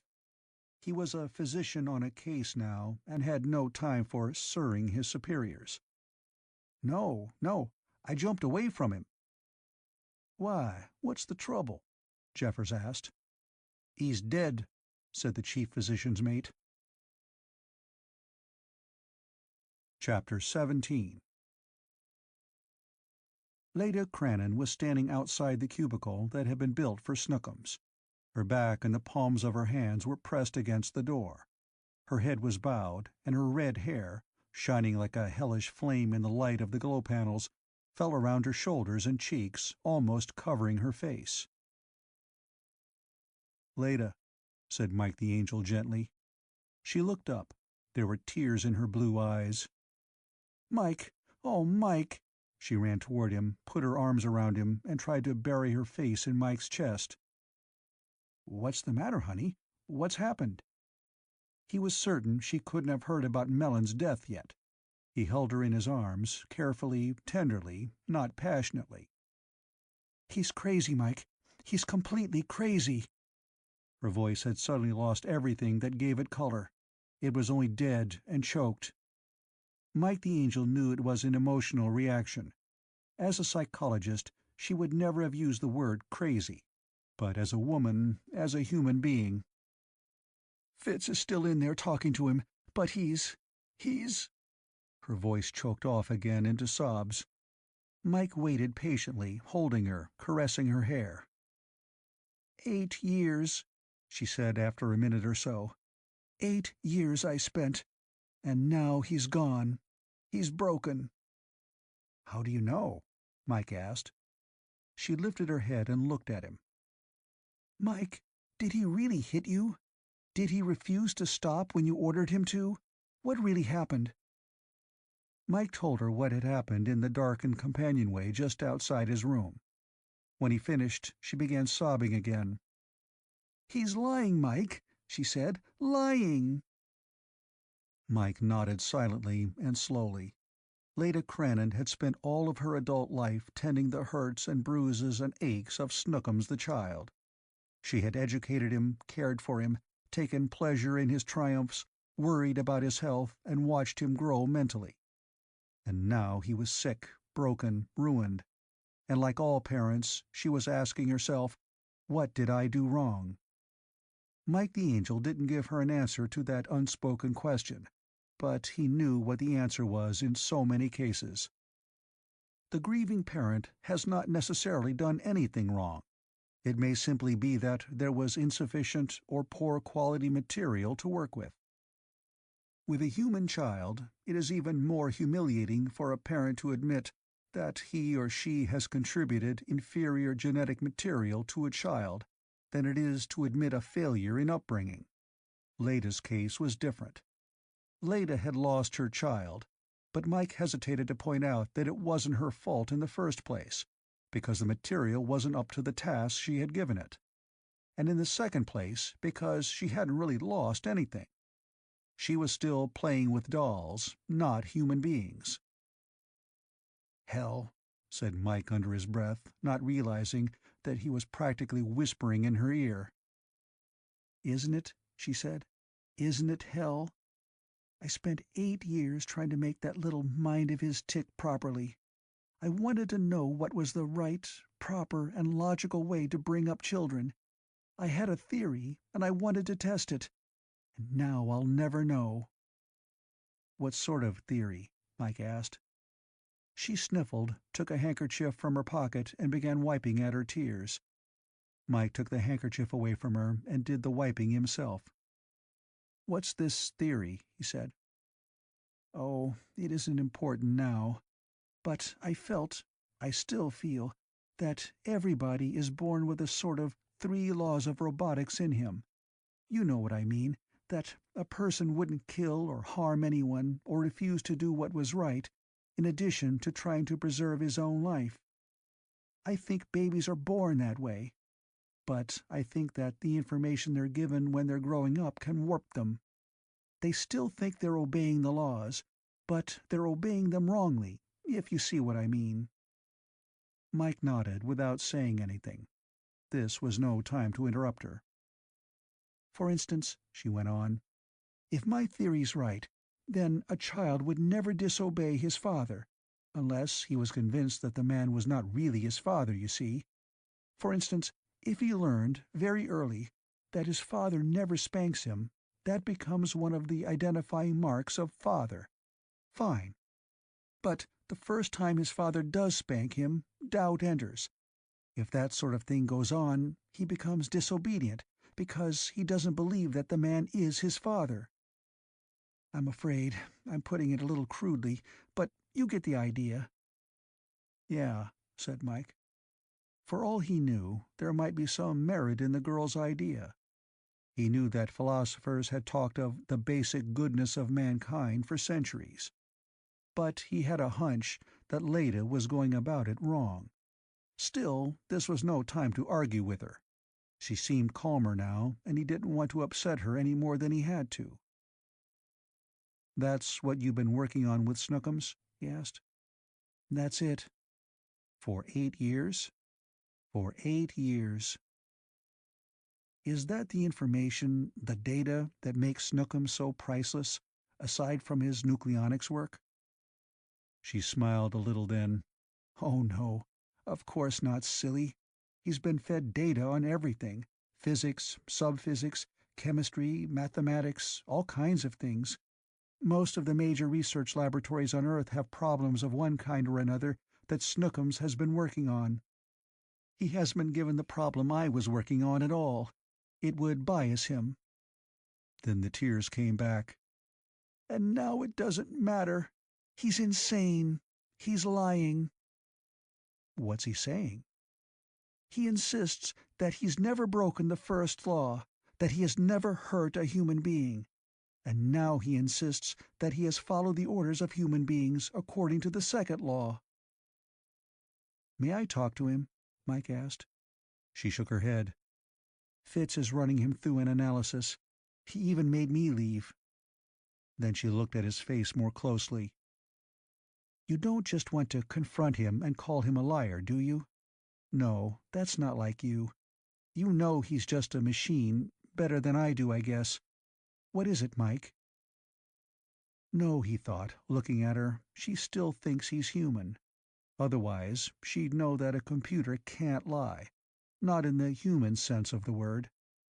Most people, if told that a man had said one thing and that a computer had given a different answer, would rely on the computer. "What is it, Mike?" she repeated.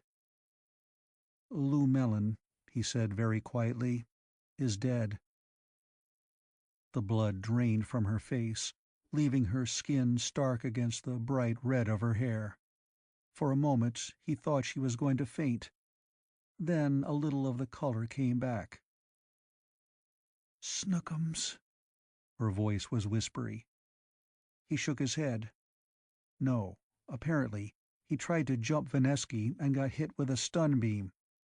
It shouldn't have killed him, but apparently it did. "God, God, God," she said softly.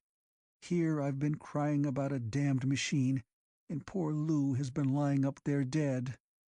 She buried her face in her hands, and her voice was muffled when she spoke again. "And I'm all cried out, Mike. I can't cry any more." Before Mike could make up his mind whether to say anything or not, the door of Snookum's room opened and Dr. Fitzhugh came out, closing the door behind him. There was an odd, stricken look on his face. He looked at Leda and then at Mike, but the expression on his face showed that he really hadn't seen them clearly. "Did you ever wonder if a robot had a soul, Mike?" he asked in a wondering tone. "No," Mike admitted. Leda took her hands from her face and looked at him. Her expression was a bright, blank stare.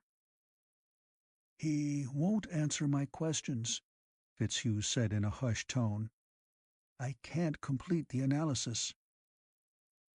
"What's that got to do with his soul?" Mike asked. "He won't answer my questions," Fitzhugh repeated, looking earnestly at Mike. "He says God won't allow him to." Chapter 18. Captain Sir Henry Quill opened the door of the late Lieutenant Mellon's quarters and went in, followed by Mike the Angel. The dead man's gear had to be packed away so that it could be given to his nearest of kin when the officers and crew of the Brainchild returned to Earth. Regulations provided that 2 officers must inventory his personal effects and those belonging to the Space Service. "Does Chief Pasteur know what killed him yet, Captain?" Mike asked. Quill shook his head. "No. He wants my permission to perform an autopsy." "Are you going to let him?" "I think not. We'll put the body in the freezer and have the autopsy performed on Earth." He looked around the room, seeing it for the first time. "If you don't," said Mike, "you've got 3 suspected killers on your hands." Quill was unperturbed. "Don't be ridiculous, Golden Wings." "I'm not," Mike said. "I hit him in the pit of his stomach. Chief Pasteur filled him full of sedative. Mr. Vanesky shot him with a stun beam. He died. Which one of us did it?" "Probably no single one of them, but a combination of all 3," said Captain Quill. "Each action was performed in the line of duty, without malice aforethought, without even intent to harm permanently, much less to kill. There will have to be a court-martial, of course, or at the very least, a board of inquiry will be appointed. But I'm certain you'll all come through any such inquiry scatheless." He picked up a book from Mellon's desk. "Let's get about our business, Mr. Gabriel. Mark down Bible 1. Mike put it down on the list. "International Encyclopedia, English edition, 30 volumes and index." Mike put it down. "The Oxford Webster Dictionary of the English Language. Halbert's Dictionary of Medical Terms. The Canterbury Theological Dictionary. The Christian Religion and Symbolic Logic, by Bishop K.F. Costin. The Handbook of Space Medicine." As Captain Quill called out the names of the books and put them into the packing case he'd brought, Mike marked them down, while something began ticking in the back of his mind. "Item," said Captain Quill, "1 crucifix." He paused. "Beautifully carved, too." He put it into the packing case. "Excuse me, Captain," said Mike suddenly. "Let me take a look at something, will you?" Excitedly, he leaned over and took some of the books out, looking at the pages of each one.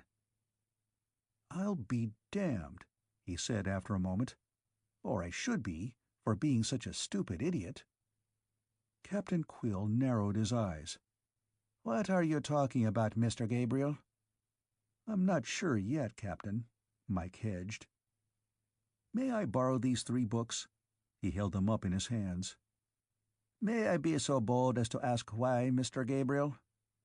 "I just want to look at them, sir," Mike said. "I'll return them within a few hours." "Mr. Gabriel," Captain Quill said, "after what happened last night, I am suspicious of everything that goes on aboard this ship. But, yes, you may take them. However, I want them returned before we land tomorrow morning." Mike blinked. Neither he nor anyone else, with the exception of Captain Quill and Lieutenant Commander von Liegnitz, the navigator, knew the destination of the ship. Mike hadn't realized that they were that close to their goal. "I'll have them back by then," he promised. "Very well. Now let's get on about our work." The job was completed within 45 minutes. A man can't carry a great deal with him on a spaceship. When they were through, Mike the Angel excused himself and went to his quarters. 2 hours after that, he went to the officer's wardroom to look up Pete Jeffers. Pete hadn't been in his quarters, and Mike knew he wasn't on duty by that time. Sure enough, Jeffers was drinking coffee all by himself in the wardroom. He looked up when Mike came in. "Hello, Mike," he said listlessly. "Come, sit. Have some coffee." There was a faint aroma in the air which indicated that there was more in the cup than just coffee. "No thanks, Pete. I'll sit this one out. I wanted to talk to you." "Sit. I'm drinking a toast to Mr. Lou Mellon." He pointed at the coffee. "Sure you won't have a mite? It's sweetened from the grape." "No thanks again." Mike sat down. "It's Mellon I wanted to talk about. Did you know him well, Pete?" "Purty well," Pete said, nodding. "Yeah, purty well. I always figured him for a great little bloke. Can't figure what got into him." "Me either. Pete, you told me he was an Anglo-Catholic, a good one, you said." "That's right." "Well, how did you mean that?" Pete frowned. "Just what I said. He studied his religion, he went to Mass regularly, said his prayers, that sort of thing.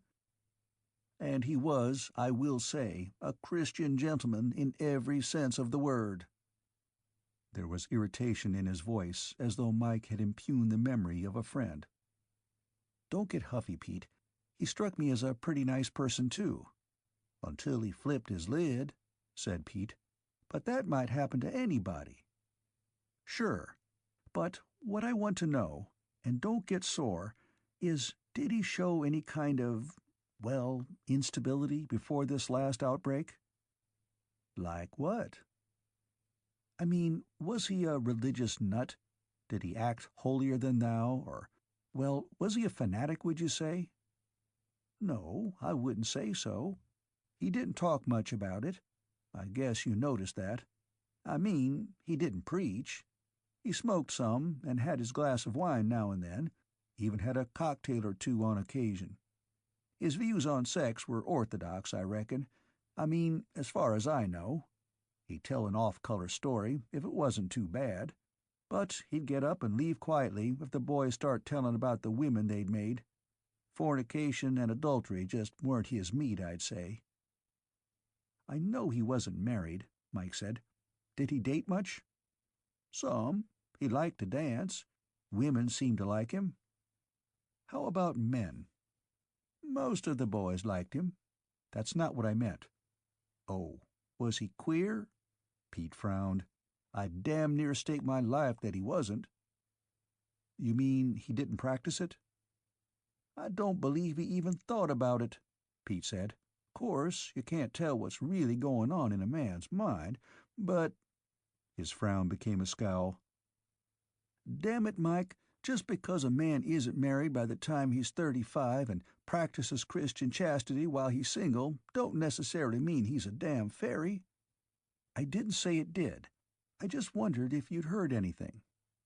"No more'n I've heard about you, who are in exactly the same position." "Exactly," Mike agreed. "That's what I wanted to know. Pete, if you've got it to spare, I'll join you in that toast."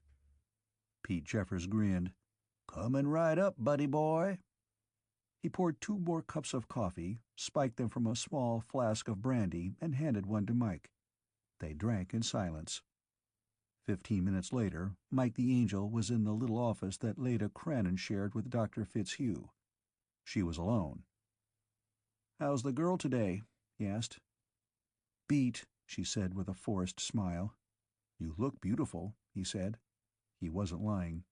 She looked drawn and tired, but she still looked beautiful. "Thanks, Mike. What can I do for you?" Mike the Angel pulled up a chair and sat down. "Where's Doc Fitz?" "He's still trying to get information out of Snookums. It's a weird thing, Mike. A robot with a soul." "You don't mind talking about it?" "No, go ahead if you want." "All right, answer me a question," he said. "Can Snookums read English?" "Certainly. And Russian, and German, French, Chinese, and most of the other major languages of Earth." "He could read a book, then?" "Yes, but not unless it was given to him and he was specifically told to use its contents as data." "Good," said Mike. "Now, suppose Snookums was given complete data on a certain field of knowledge. Suppose, further, that this field is internally completely logical, completely coherent, completely self-consistent. Suppose it could even be reduced to a series of axioms and theorems in symbolic logic." "All right," she said. "So?" "Now, further suppose that this system, this field of knowledge, is right now in constant use by millions of human beings, even though most of them are unaware of the implications of the entire field. Could Snookums work with such a body of knowledge?" "Sure," said Leda. "Why not?" "What if there was absolutely no way for Snookums to experiment with this knowledge? What if he simply did not have the equipment necessary?" "You mean," she asked, "something like astrophysics?" "No, that's exactly what I don't mean. I'm perfectly aware that it isn't possible to test astrophysical theories directly. Nobody has been able to build a star in the lab so far. But it is possible to test the theories of astrophysics analogically, by extrapolating on data that can be tested in a physics lab. What I'm talking about is a system that Snookums, simply because he is what he is, cannot test or experiment upon in any way whatsoever. A system that has, in short, no connection with the physical world whatsoever." Leda Cranon thought it over. "Well, assuming all that, I imagine that it would eventually ruin Snookums. He's built to experiment, and if he's kept from experimenting for too long, he'll exceed the optimum randomity of his circuits." She swallowed. "If he hasn't already." "I thought so. And so did someone else," said Mike thoughtfully. "Well, for heaven's sake, what is this system?" Leda asked in sudden exasperation. "You're close," said Mike the Angel. "What are you talking about?" "Theology," said Mike. "He was pumped full of Christian theology, that's all.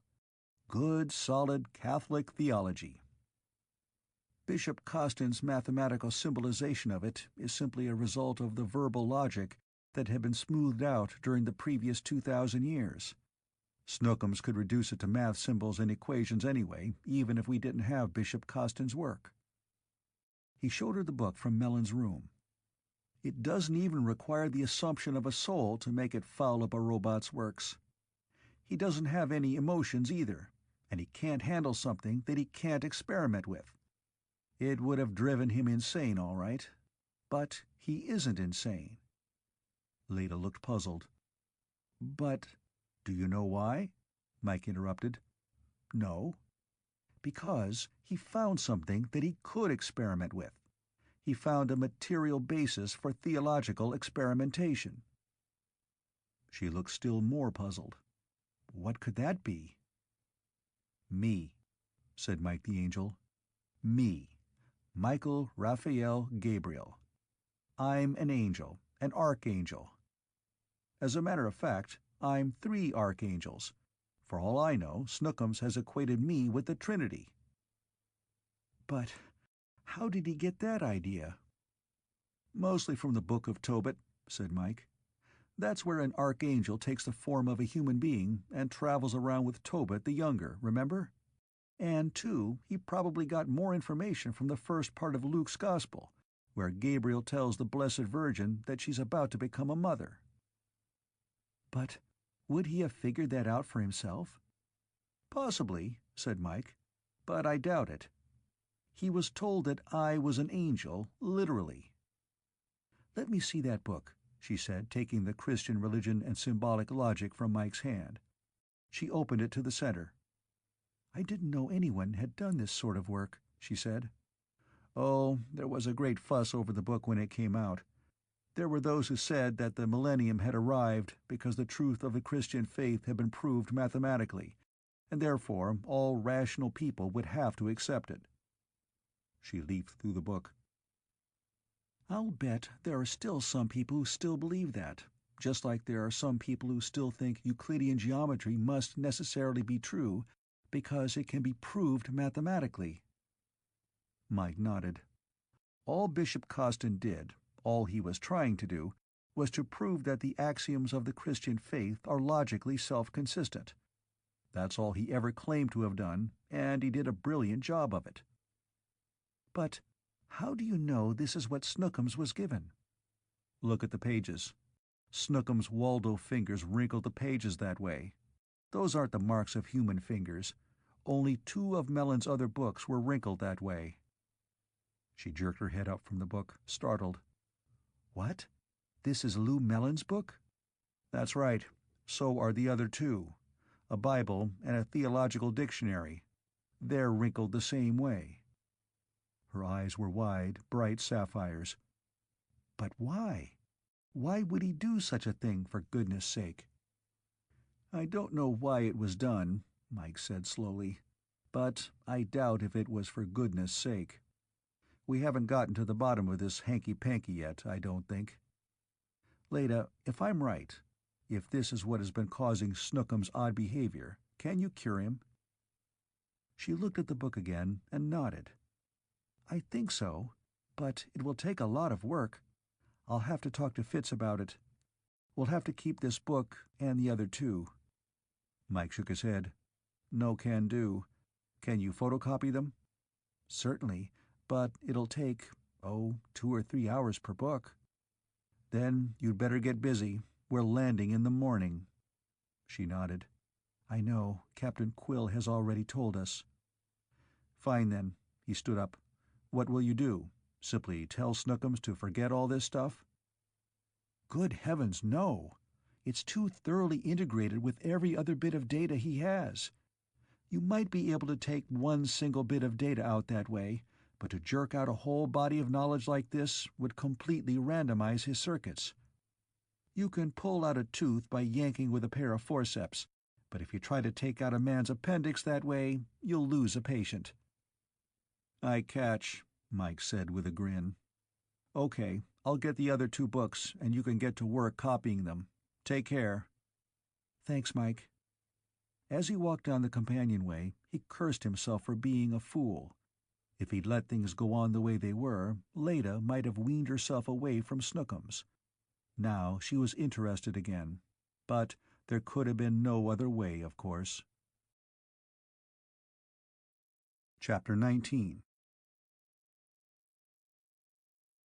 The interstellar ship Brainchild orbited around her destination, waiting during the final checkup before she landed on the planet below. It was not a nice planet. As far as size went, it could be classified as Earth-type, but size was almost the only resemblance to Earth. It orbited in space some 550 million miles from its Sol-like parent, a little farther away from the primary than Jupiter is from Sol itself. It was cold there, terribly cold. At high noon on the equator, the temperature reached a sweltering 180 degrees absolute. It became somewhat chillier toward the poles. H2O was, anywhere on the planet, a whitish, crystalline mineral suitable for building material. The atmosphere was similar to that of Jupiter, although the proportions of methane, ammonia, and hydrogen were different because of the lower gravitational potential of the planet. It had managed to retain a great deal more hydrogen in its atmosphere than Earth had, because of the fact that the average thermal velocity of the molecules was much lower. Since oxygen-releasing life had never developed on the frigid surface of the planet, there was no oxygen in the atmosphere. It was all tied up in combination with the hydrogen of the ice and the surface rocks of the planet. The Space Service ship that had discovered the planet 15 years before had given it the name Iceberg, thus commemorating the name of a spaceman second class who happened to have the luck to be A. named Robert Iceberg, B. a member of the crew of the ship to discover the planet, and C. under the command of a fun-loving captain. Iceberg had been picked as the planet to transfer the potentially dangerous Snookums to for 2 reasons. In the first place, if Snookums actually did solve the problem of the total annihilation bomb, the worst he could do was destroy a planet that wasn't much good anyway. And in the second place, the same energy requirements applied on Iceberg as did on Chilblain's base. It was easier to cool the helium bath of the brain if it only had to be lowered 175 degrees or so. It was a great place for cold work labs, but not worth anything for colonization. Chief Powerman's mate Malthouse looked gloomily at the figures on the landing sheet. Mike the Angel watched the expression on the chief's face and said, "What's the matter, Malthouse? No like?" Malthouse grimaced. "Well, sir, I don't like it, no. But I can't say I dislike it either." He stared at the landing sheet, pursing his lips. He looked as though he were valiantly restraining himself from asking questions about the other night's escapade, which he was. He said, "I just don't like to land without jets, sir, that's all." "Hell, neither do I," admitted Mike. "But we're not going to get down any other way. We managed to take off without jets, we'll manage to land without them." "Yes, sir," said Malthouse. "But we took off with the grain of the Earth's magnetic field. We're landing across the grain." "Sure," said Mike. "So what? If we overlook the motors, that's okay. We may never be able to get off the planet with this ship again, but we aren't supposed to anyway. Come on, Malthouse, don't worry about it. I know you hate to burn up a ship, but this one is supposed to be expendable." You may never have another chance like this." Malthouse tried to keep from grinning, but he couldn't. "All right, Commander. You have appealed to my baser instincts. My subconscious desire to wreck a spaceship has been brought to the surface. I can't resist it. Am I nutty, maybe?" "Not now, you're not," Mike said, grinning back. "We'll have a bitch of a job getting through the plasmasphere, though," said the chief. "That fraction of a second will—" "It'll jolt us," Mike agreed, interrupting. "But it won't wreck us. Let's get going." "Aye, sir," said Malthouse. The seas of Iceberg were liquid methane containing dissolved ammonia. Near the equator they were liquid. Farther north, the seas became slushy with crystallized ammonia. The site picked for the new labs of the Computer Corporation of Earth was in the northern hemisphere at 40 degrees north latitude, about the same distance from the equator as New York or Madrid, Spain would be on Earth. The brainchild would be dropping through Iceberg's magnetic field at an angle, but it wouldn't be the 90-degree angle of the equator. It would have been nice if the base could have been built at one of the poles, but that would have put the labs in an uncomfortable position, since there was no solid land at either pole. Mike the Angel didn't like the idea of having to land on Iceberg without jets any more than Malthouse did, but he was almost certain that the ship would take the strain. He took the companionway up to the control bridge, went in, and handed the landing sheet to Black Bart. The captain scowled at it, shrugged, and put it on his desk. "Will we make it, sir?" Mike said. "Any word from the Fireball?" Black Bart nodded. "She is orbiting outside the atmosphere. Captain Worcester will send down a ship to pick us up as soon as we've finished our business here." The Fireball, being much faster than the clumsy brainchild, had left Earth later than the slower ship and had arrived earlier. "Now hear this! Now hear this! Third warning! Landing orbit begins in 1 minute! Landing begins in 1 minute!" 60 seconds later, the brainchild began her long, logarithmic drop toward the surface of Iceberg. Landing a ship on her jets isn't an easy job, but at least an ion rocket is built for the job. Maybe someday the translation drive will be modified for planetary landings, but so far such a landing has been, as someone put it, 50% raw energy and 50% prayer. The landing was worse than the takeoff, a truism which has held since the first glider took off from the surface of Earth in the 19th century. What goes up doesn't necessarily have to come down, but when it does, the job is a lot rougher than getting up was. The plasmasphere of Iceberg differed from that of Earth in 2 ways. First, the ionizing source of radiation, the primary star, was farther away from Iceberg than Sol was from Earth, which tended to reduce the total ionization.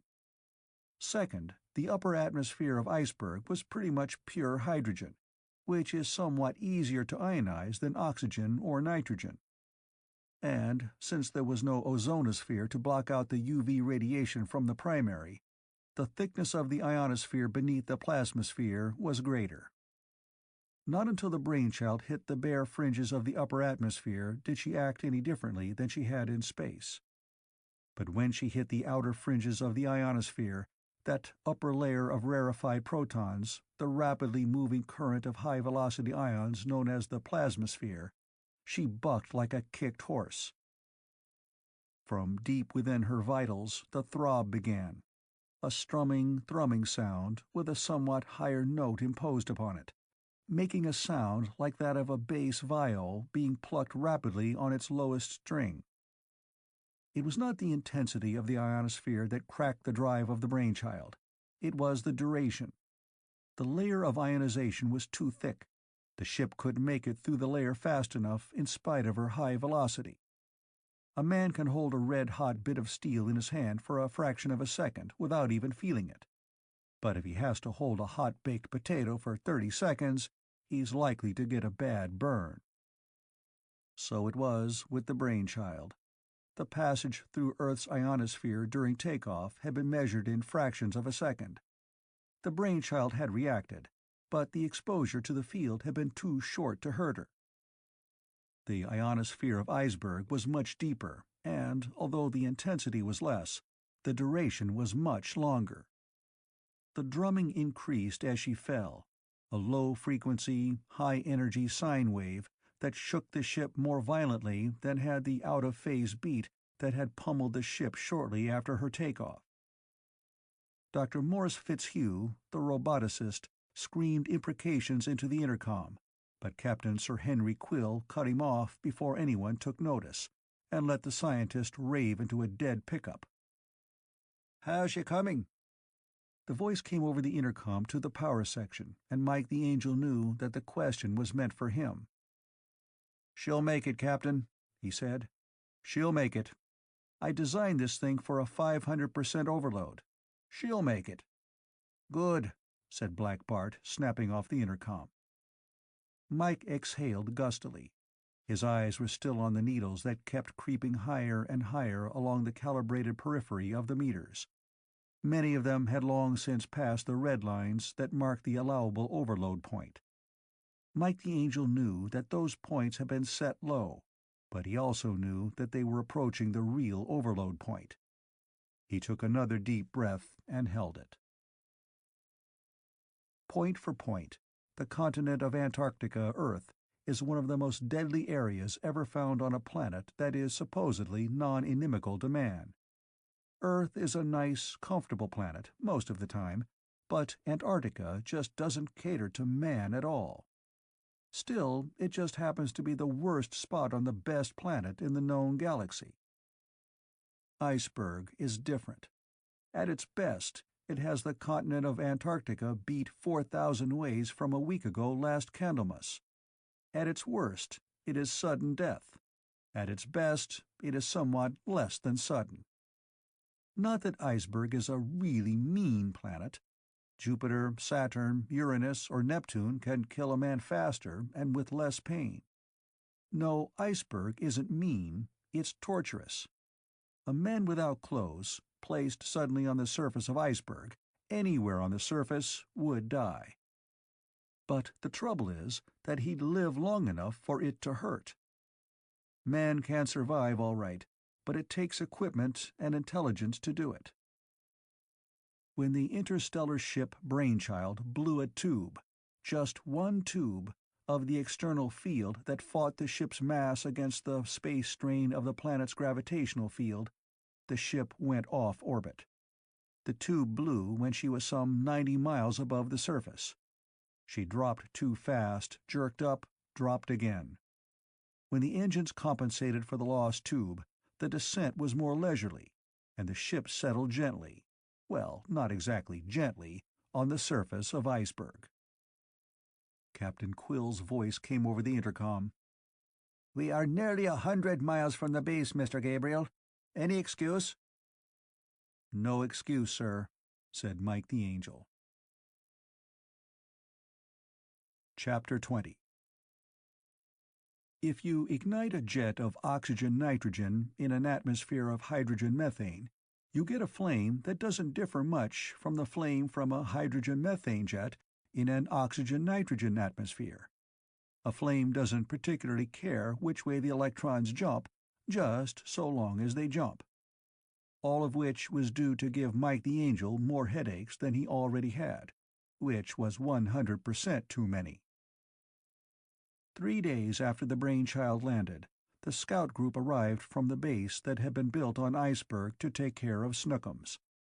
The leader, a heavy-set engineer named Treadmore, who had unkempt brownish hair and a sad look in his eyes, informed Captain Quill that there was a great deal of work to be done, and his countenance became even sadder.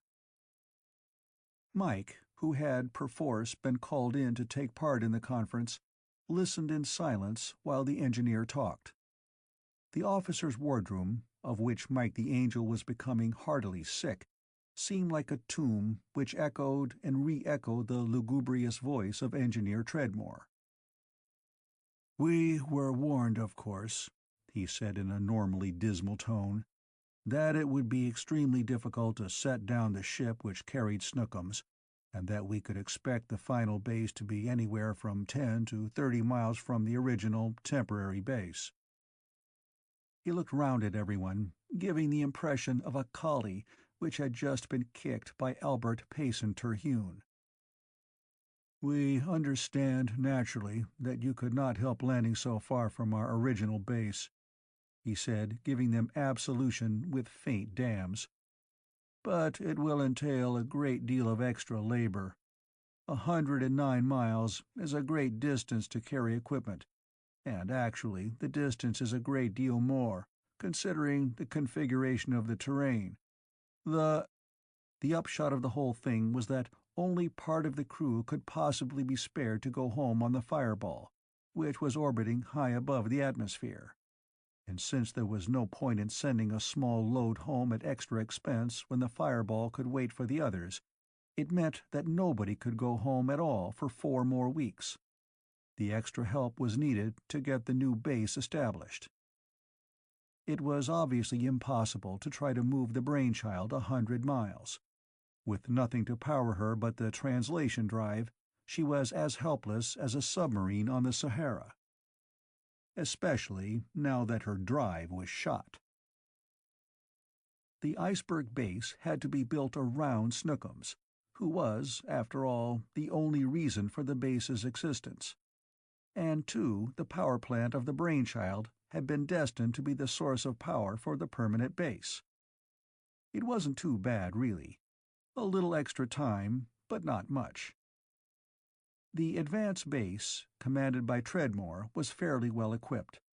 For transportation, they had 1 jet-powered aircraft, a couple of copters, and 15 ground crawlers with fat tires, plus all kinds of powered construction machinery. All of them were fueled with liquid HNO3, which makes a pretty good fuel in an atmosphere that is predominantly methane.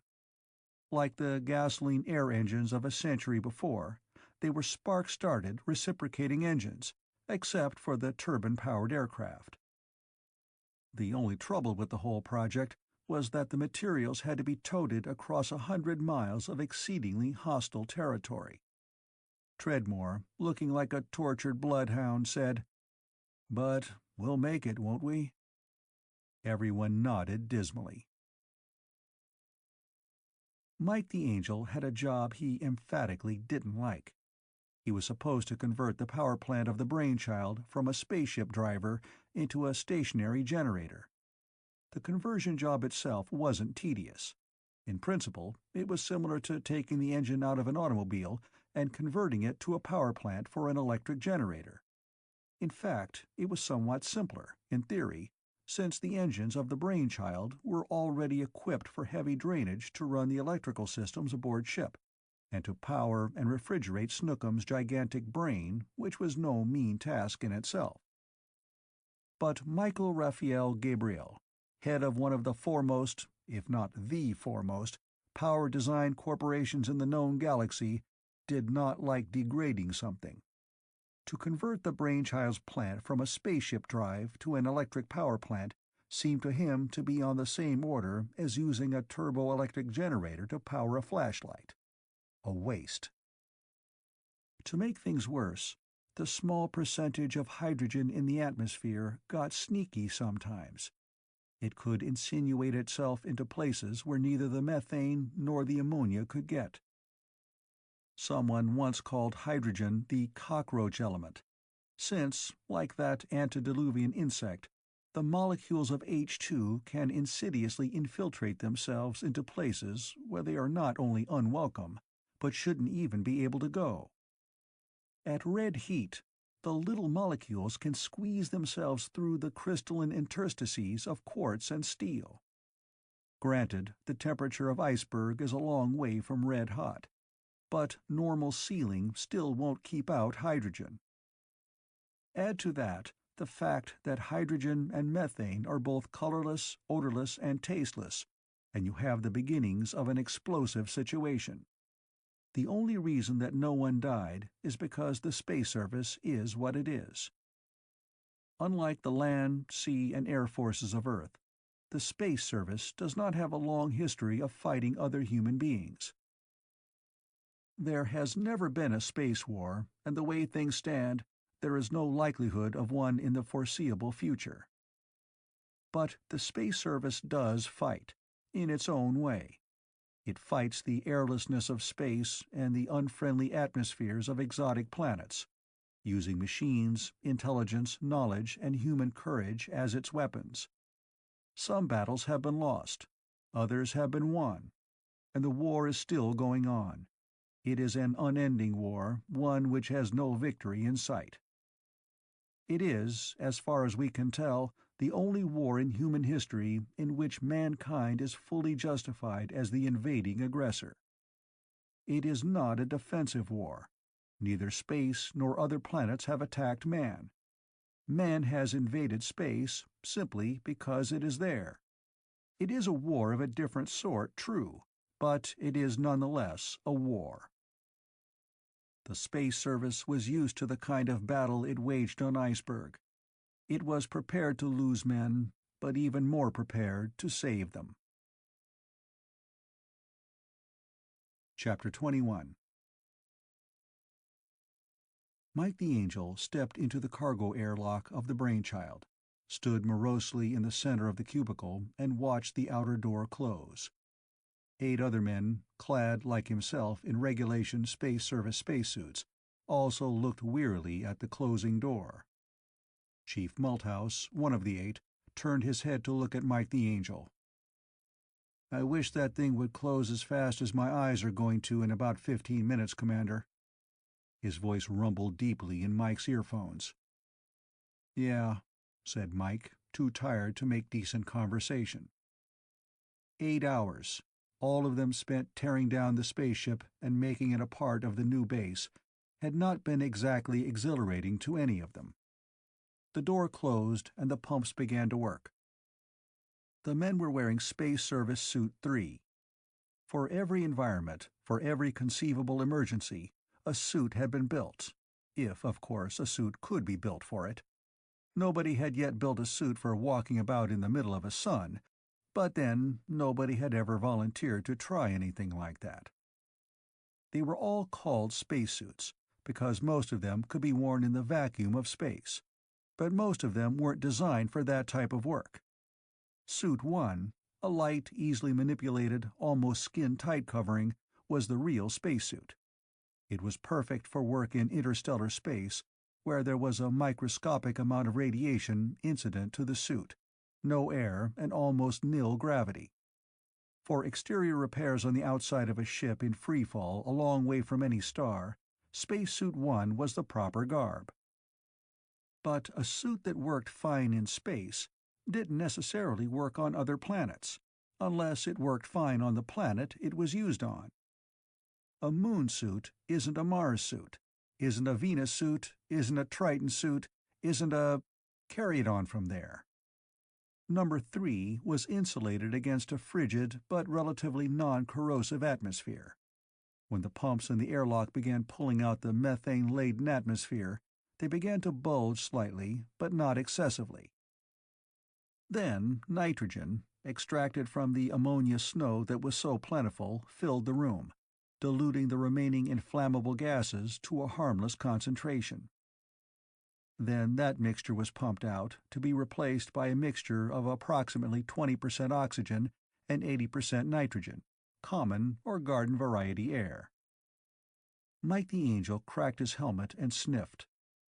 "Guk," he said. "If I ever faint and someone gives me smelling salts, I'll flay him alive with a coarse rasp." "Yes, sir," said Chief Malthouse as he began to shuck his suit. "But if I had my druthers, I'd druther you'd figure out some way to get all the ammonia out of the joints of this suit." The other men, sniffing and coughing, agreed in attitude, if not in voice. It wasn't really as bad as they pretended. Indeed, the odor of ammonia was hardly noticeable, but it made a good griping point. The inner door opened at last, and the men straggled through. "Good night, Chief," said Mike the Angel. "Night, sir," said Malthouse. "See you in the morning." "Yeah, night." Mike trudged toward the companionway that led toward the wardroom. If Keku or Jeffers happened to be there, he'd have a quick round of umanito. Jeffers called the game double solitaire for 3 people, and Keku said it meant horses 2 heads, but Mike had simply found it as a new game to play before bedtime. He looked forward to it, but he had something else to do first. Instead of hanging up his suit in the locker provided, he had bunched it under his arm, except for the helmet, and now he headed toward maintenance. He met Ensign Vanesky just coming out, and gave him a broad smile. "Mr. Vanesky, I got troubles." Vanesky smiled back worriedly. "Yes, sir, I guess we all do. What is it, sir?" Mike gestured at the bundle under his arm. "I abraded the sleeve of my suit while I was working today. I wish you'd take a look at it. I'm afraid it'll need a patch." For a moment, Vanesky looked as though he'd suddenly developed a headache. "I know you're supposed to be off duty now," Mike said soothingly, "but I don't want to get myself killed wearing a leaky suit tomorrow. I'll help you work on it if—" Vanesky grinned quickly. "Oh no, sir, that'll be all right. I'll give it a test anyway to check leaks. If it needs repair, it shouldn't take too long. Bring it in, we'll take a look at it." They went back into the maintenance section, and Vanesky spread the suit out on the work table. There was an obvious rough spot on the right sleeve. "Looks bad," said Vanesky. "I'll run a test right away." "Okay," said Mike. "I'll leave it to you. Can I pick it up in the morning?" "I think so. If it needs a patch, we'll have to test the patch, of course, but we should be able to finish it pretty quickly." He shrugged. "If we can't, sir, you'll just have to wait. Unless you want us to start altering a suit to your measurements." "Which would take longer?" "Altering a suit." "Okay, just patch this one then. What can I do?" "I'll get it out as fast as possible, sir," said Vanesky with a smile. "Fine, I'll see you later then." Mike, like Cleopatra, was not prone to argue. He left maintenance and headed toward the wardroom for a game of umanito. But when he met Leda Cranon going up the stairway, all thoughts of card games flitted from his mind with the careless nonchalance of a summer butterfly. "Hello," he said, pulling himself up a little straighter. He was tired, but not that tired. Her smile brushed the cobwebs from his mind, but a second look told him that there was worry behind the smile. "Hi, Mike," she said softly. "You look beat." "I am," admitted Mike, "to a frazzle. Have I told you that I love you?" "Once, I think. Maybe twice." Her eyes seemed to light up somewhere from far back in her head. "But enough of this mad passion," she said. "I want an invitation to have a drink, a stiff one." "I'll steal Jeffers' bottle," Mike offered. "What's the trouble?" Her smile faded, and her eyes became grave. "I'm scared, Mike. I want to talk to you." "Come along, then," Mike said. Mike the Angel poured 2 healthy slugs of Pete Jeffers brandy into a pair of glasses, added ice and water, and handed one to Leda Cranon with a flourish. And all the time he kept up a steady line of gentle patter. "It may interest you to know," he said chattily, "that the learned Mr. Treadmore has been furnishing me with the most fascinating information." He lifted up his own glass and looked into its amber depths. They were in his stateroom, and this time the door was closed, at her insistence. She had explained that she didn't want to be overheard, even by passing crew members. He swizzled the ice around in his glass, still holding it up to the light. "Indeed," he rambled on. "Treadmore babbled for heaven knows how long on the relative occurrence of parahydrogen and orthohydrogen on iceberg." He took his eyes from the glass and looked down at the girl who was seated demurely on the edge of his bunk. Her smile was encouraging. "He said, and I quote," Mike's voice assumed a gloomy but stilted tone, "normal hydrogen gas consists of diatomic molecules. The nuclear, or proton, spin of these atoms, that is, of the 2 atoms that compose the molecule, may be oriented in the same direction or in opposite directions." He held a finger in the air as if to make a deep philosophical point. "If," he said pontifically, "they are oriented in the same direction, we refer to the substance as orthohydrogen. If they are oriented in the opposite directions, it is parahydrogen. The ortho molecules rotate with odd rotational quantum numbers, while the para molecules rotate with even quantum numbers. Since conversion does not normally occur between the two states, normal hydrogen may be considered—" Leda Cranon, snickering, waved her hand in the air. "Please," she interrupted, "he can't be that bad.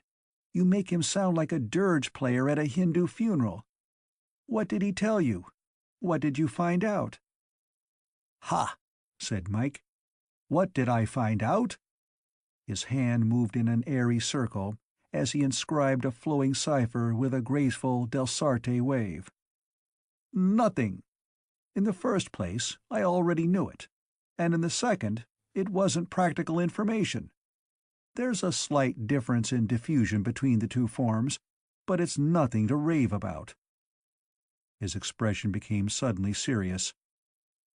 "I hope your information is a bit more revealing." She glanced at her glass, nodded, and drained it. Mike had extracted a promise from her that she would drink one drink before she talked.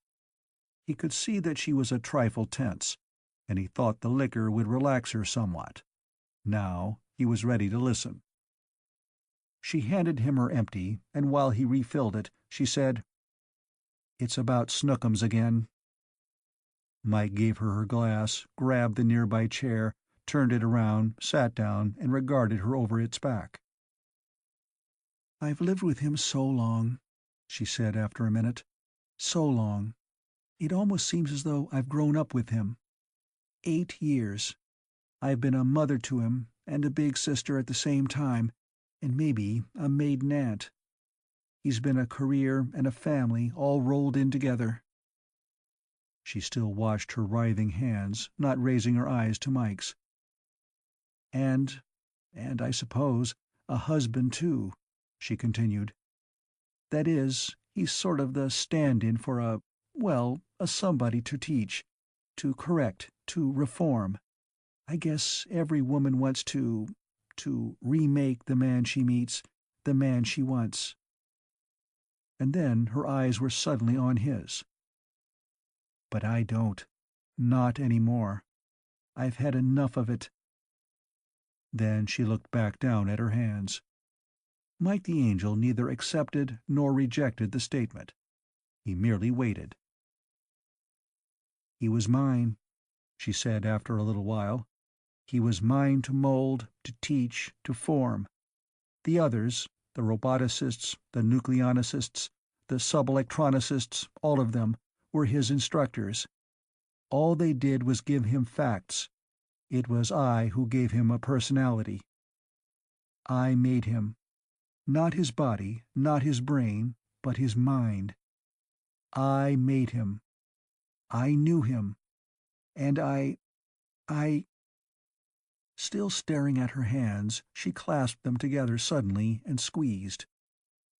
"And I loved him," she finished. She looked up at Mike then. "Can you see that?" she asked tensely. "Can you understand?" "Yes," said Mike the Angel quietly. "Yes, I can understand that. Under the same circumstances, I might have done the same thing." He paused.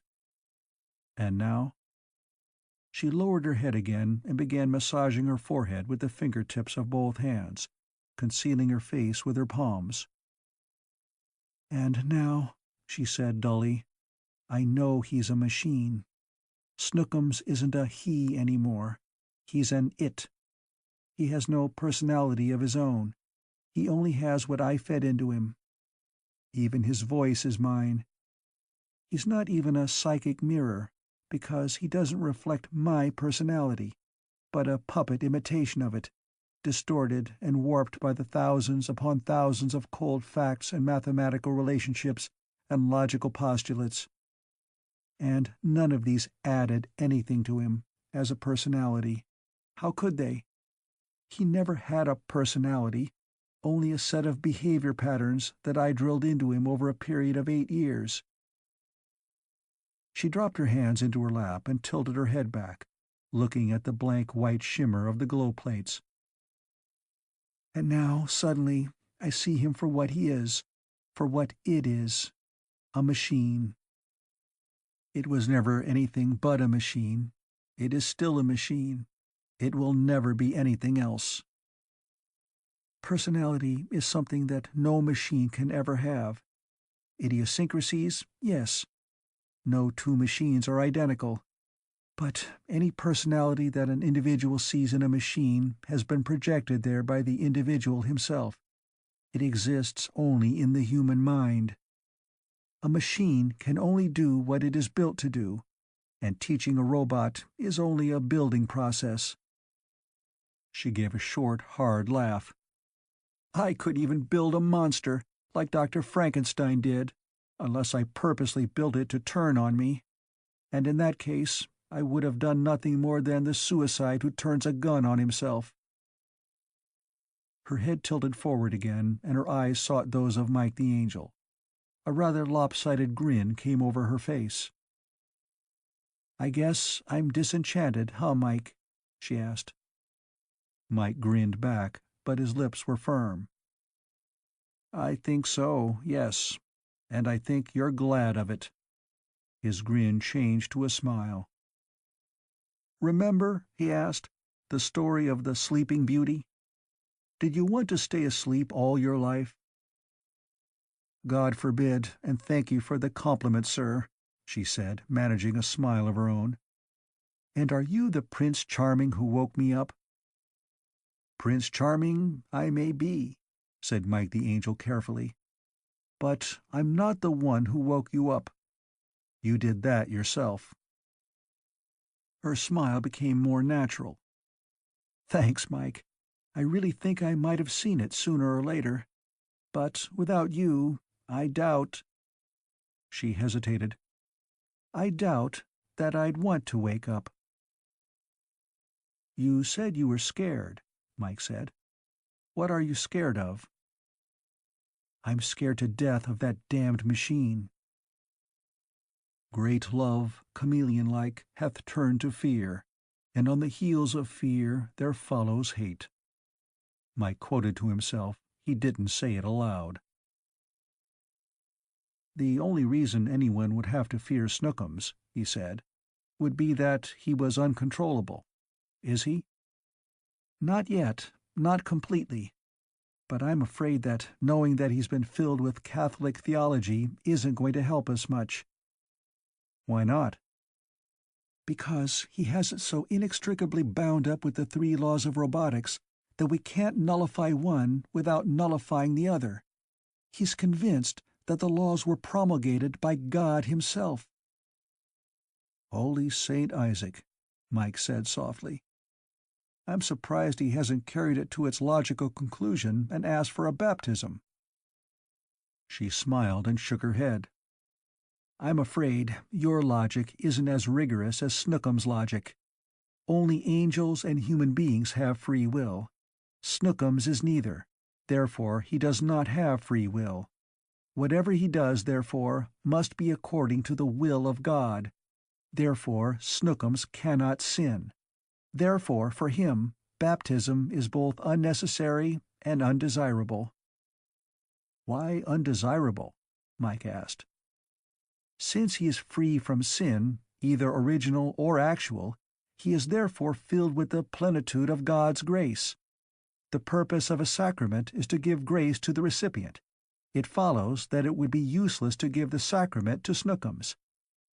To perform a sacrament or to receive it when one knows that it will be useless is sacrilege, and sacrilege is undesirable. Brother, but I still don't see how that makes him dangerous. The operation of the first law, Leda said. For a man to sin involves endangering his immortal soul. Snookums, therefore, must prevent men from sinning. But sin includes thought, intention. Snookums is trying to figure that one out now. If he ever does, he's going to be a thought policeman, and a strict one." "You mean he's working on telepathy?" She laughed humorlessly. "No, but he's trying to dope out a system whereby he can tell what a man is going to do a few seconds before he does it. Muscular and nervous preparation, that sort of thing. He hasn't enough data yet, but he will have it soon enough. There's another thing. Snookums is fouling up the second law's operation. He won't take orders that interfere in any way with his religious beliefs, since that automatically conflicts with the first law. He himself cannot sin, but neither can he do anything which would make him the tool of an intent to sin. He refuses to do anything at all on Sunday, for instance, and he won't let either Fitz or I do anything that even vaguely resembles menial labor. Slowly, he's coming to the notion that human beings aren't human, that only God is human in relation to the first and second laws. There's nothing we can do with him." "What will you do if he becomes completely uncontrollable?" She sighed. "We'll have to shut him off, drain his memory banks, and start all over again." Mike closed his eyes. 18 billions down the drain, just because a robot was taught theology. What price glory. Chapter 22. Captain Sir Henry Quill scowled and rubbed his fingertips over the top of his shiny pink pate. "Your evidence isn't enough to convict, Golden Wings." "I know it isn't, Captain," admitted Mike the Angel. "That's why I want to round everybody up and do it this way. If he can be convinced that we do have the evidence, he may crack and give us a confession." "What about Lieutenant Mellon's peculiar actions? How does that tie in?" "Did you ever hear of lysodine, Captain?" Captain Quill leaned back in his chair and looked up at Mike. "No, what is it?" "That's the trade name for a very powerful drug, a derivative of lysergic acid. It's used in treating certain mental ailments. A bottle of it was missing from Mellon's kit, according to the inventory Chief Pasteur took after Mellon's death. The symptoms of an overdose of the drug, administered orally, are hallucinations and delusions amounting to acute paranoia. The final result of the drug's effect on the brain is death. It wasn't my blow to the solar plexus, or the sedative that Pasteur gave him, or Vanesky's shot with a stun gun that killed Mellon. It was an overdose of lysodine." "Can the presence of this drug be detected after death?" "Pasteur says it can. He won't even have to perform an autopsy.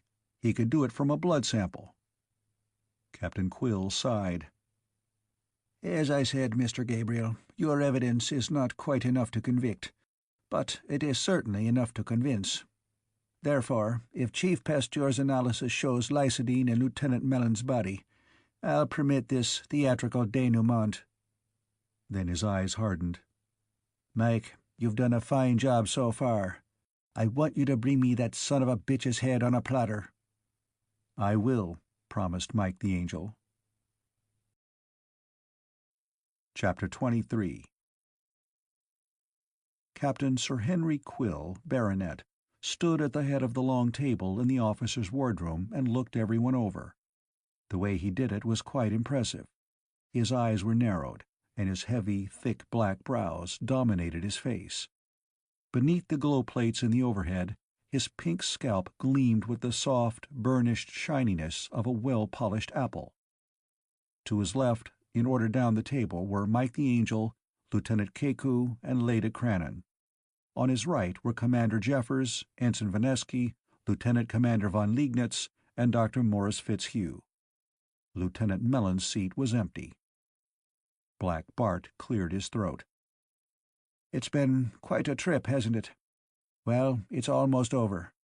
Mr. Gabriel finished the conversion of the power plant yesterday. Treadmore's men can finish up.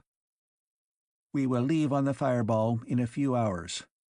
but there is something that must be cleared up first. A man died on the way out here. The circumstances surrounding his death have been cleared up now, and I feel that we all deserve an explanation." He turned to Mike the Angel. "Mr. Gabriel, if you will, please." Mike stood up as the captain sat down. "The question that has bothered me from the beginning has been, exactly what killed Lieutenant Mellon? Well, we know now. We know what killed him and why he died. He was murdered, deliberately and in cold blood." That froze everybody at the table. "It was done by a slow-acting but nonetheless deadly drug that took time to act, but did its job very well. There were several other puzzling things that happened that night. Snookums began behaving irrationally. It is the height of coincidence that a robot and a human being should both become insane at almost the same time. Therefore, we have to look for a common cause." Lieutenant Commander von Liegnitz raised a tentative hand, and Mike said, "Go ahead." "I was under the impression that the robot went mad because Mellon had filled him full of theological nonsense. It would take a madman to do anything like that to a fine machine. Therefore, I see no peculiar coincidence." "That's exactly what the killer wanted us to think," Mike said. "But it wasn't Mellon that fed Snookums' theology. Mellon was a devout churchman. His record shows that. He would never have tried to convert a machine to Christianity, nor would he have tried to ruin an expensive machine. How do I know that someone else was involved?" He looked at the giant Lieutenant Keku. "Do you remember when we took Mellon to his quarters after he tried to brain von Liegnitz? We found half a bottle of wine. That disappeared during the night, because it was loaded with lysodine, and the killer didn't want it analyzed. But more important, as far as Snookums is concerned, is that I looked over the books on Mellon's desk that night. There weren't many, and I knew which ones they were. When Captain Quill and I checked Mellon's books after his death, someone had returned his copy of the Christian Religion and Symbolic Logic. It had not been there the night before." "Mike," said Pete Jeffers, "why would anybody here want to kill Lou that-a-way? What would anybody have against him?" "That's the sad part about it, Pete. Our murderer didn't even have anything against Mellon. He wanted, and still wants, to kill me." "I don't quite follow," Jeffers said. "I'll give it to you piece by piece. The killer wanted no mystery connected with my death. There are reasons for that, which I'll come to in a moment. He had to put the blame on someone or something else. His first choice was Snookums. It occurred to him that he could take advantage of the fact that I'm called Mike the Angel. He borrowed Mellon's books and began pumping theology into Snookums. He figured that would be safe enough. Mellon would certainly lend him the books if he pretended an interest in religion. If anything came out afterward, he could, he thought, claim that Snookums got hold of the books without his knowing it. And that sort of muddy thinking is typical of our killer. He told Snookums that I was an angel, you see. I couldn't be either hurt or killed. He protected himself, of course, by telling Snookums that he mustn't reveal his source of data. If Snookums told, then the killer would be punished, and that effectively shut Snookums up. He couldn't talk without violating the first law. Unfortunately, the killer couldn't get Snookums to do away with me. Snookums knew perfectly well that an angel can blast anything at will, through the operation of God. Witness what happened at Sodom and Gomorrah. Remember that Snookums has accepted all this data as fact. Now, if an angel can kill, it is obvious that Snookums would not dare attack an angel, especially if he had been ordered to do so by a human. "Just a minute, Commander," said Dr. Fitzhugh, corrugating his face in a frown. "That doesn't hold. Even if an angel could blast him, Snookums would attack if ordered to do so. The second law of obedience supersedes the third law of self-preservation." "You are forgetting one thing, Doctor. An angel of God would know who had ordered the attack. It would be the human who ordered the attack, not Snookums, who would be struck by heavenly justice. And the first law supersedes the second." Fitzhugh nodded. "You're right, of course." "Very well, then," Mike continued.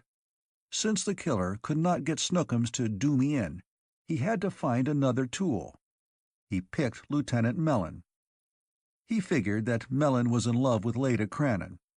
Maybe he was, I don't know. He figured that Mellon, knowing that I was showing Miss Cranon attention, would, under the influence of the lysergic acid derivative, try to kill me. He may even have suggested it to Mellon after Mellon had taken a dose of the drugged wine. But that plan backfired too. Mellon didn't have that kind of mind.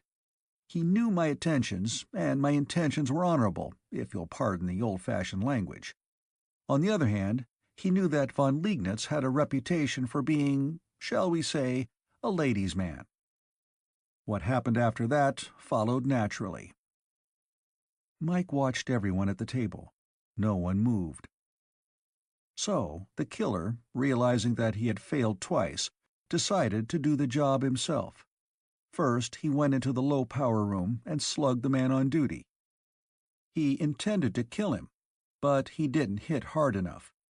When that man wakes up, he'll be able to testify against the killer. Then, the killer ordered Snookums to tear out the switches. He had made sure that Snookums would be waiting outside. Before he called Snookums in, of course, he had to put the duty man in a tool closet, so that the robot wouldn't see him. He told Snookums to wait 5 minutes and then smash the switches and head back to his cubicle. Then the killer went to my room and waited. When the lights went out and the door opened, he intended to go in and smash my skull, making it look as though either Mellon or Snookums had done it. But he didn't figure on my awakening as soon as the switches were broken. He heard me moving around and decided to wait until I came out. But I heard him breathing. It was quite faint, and I wouldn't have heard it, except for the fact that the air conditioners were off. Even so, I couldn't be sure. However, I knew it wasn't Snookums. Snookums radiates a devil of a lot more heat than a human being, and besides, he smells of machine oil. So I pulled my little trick with the boots. The killer waited and waited for me to come out, and I was already out. Then Chief Malthouse approached from the other direction. The killer knew he'd have to get out of there, so he went in the opposite direction. He met Snookums, who was still obeying orders. Snookums smacked into me on his way down the hall. He could do that, you see, because I was an angel. If he hurt me of his own accord, I couldn't take revenge on anyone but him. And there was no necessity to obey my orders, either, since he was obeying the orders of the killer, which held precedence. Then, to further confuse things, the killer went to Mellon's room. The physician was in a drugged stupor, so the killer carried him out and put him in an unlikely place, so that we'd think that perhaps Mellon had been the one who tried to get me. He had everyone's eyes on him now. They didn't want to look at each other. Pete Jeffers said, "Mike, if Mellon was poison, like you say, how come he was able to attack Mr. Vanesky?" "Ah, but did he? Think back, Pete. Mellon, dying or already dead, had been propped upright in that narrow locker. When it was opened, he started to fall out, straight toward the man who had opened the locker, naturally. Vanesky jumped back and shot before Mellon even hit the floor. Isn't that right?" Sure, Jeffers said slowly. "I reckon I'd have done the same thing if he'd started to fall out toward me. I wasn't even looking when the locker was opened. I didn't turn around until that stun gun went off. Then I saw Mellon falling." "Exactly. No matter how it may have looked, Vanesky couldn't have killed him with the stun gun, because he was already either dead or so close to death as makes no difference." Ensign Vanesky rather timidly raised his hand. Excuse me, sir, but you said this killer was waiting for you outside your room when the lights went out. You said you knew it wasn't Snookums because Snookums smells of hot machine oil, and you didn't smell any. Isn't it possible that an air current or something blew the smell away? Or... Mike shook his head. Impossible, Mr. Vanesky. I woke up when the door slid open. I heard the last dying whisper of the air conditioners when the power was cut. Now, we know that Snookums tore out those switches. He's admitted it. And the evidence shows that a pair of Waldo hands smashed those switches. Now, how could Snookums have been at my door within 2 seconds after tearing out those switches? He couldn't have. It wasn't Snookums at my door, it was someone else. Again, they were all silent, but the question was on their faces. Who? Now we come to the question of motive, Mike continued. Who among you would have any reason to kill me? Of the whole group here, I had known only Captain Quill and Commander Jeffers before landing in Antarctica. I couldn't think of any reason for either of them to want to murder me. On the other hand, I couldn't think of anything I had done since I had met the rest of you that would make me a target for death. He paused. Except for one thing. He looked at Jacob von Liegnitz. "How about it, Jake?" he said. "Would you kill a man for jealousy?" "Possibly," said von Liegnitz coldly. "I might find it in my heart to feel very unkindly toward a man who had made advances toward my wife. But I have no wife, nor any desire for one. Miss Crannon," he glanced at Leda, "is a very beautiful woman, but I am not in love with her. I am afraid I cannot oblige you with a motive, Commander, either for killing Lieutenant Mellon or yourself." "I thought not," Mike said. "Your statement alone, of course, wouldn't make it true, but we have already shown that the killer had to be on good terms with Mellon in order to borrow his books and slip a drug into his wine.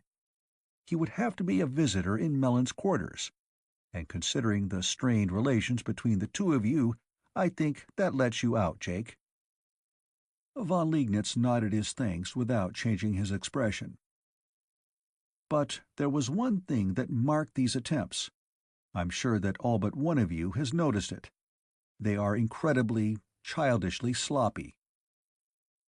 Mike paused to let that sink in before he went on.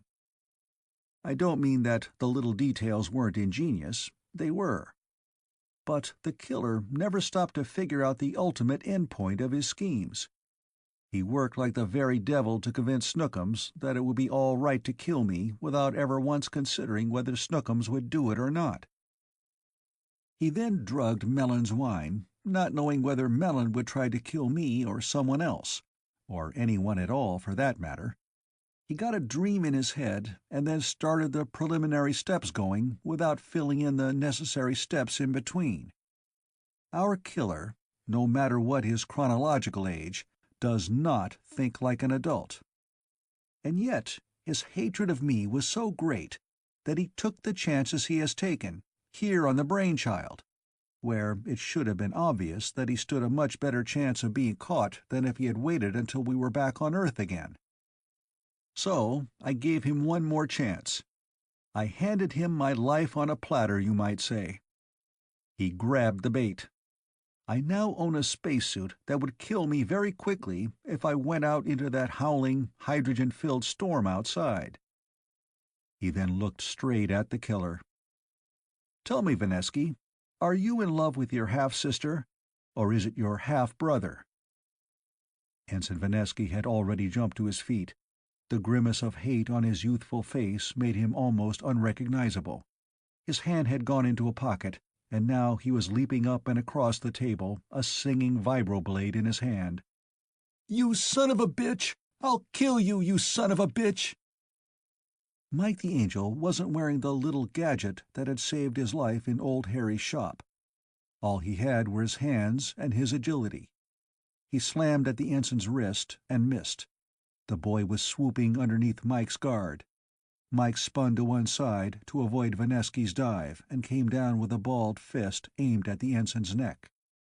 He almost hit Lieutenant Keku. The big Hawaiian had leapt to his feet and landed a hard punch on Vanesky's nose. At the same time, Jeffers and von Liegnitz had jumped up and grabbed at Vanesky, who was between them. Black Bart had simply stood up fast, drawn his stun gun, and fired at the young officer. Ensign Vanesky collapsed on the table. He'd been slugged 4 times and hit with a stun beam in the space of half a second.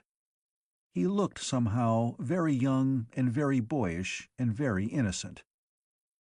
Dr. Fitzhugh, who had stood up during the brief altercation, sat down slowly and picked up his cup of coffee. But his eyes didn't leave the unconscious man sprawled across the table. "How could you be so sure, Commander? About his actions, I mean. About his childishness." "A lot of things. The way he played poker, the way he played bridge. He never took the unexpected into account." "But why should he want to kill you here on the ship?" Fitzhugh asked. "Why not wait until you got back to Earth, where he'd have a better chance?" "I think he was afraid I already knew who he was, or would find out very quickly. Besides, he had already tried to kill me once back on Earth." Leda Cranon looked blank. "When was that, Mike?" "In New York, before I ever met him. I was responsible for the arrest of a teenage brother and sister named Larchmont. The detective in the case told me that they had an older half-brother, that their mother had been married before. But he didn't mention the name, and I never thought to ask him.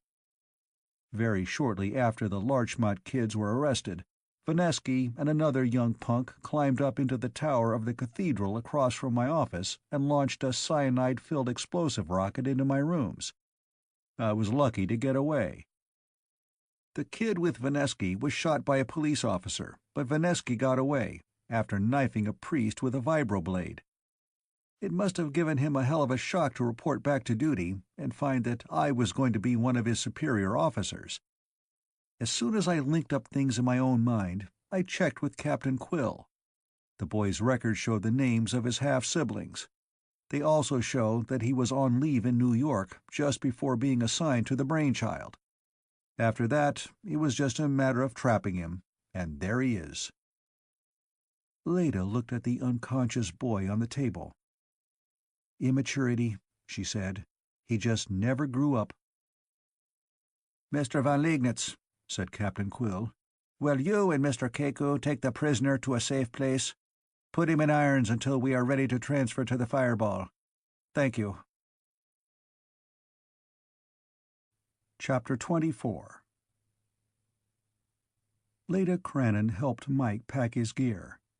Neither of them wanted, just yet, to bring up the subject of Mike's leaving.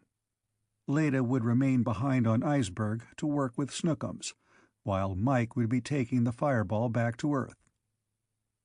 "I don't understand that remark you made about the spacesuit," she said, putting shirts into Mike's gear locker. "You said you'd put your life in his hands, or something like that. What did you do exactly?" "Purposely abraded the sleeve of my suit so that he would be in a position to repair it as maintenance officer. He fixed it all right. I'd have been a dead man if I'd worn it out on the surface of Iceberg." "What did he do to it?" she asked. "Fix it so it would leak?" "Yes, but not in an obvious way," Mike said. "I'll give him credit. He's clever. What he did was use the wrong patching material. A number 3 suit is as near hydrogen-proof as any flexible material can be, but even so, it can't be worn for long periods, several days, I mean. But the stuff Vanesky used to patch my suit is a polymer that leaks hydrogen very easily. Ammonia and methane would be blocked, but my suit would have slowly gotten more and more hydrogen in it." "Is that bad?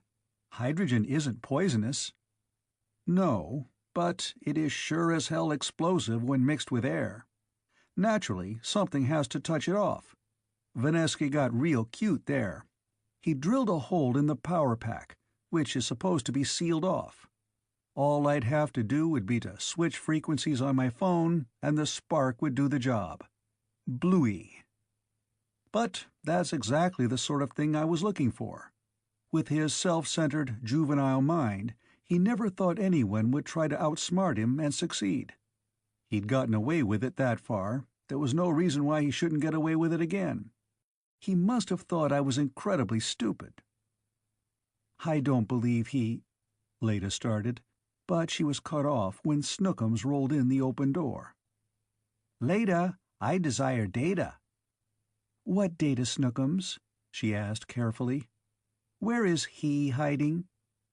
They both looked at him. "Where is who hiding?" Leda asked. "God," said Snookums. "Why do you want to find God, Snookums?" Mike asked gently. "I have to watch him," said the robot. "Why do you have to watch him?" "Because he is watching me." "Does it hurt you to have him watch you?" "No." "What good will it do for you to watch him?" "I can study him. I can know what he is doing." "Why do you want to know what he is doing?" "So that I can analyze his methods." Mike thought that one over. He knew that he and Snookums were beginning to sound like they were reading a catechism written by a madman, but he had a definite hunch that Snookums was on the trail of something. "You want to know his methods," Mike said after a moment. "Why?" "So that I can anticipate him, circumvent him." "What makes it necessary for you to circumvent God?" Mike asked, wondering if he'd have to pry everything out of the robot piecemeal. "I must," said Snookums. "It is necessary. Otherwise, he will kill me." Mike started to say something, but Leda grabbed his arm. I think I can clear this up. I think I see where you're heading." Mike nodded. "Go ahead." "Give me your reasoning from data on that conclusion," Leda ordered the robot. There was a very slight pause while the great brain in Cargo Hold 1 sorted through its memory banks.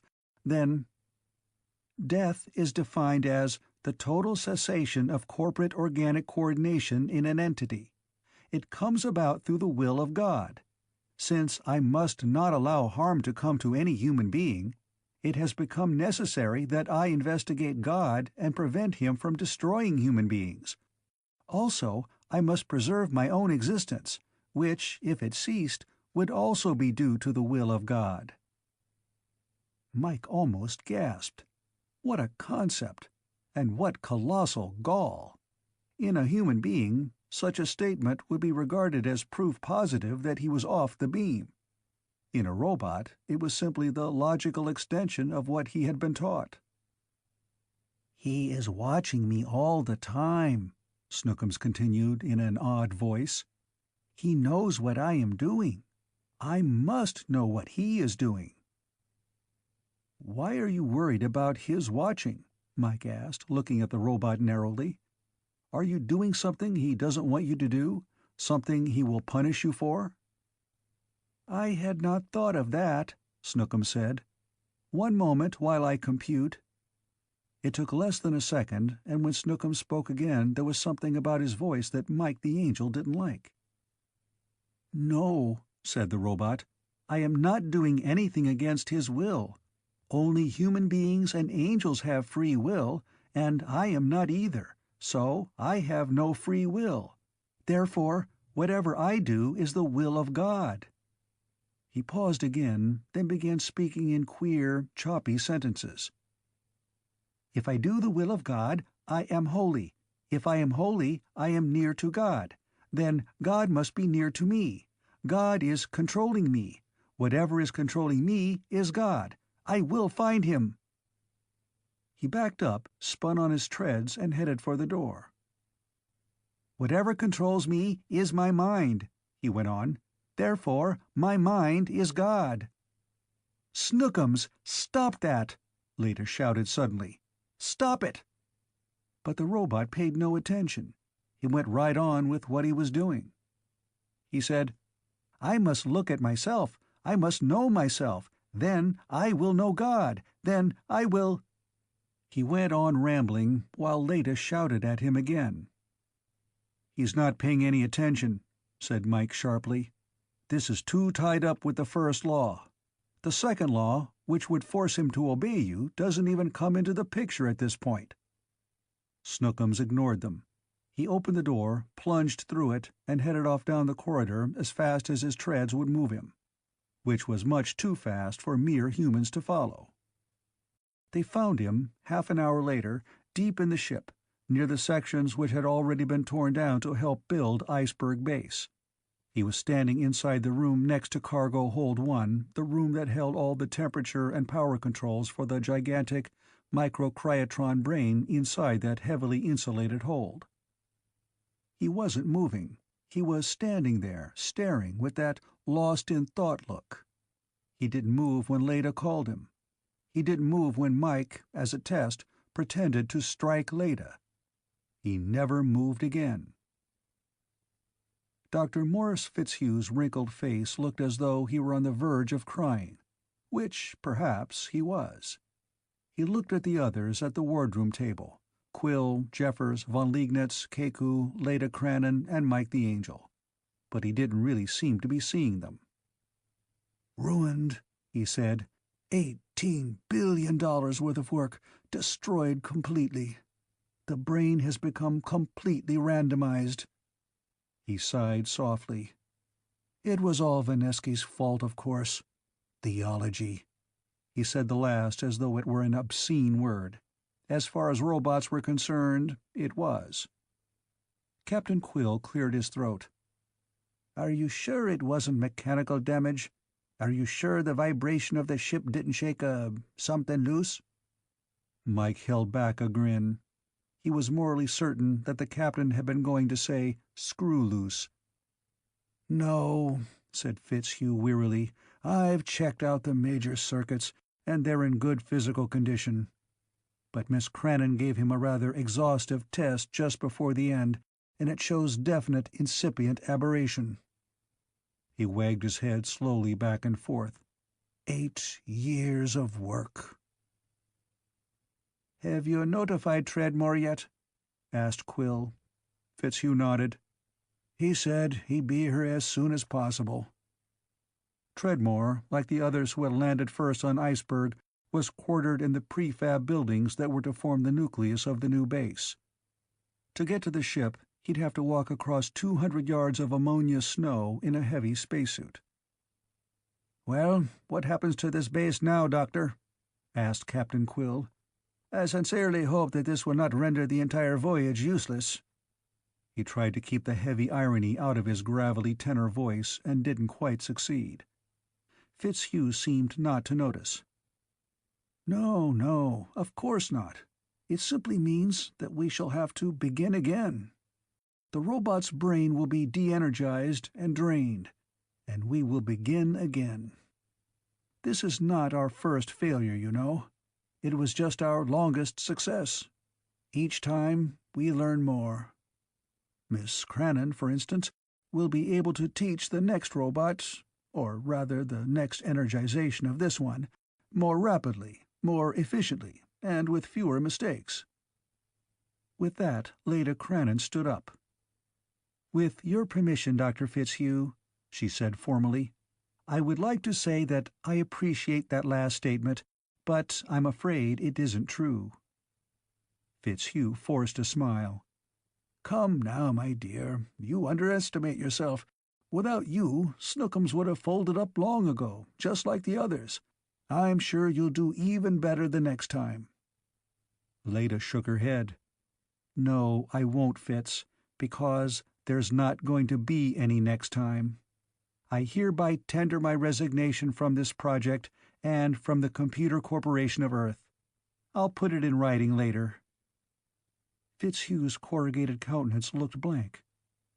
"But, Leda—" "No, Doctor," she said firmly. "I will not waste another 8 or 10 years of my life playing nursemaid to a hunk of pseudo-human machinery. I watched that thing go mad, Fitz. You didn't. It was the most horrible, most frightening thing I've ever experienced. I will not go through it again. Even if the next one didn't crack, I couldn't take it. By human standards, a robot is insane to begin with. If I follow this up, I'd end up as an old maid with a twisted mind and a cold heart. I quit, Fitz, and that's final." Mike was watching her as she spoke, and he found his emotions getting all tangled up around his insides. Her red hair and her blue eyes were shining, and her face was set in determination. She had always been beautiful, but at that moment she was magnificent. Hell, thought Mike, I'm prejudiced, but what a wonderful kind of prejudice. "I understand, my dear," said Dr. Fitzhugh slowly. He smiled then, deepening the wrinkles in his face. His voice was warm and kindly when he spoke. "I accept your resignation, but remember, if you want to come back, you can, and if you get a position elsewhere, you will have my highest recommendations." Leda just stood there for a moment, tears forming in her eyes. Then she ran around the table and threw her arms around the elderly and somewhat surprised roboticist. "Thank you, Fitz," she said, "for everything." Then she kissed him on his seamed cheek. "I beg your pardon," said a sad and solemn voice from the door. "Am I interrupting something?" It was Treadmore. "You are," said Fitzhugh with a grin, "but we will let it pass." "What has happened to Snookums?" Treadmore asked. "Acute introspection," Fitzhugh said, losing his smile. "He began to try to compute the workings of his own brain. That meant that he had to use his non-random circuits to analyze the workings of his random circuits. He exceeded optimum. The entire brain is now entirely randomized." "Dear me," said Treadmore. "Do you suppose we can—" Black Bart Quill tapped Mike the Angel on the shoulder. "Let's go," he said quietly. "We don't want to stand around listening to this when we have a ship to catch." Mike and Leda followed him out into the corridor. "You know," Quill said, "robots aren't the only ones who can get confused watching their own brains go round." "I have other things to watch," said Mike the Angel,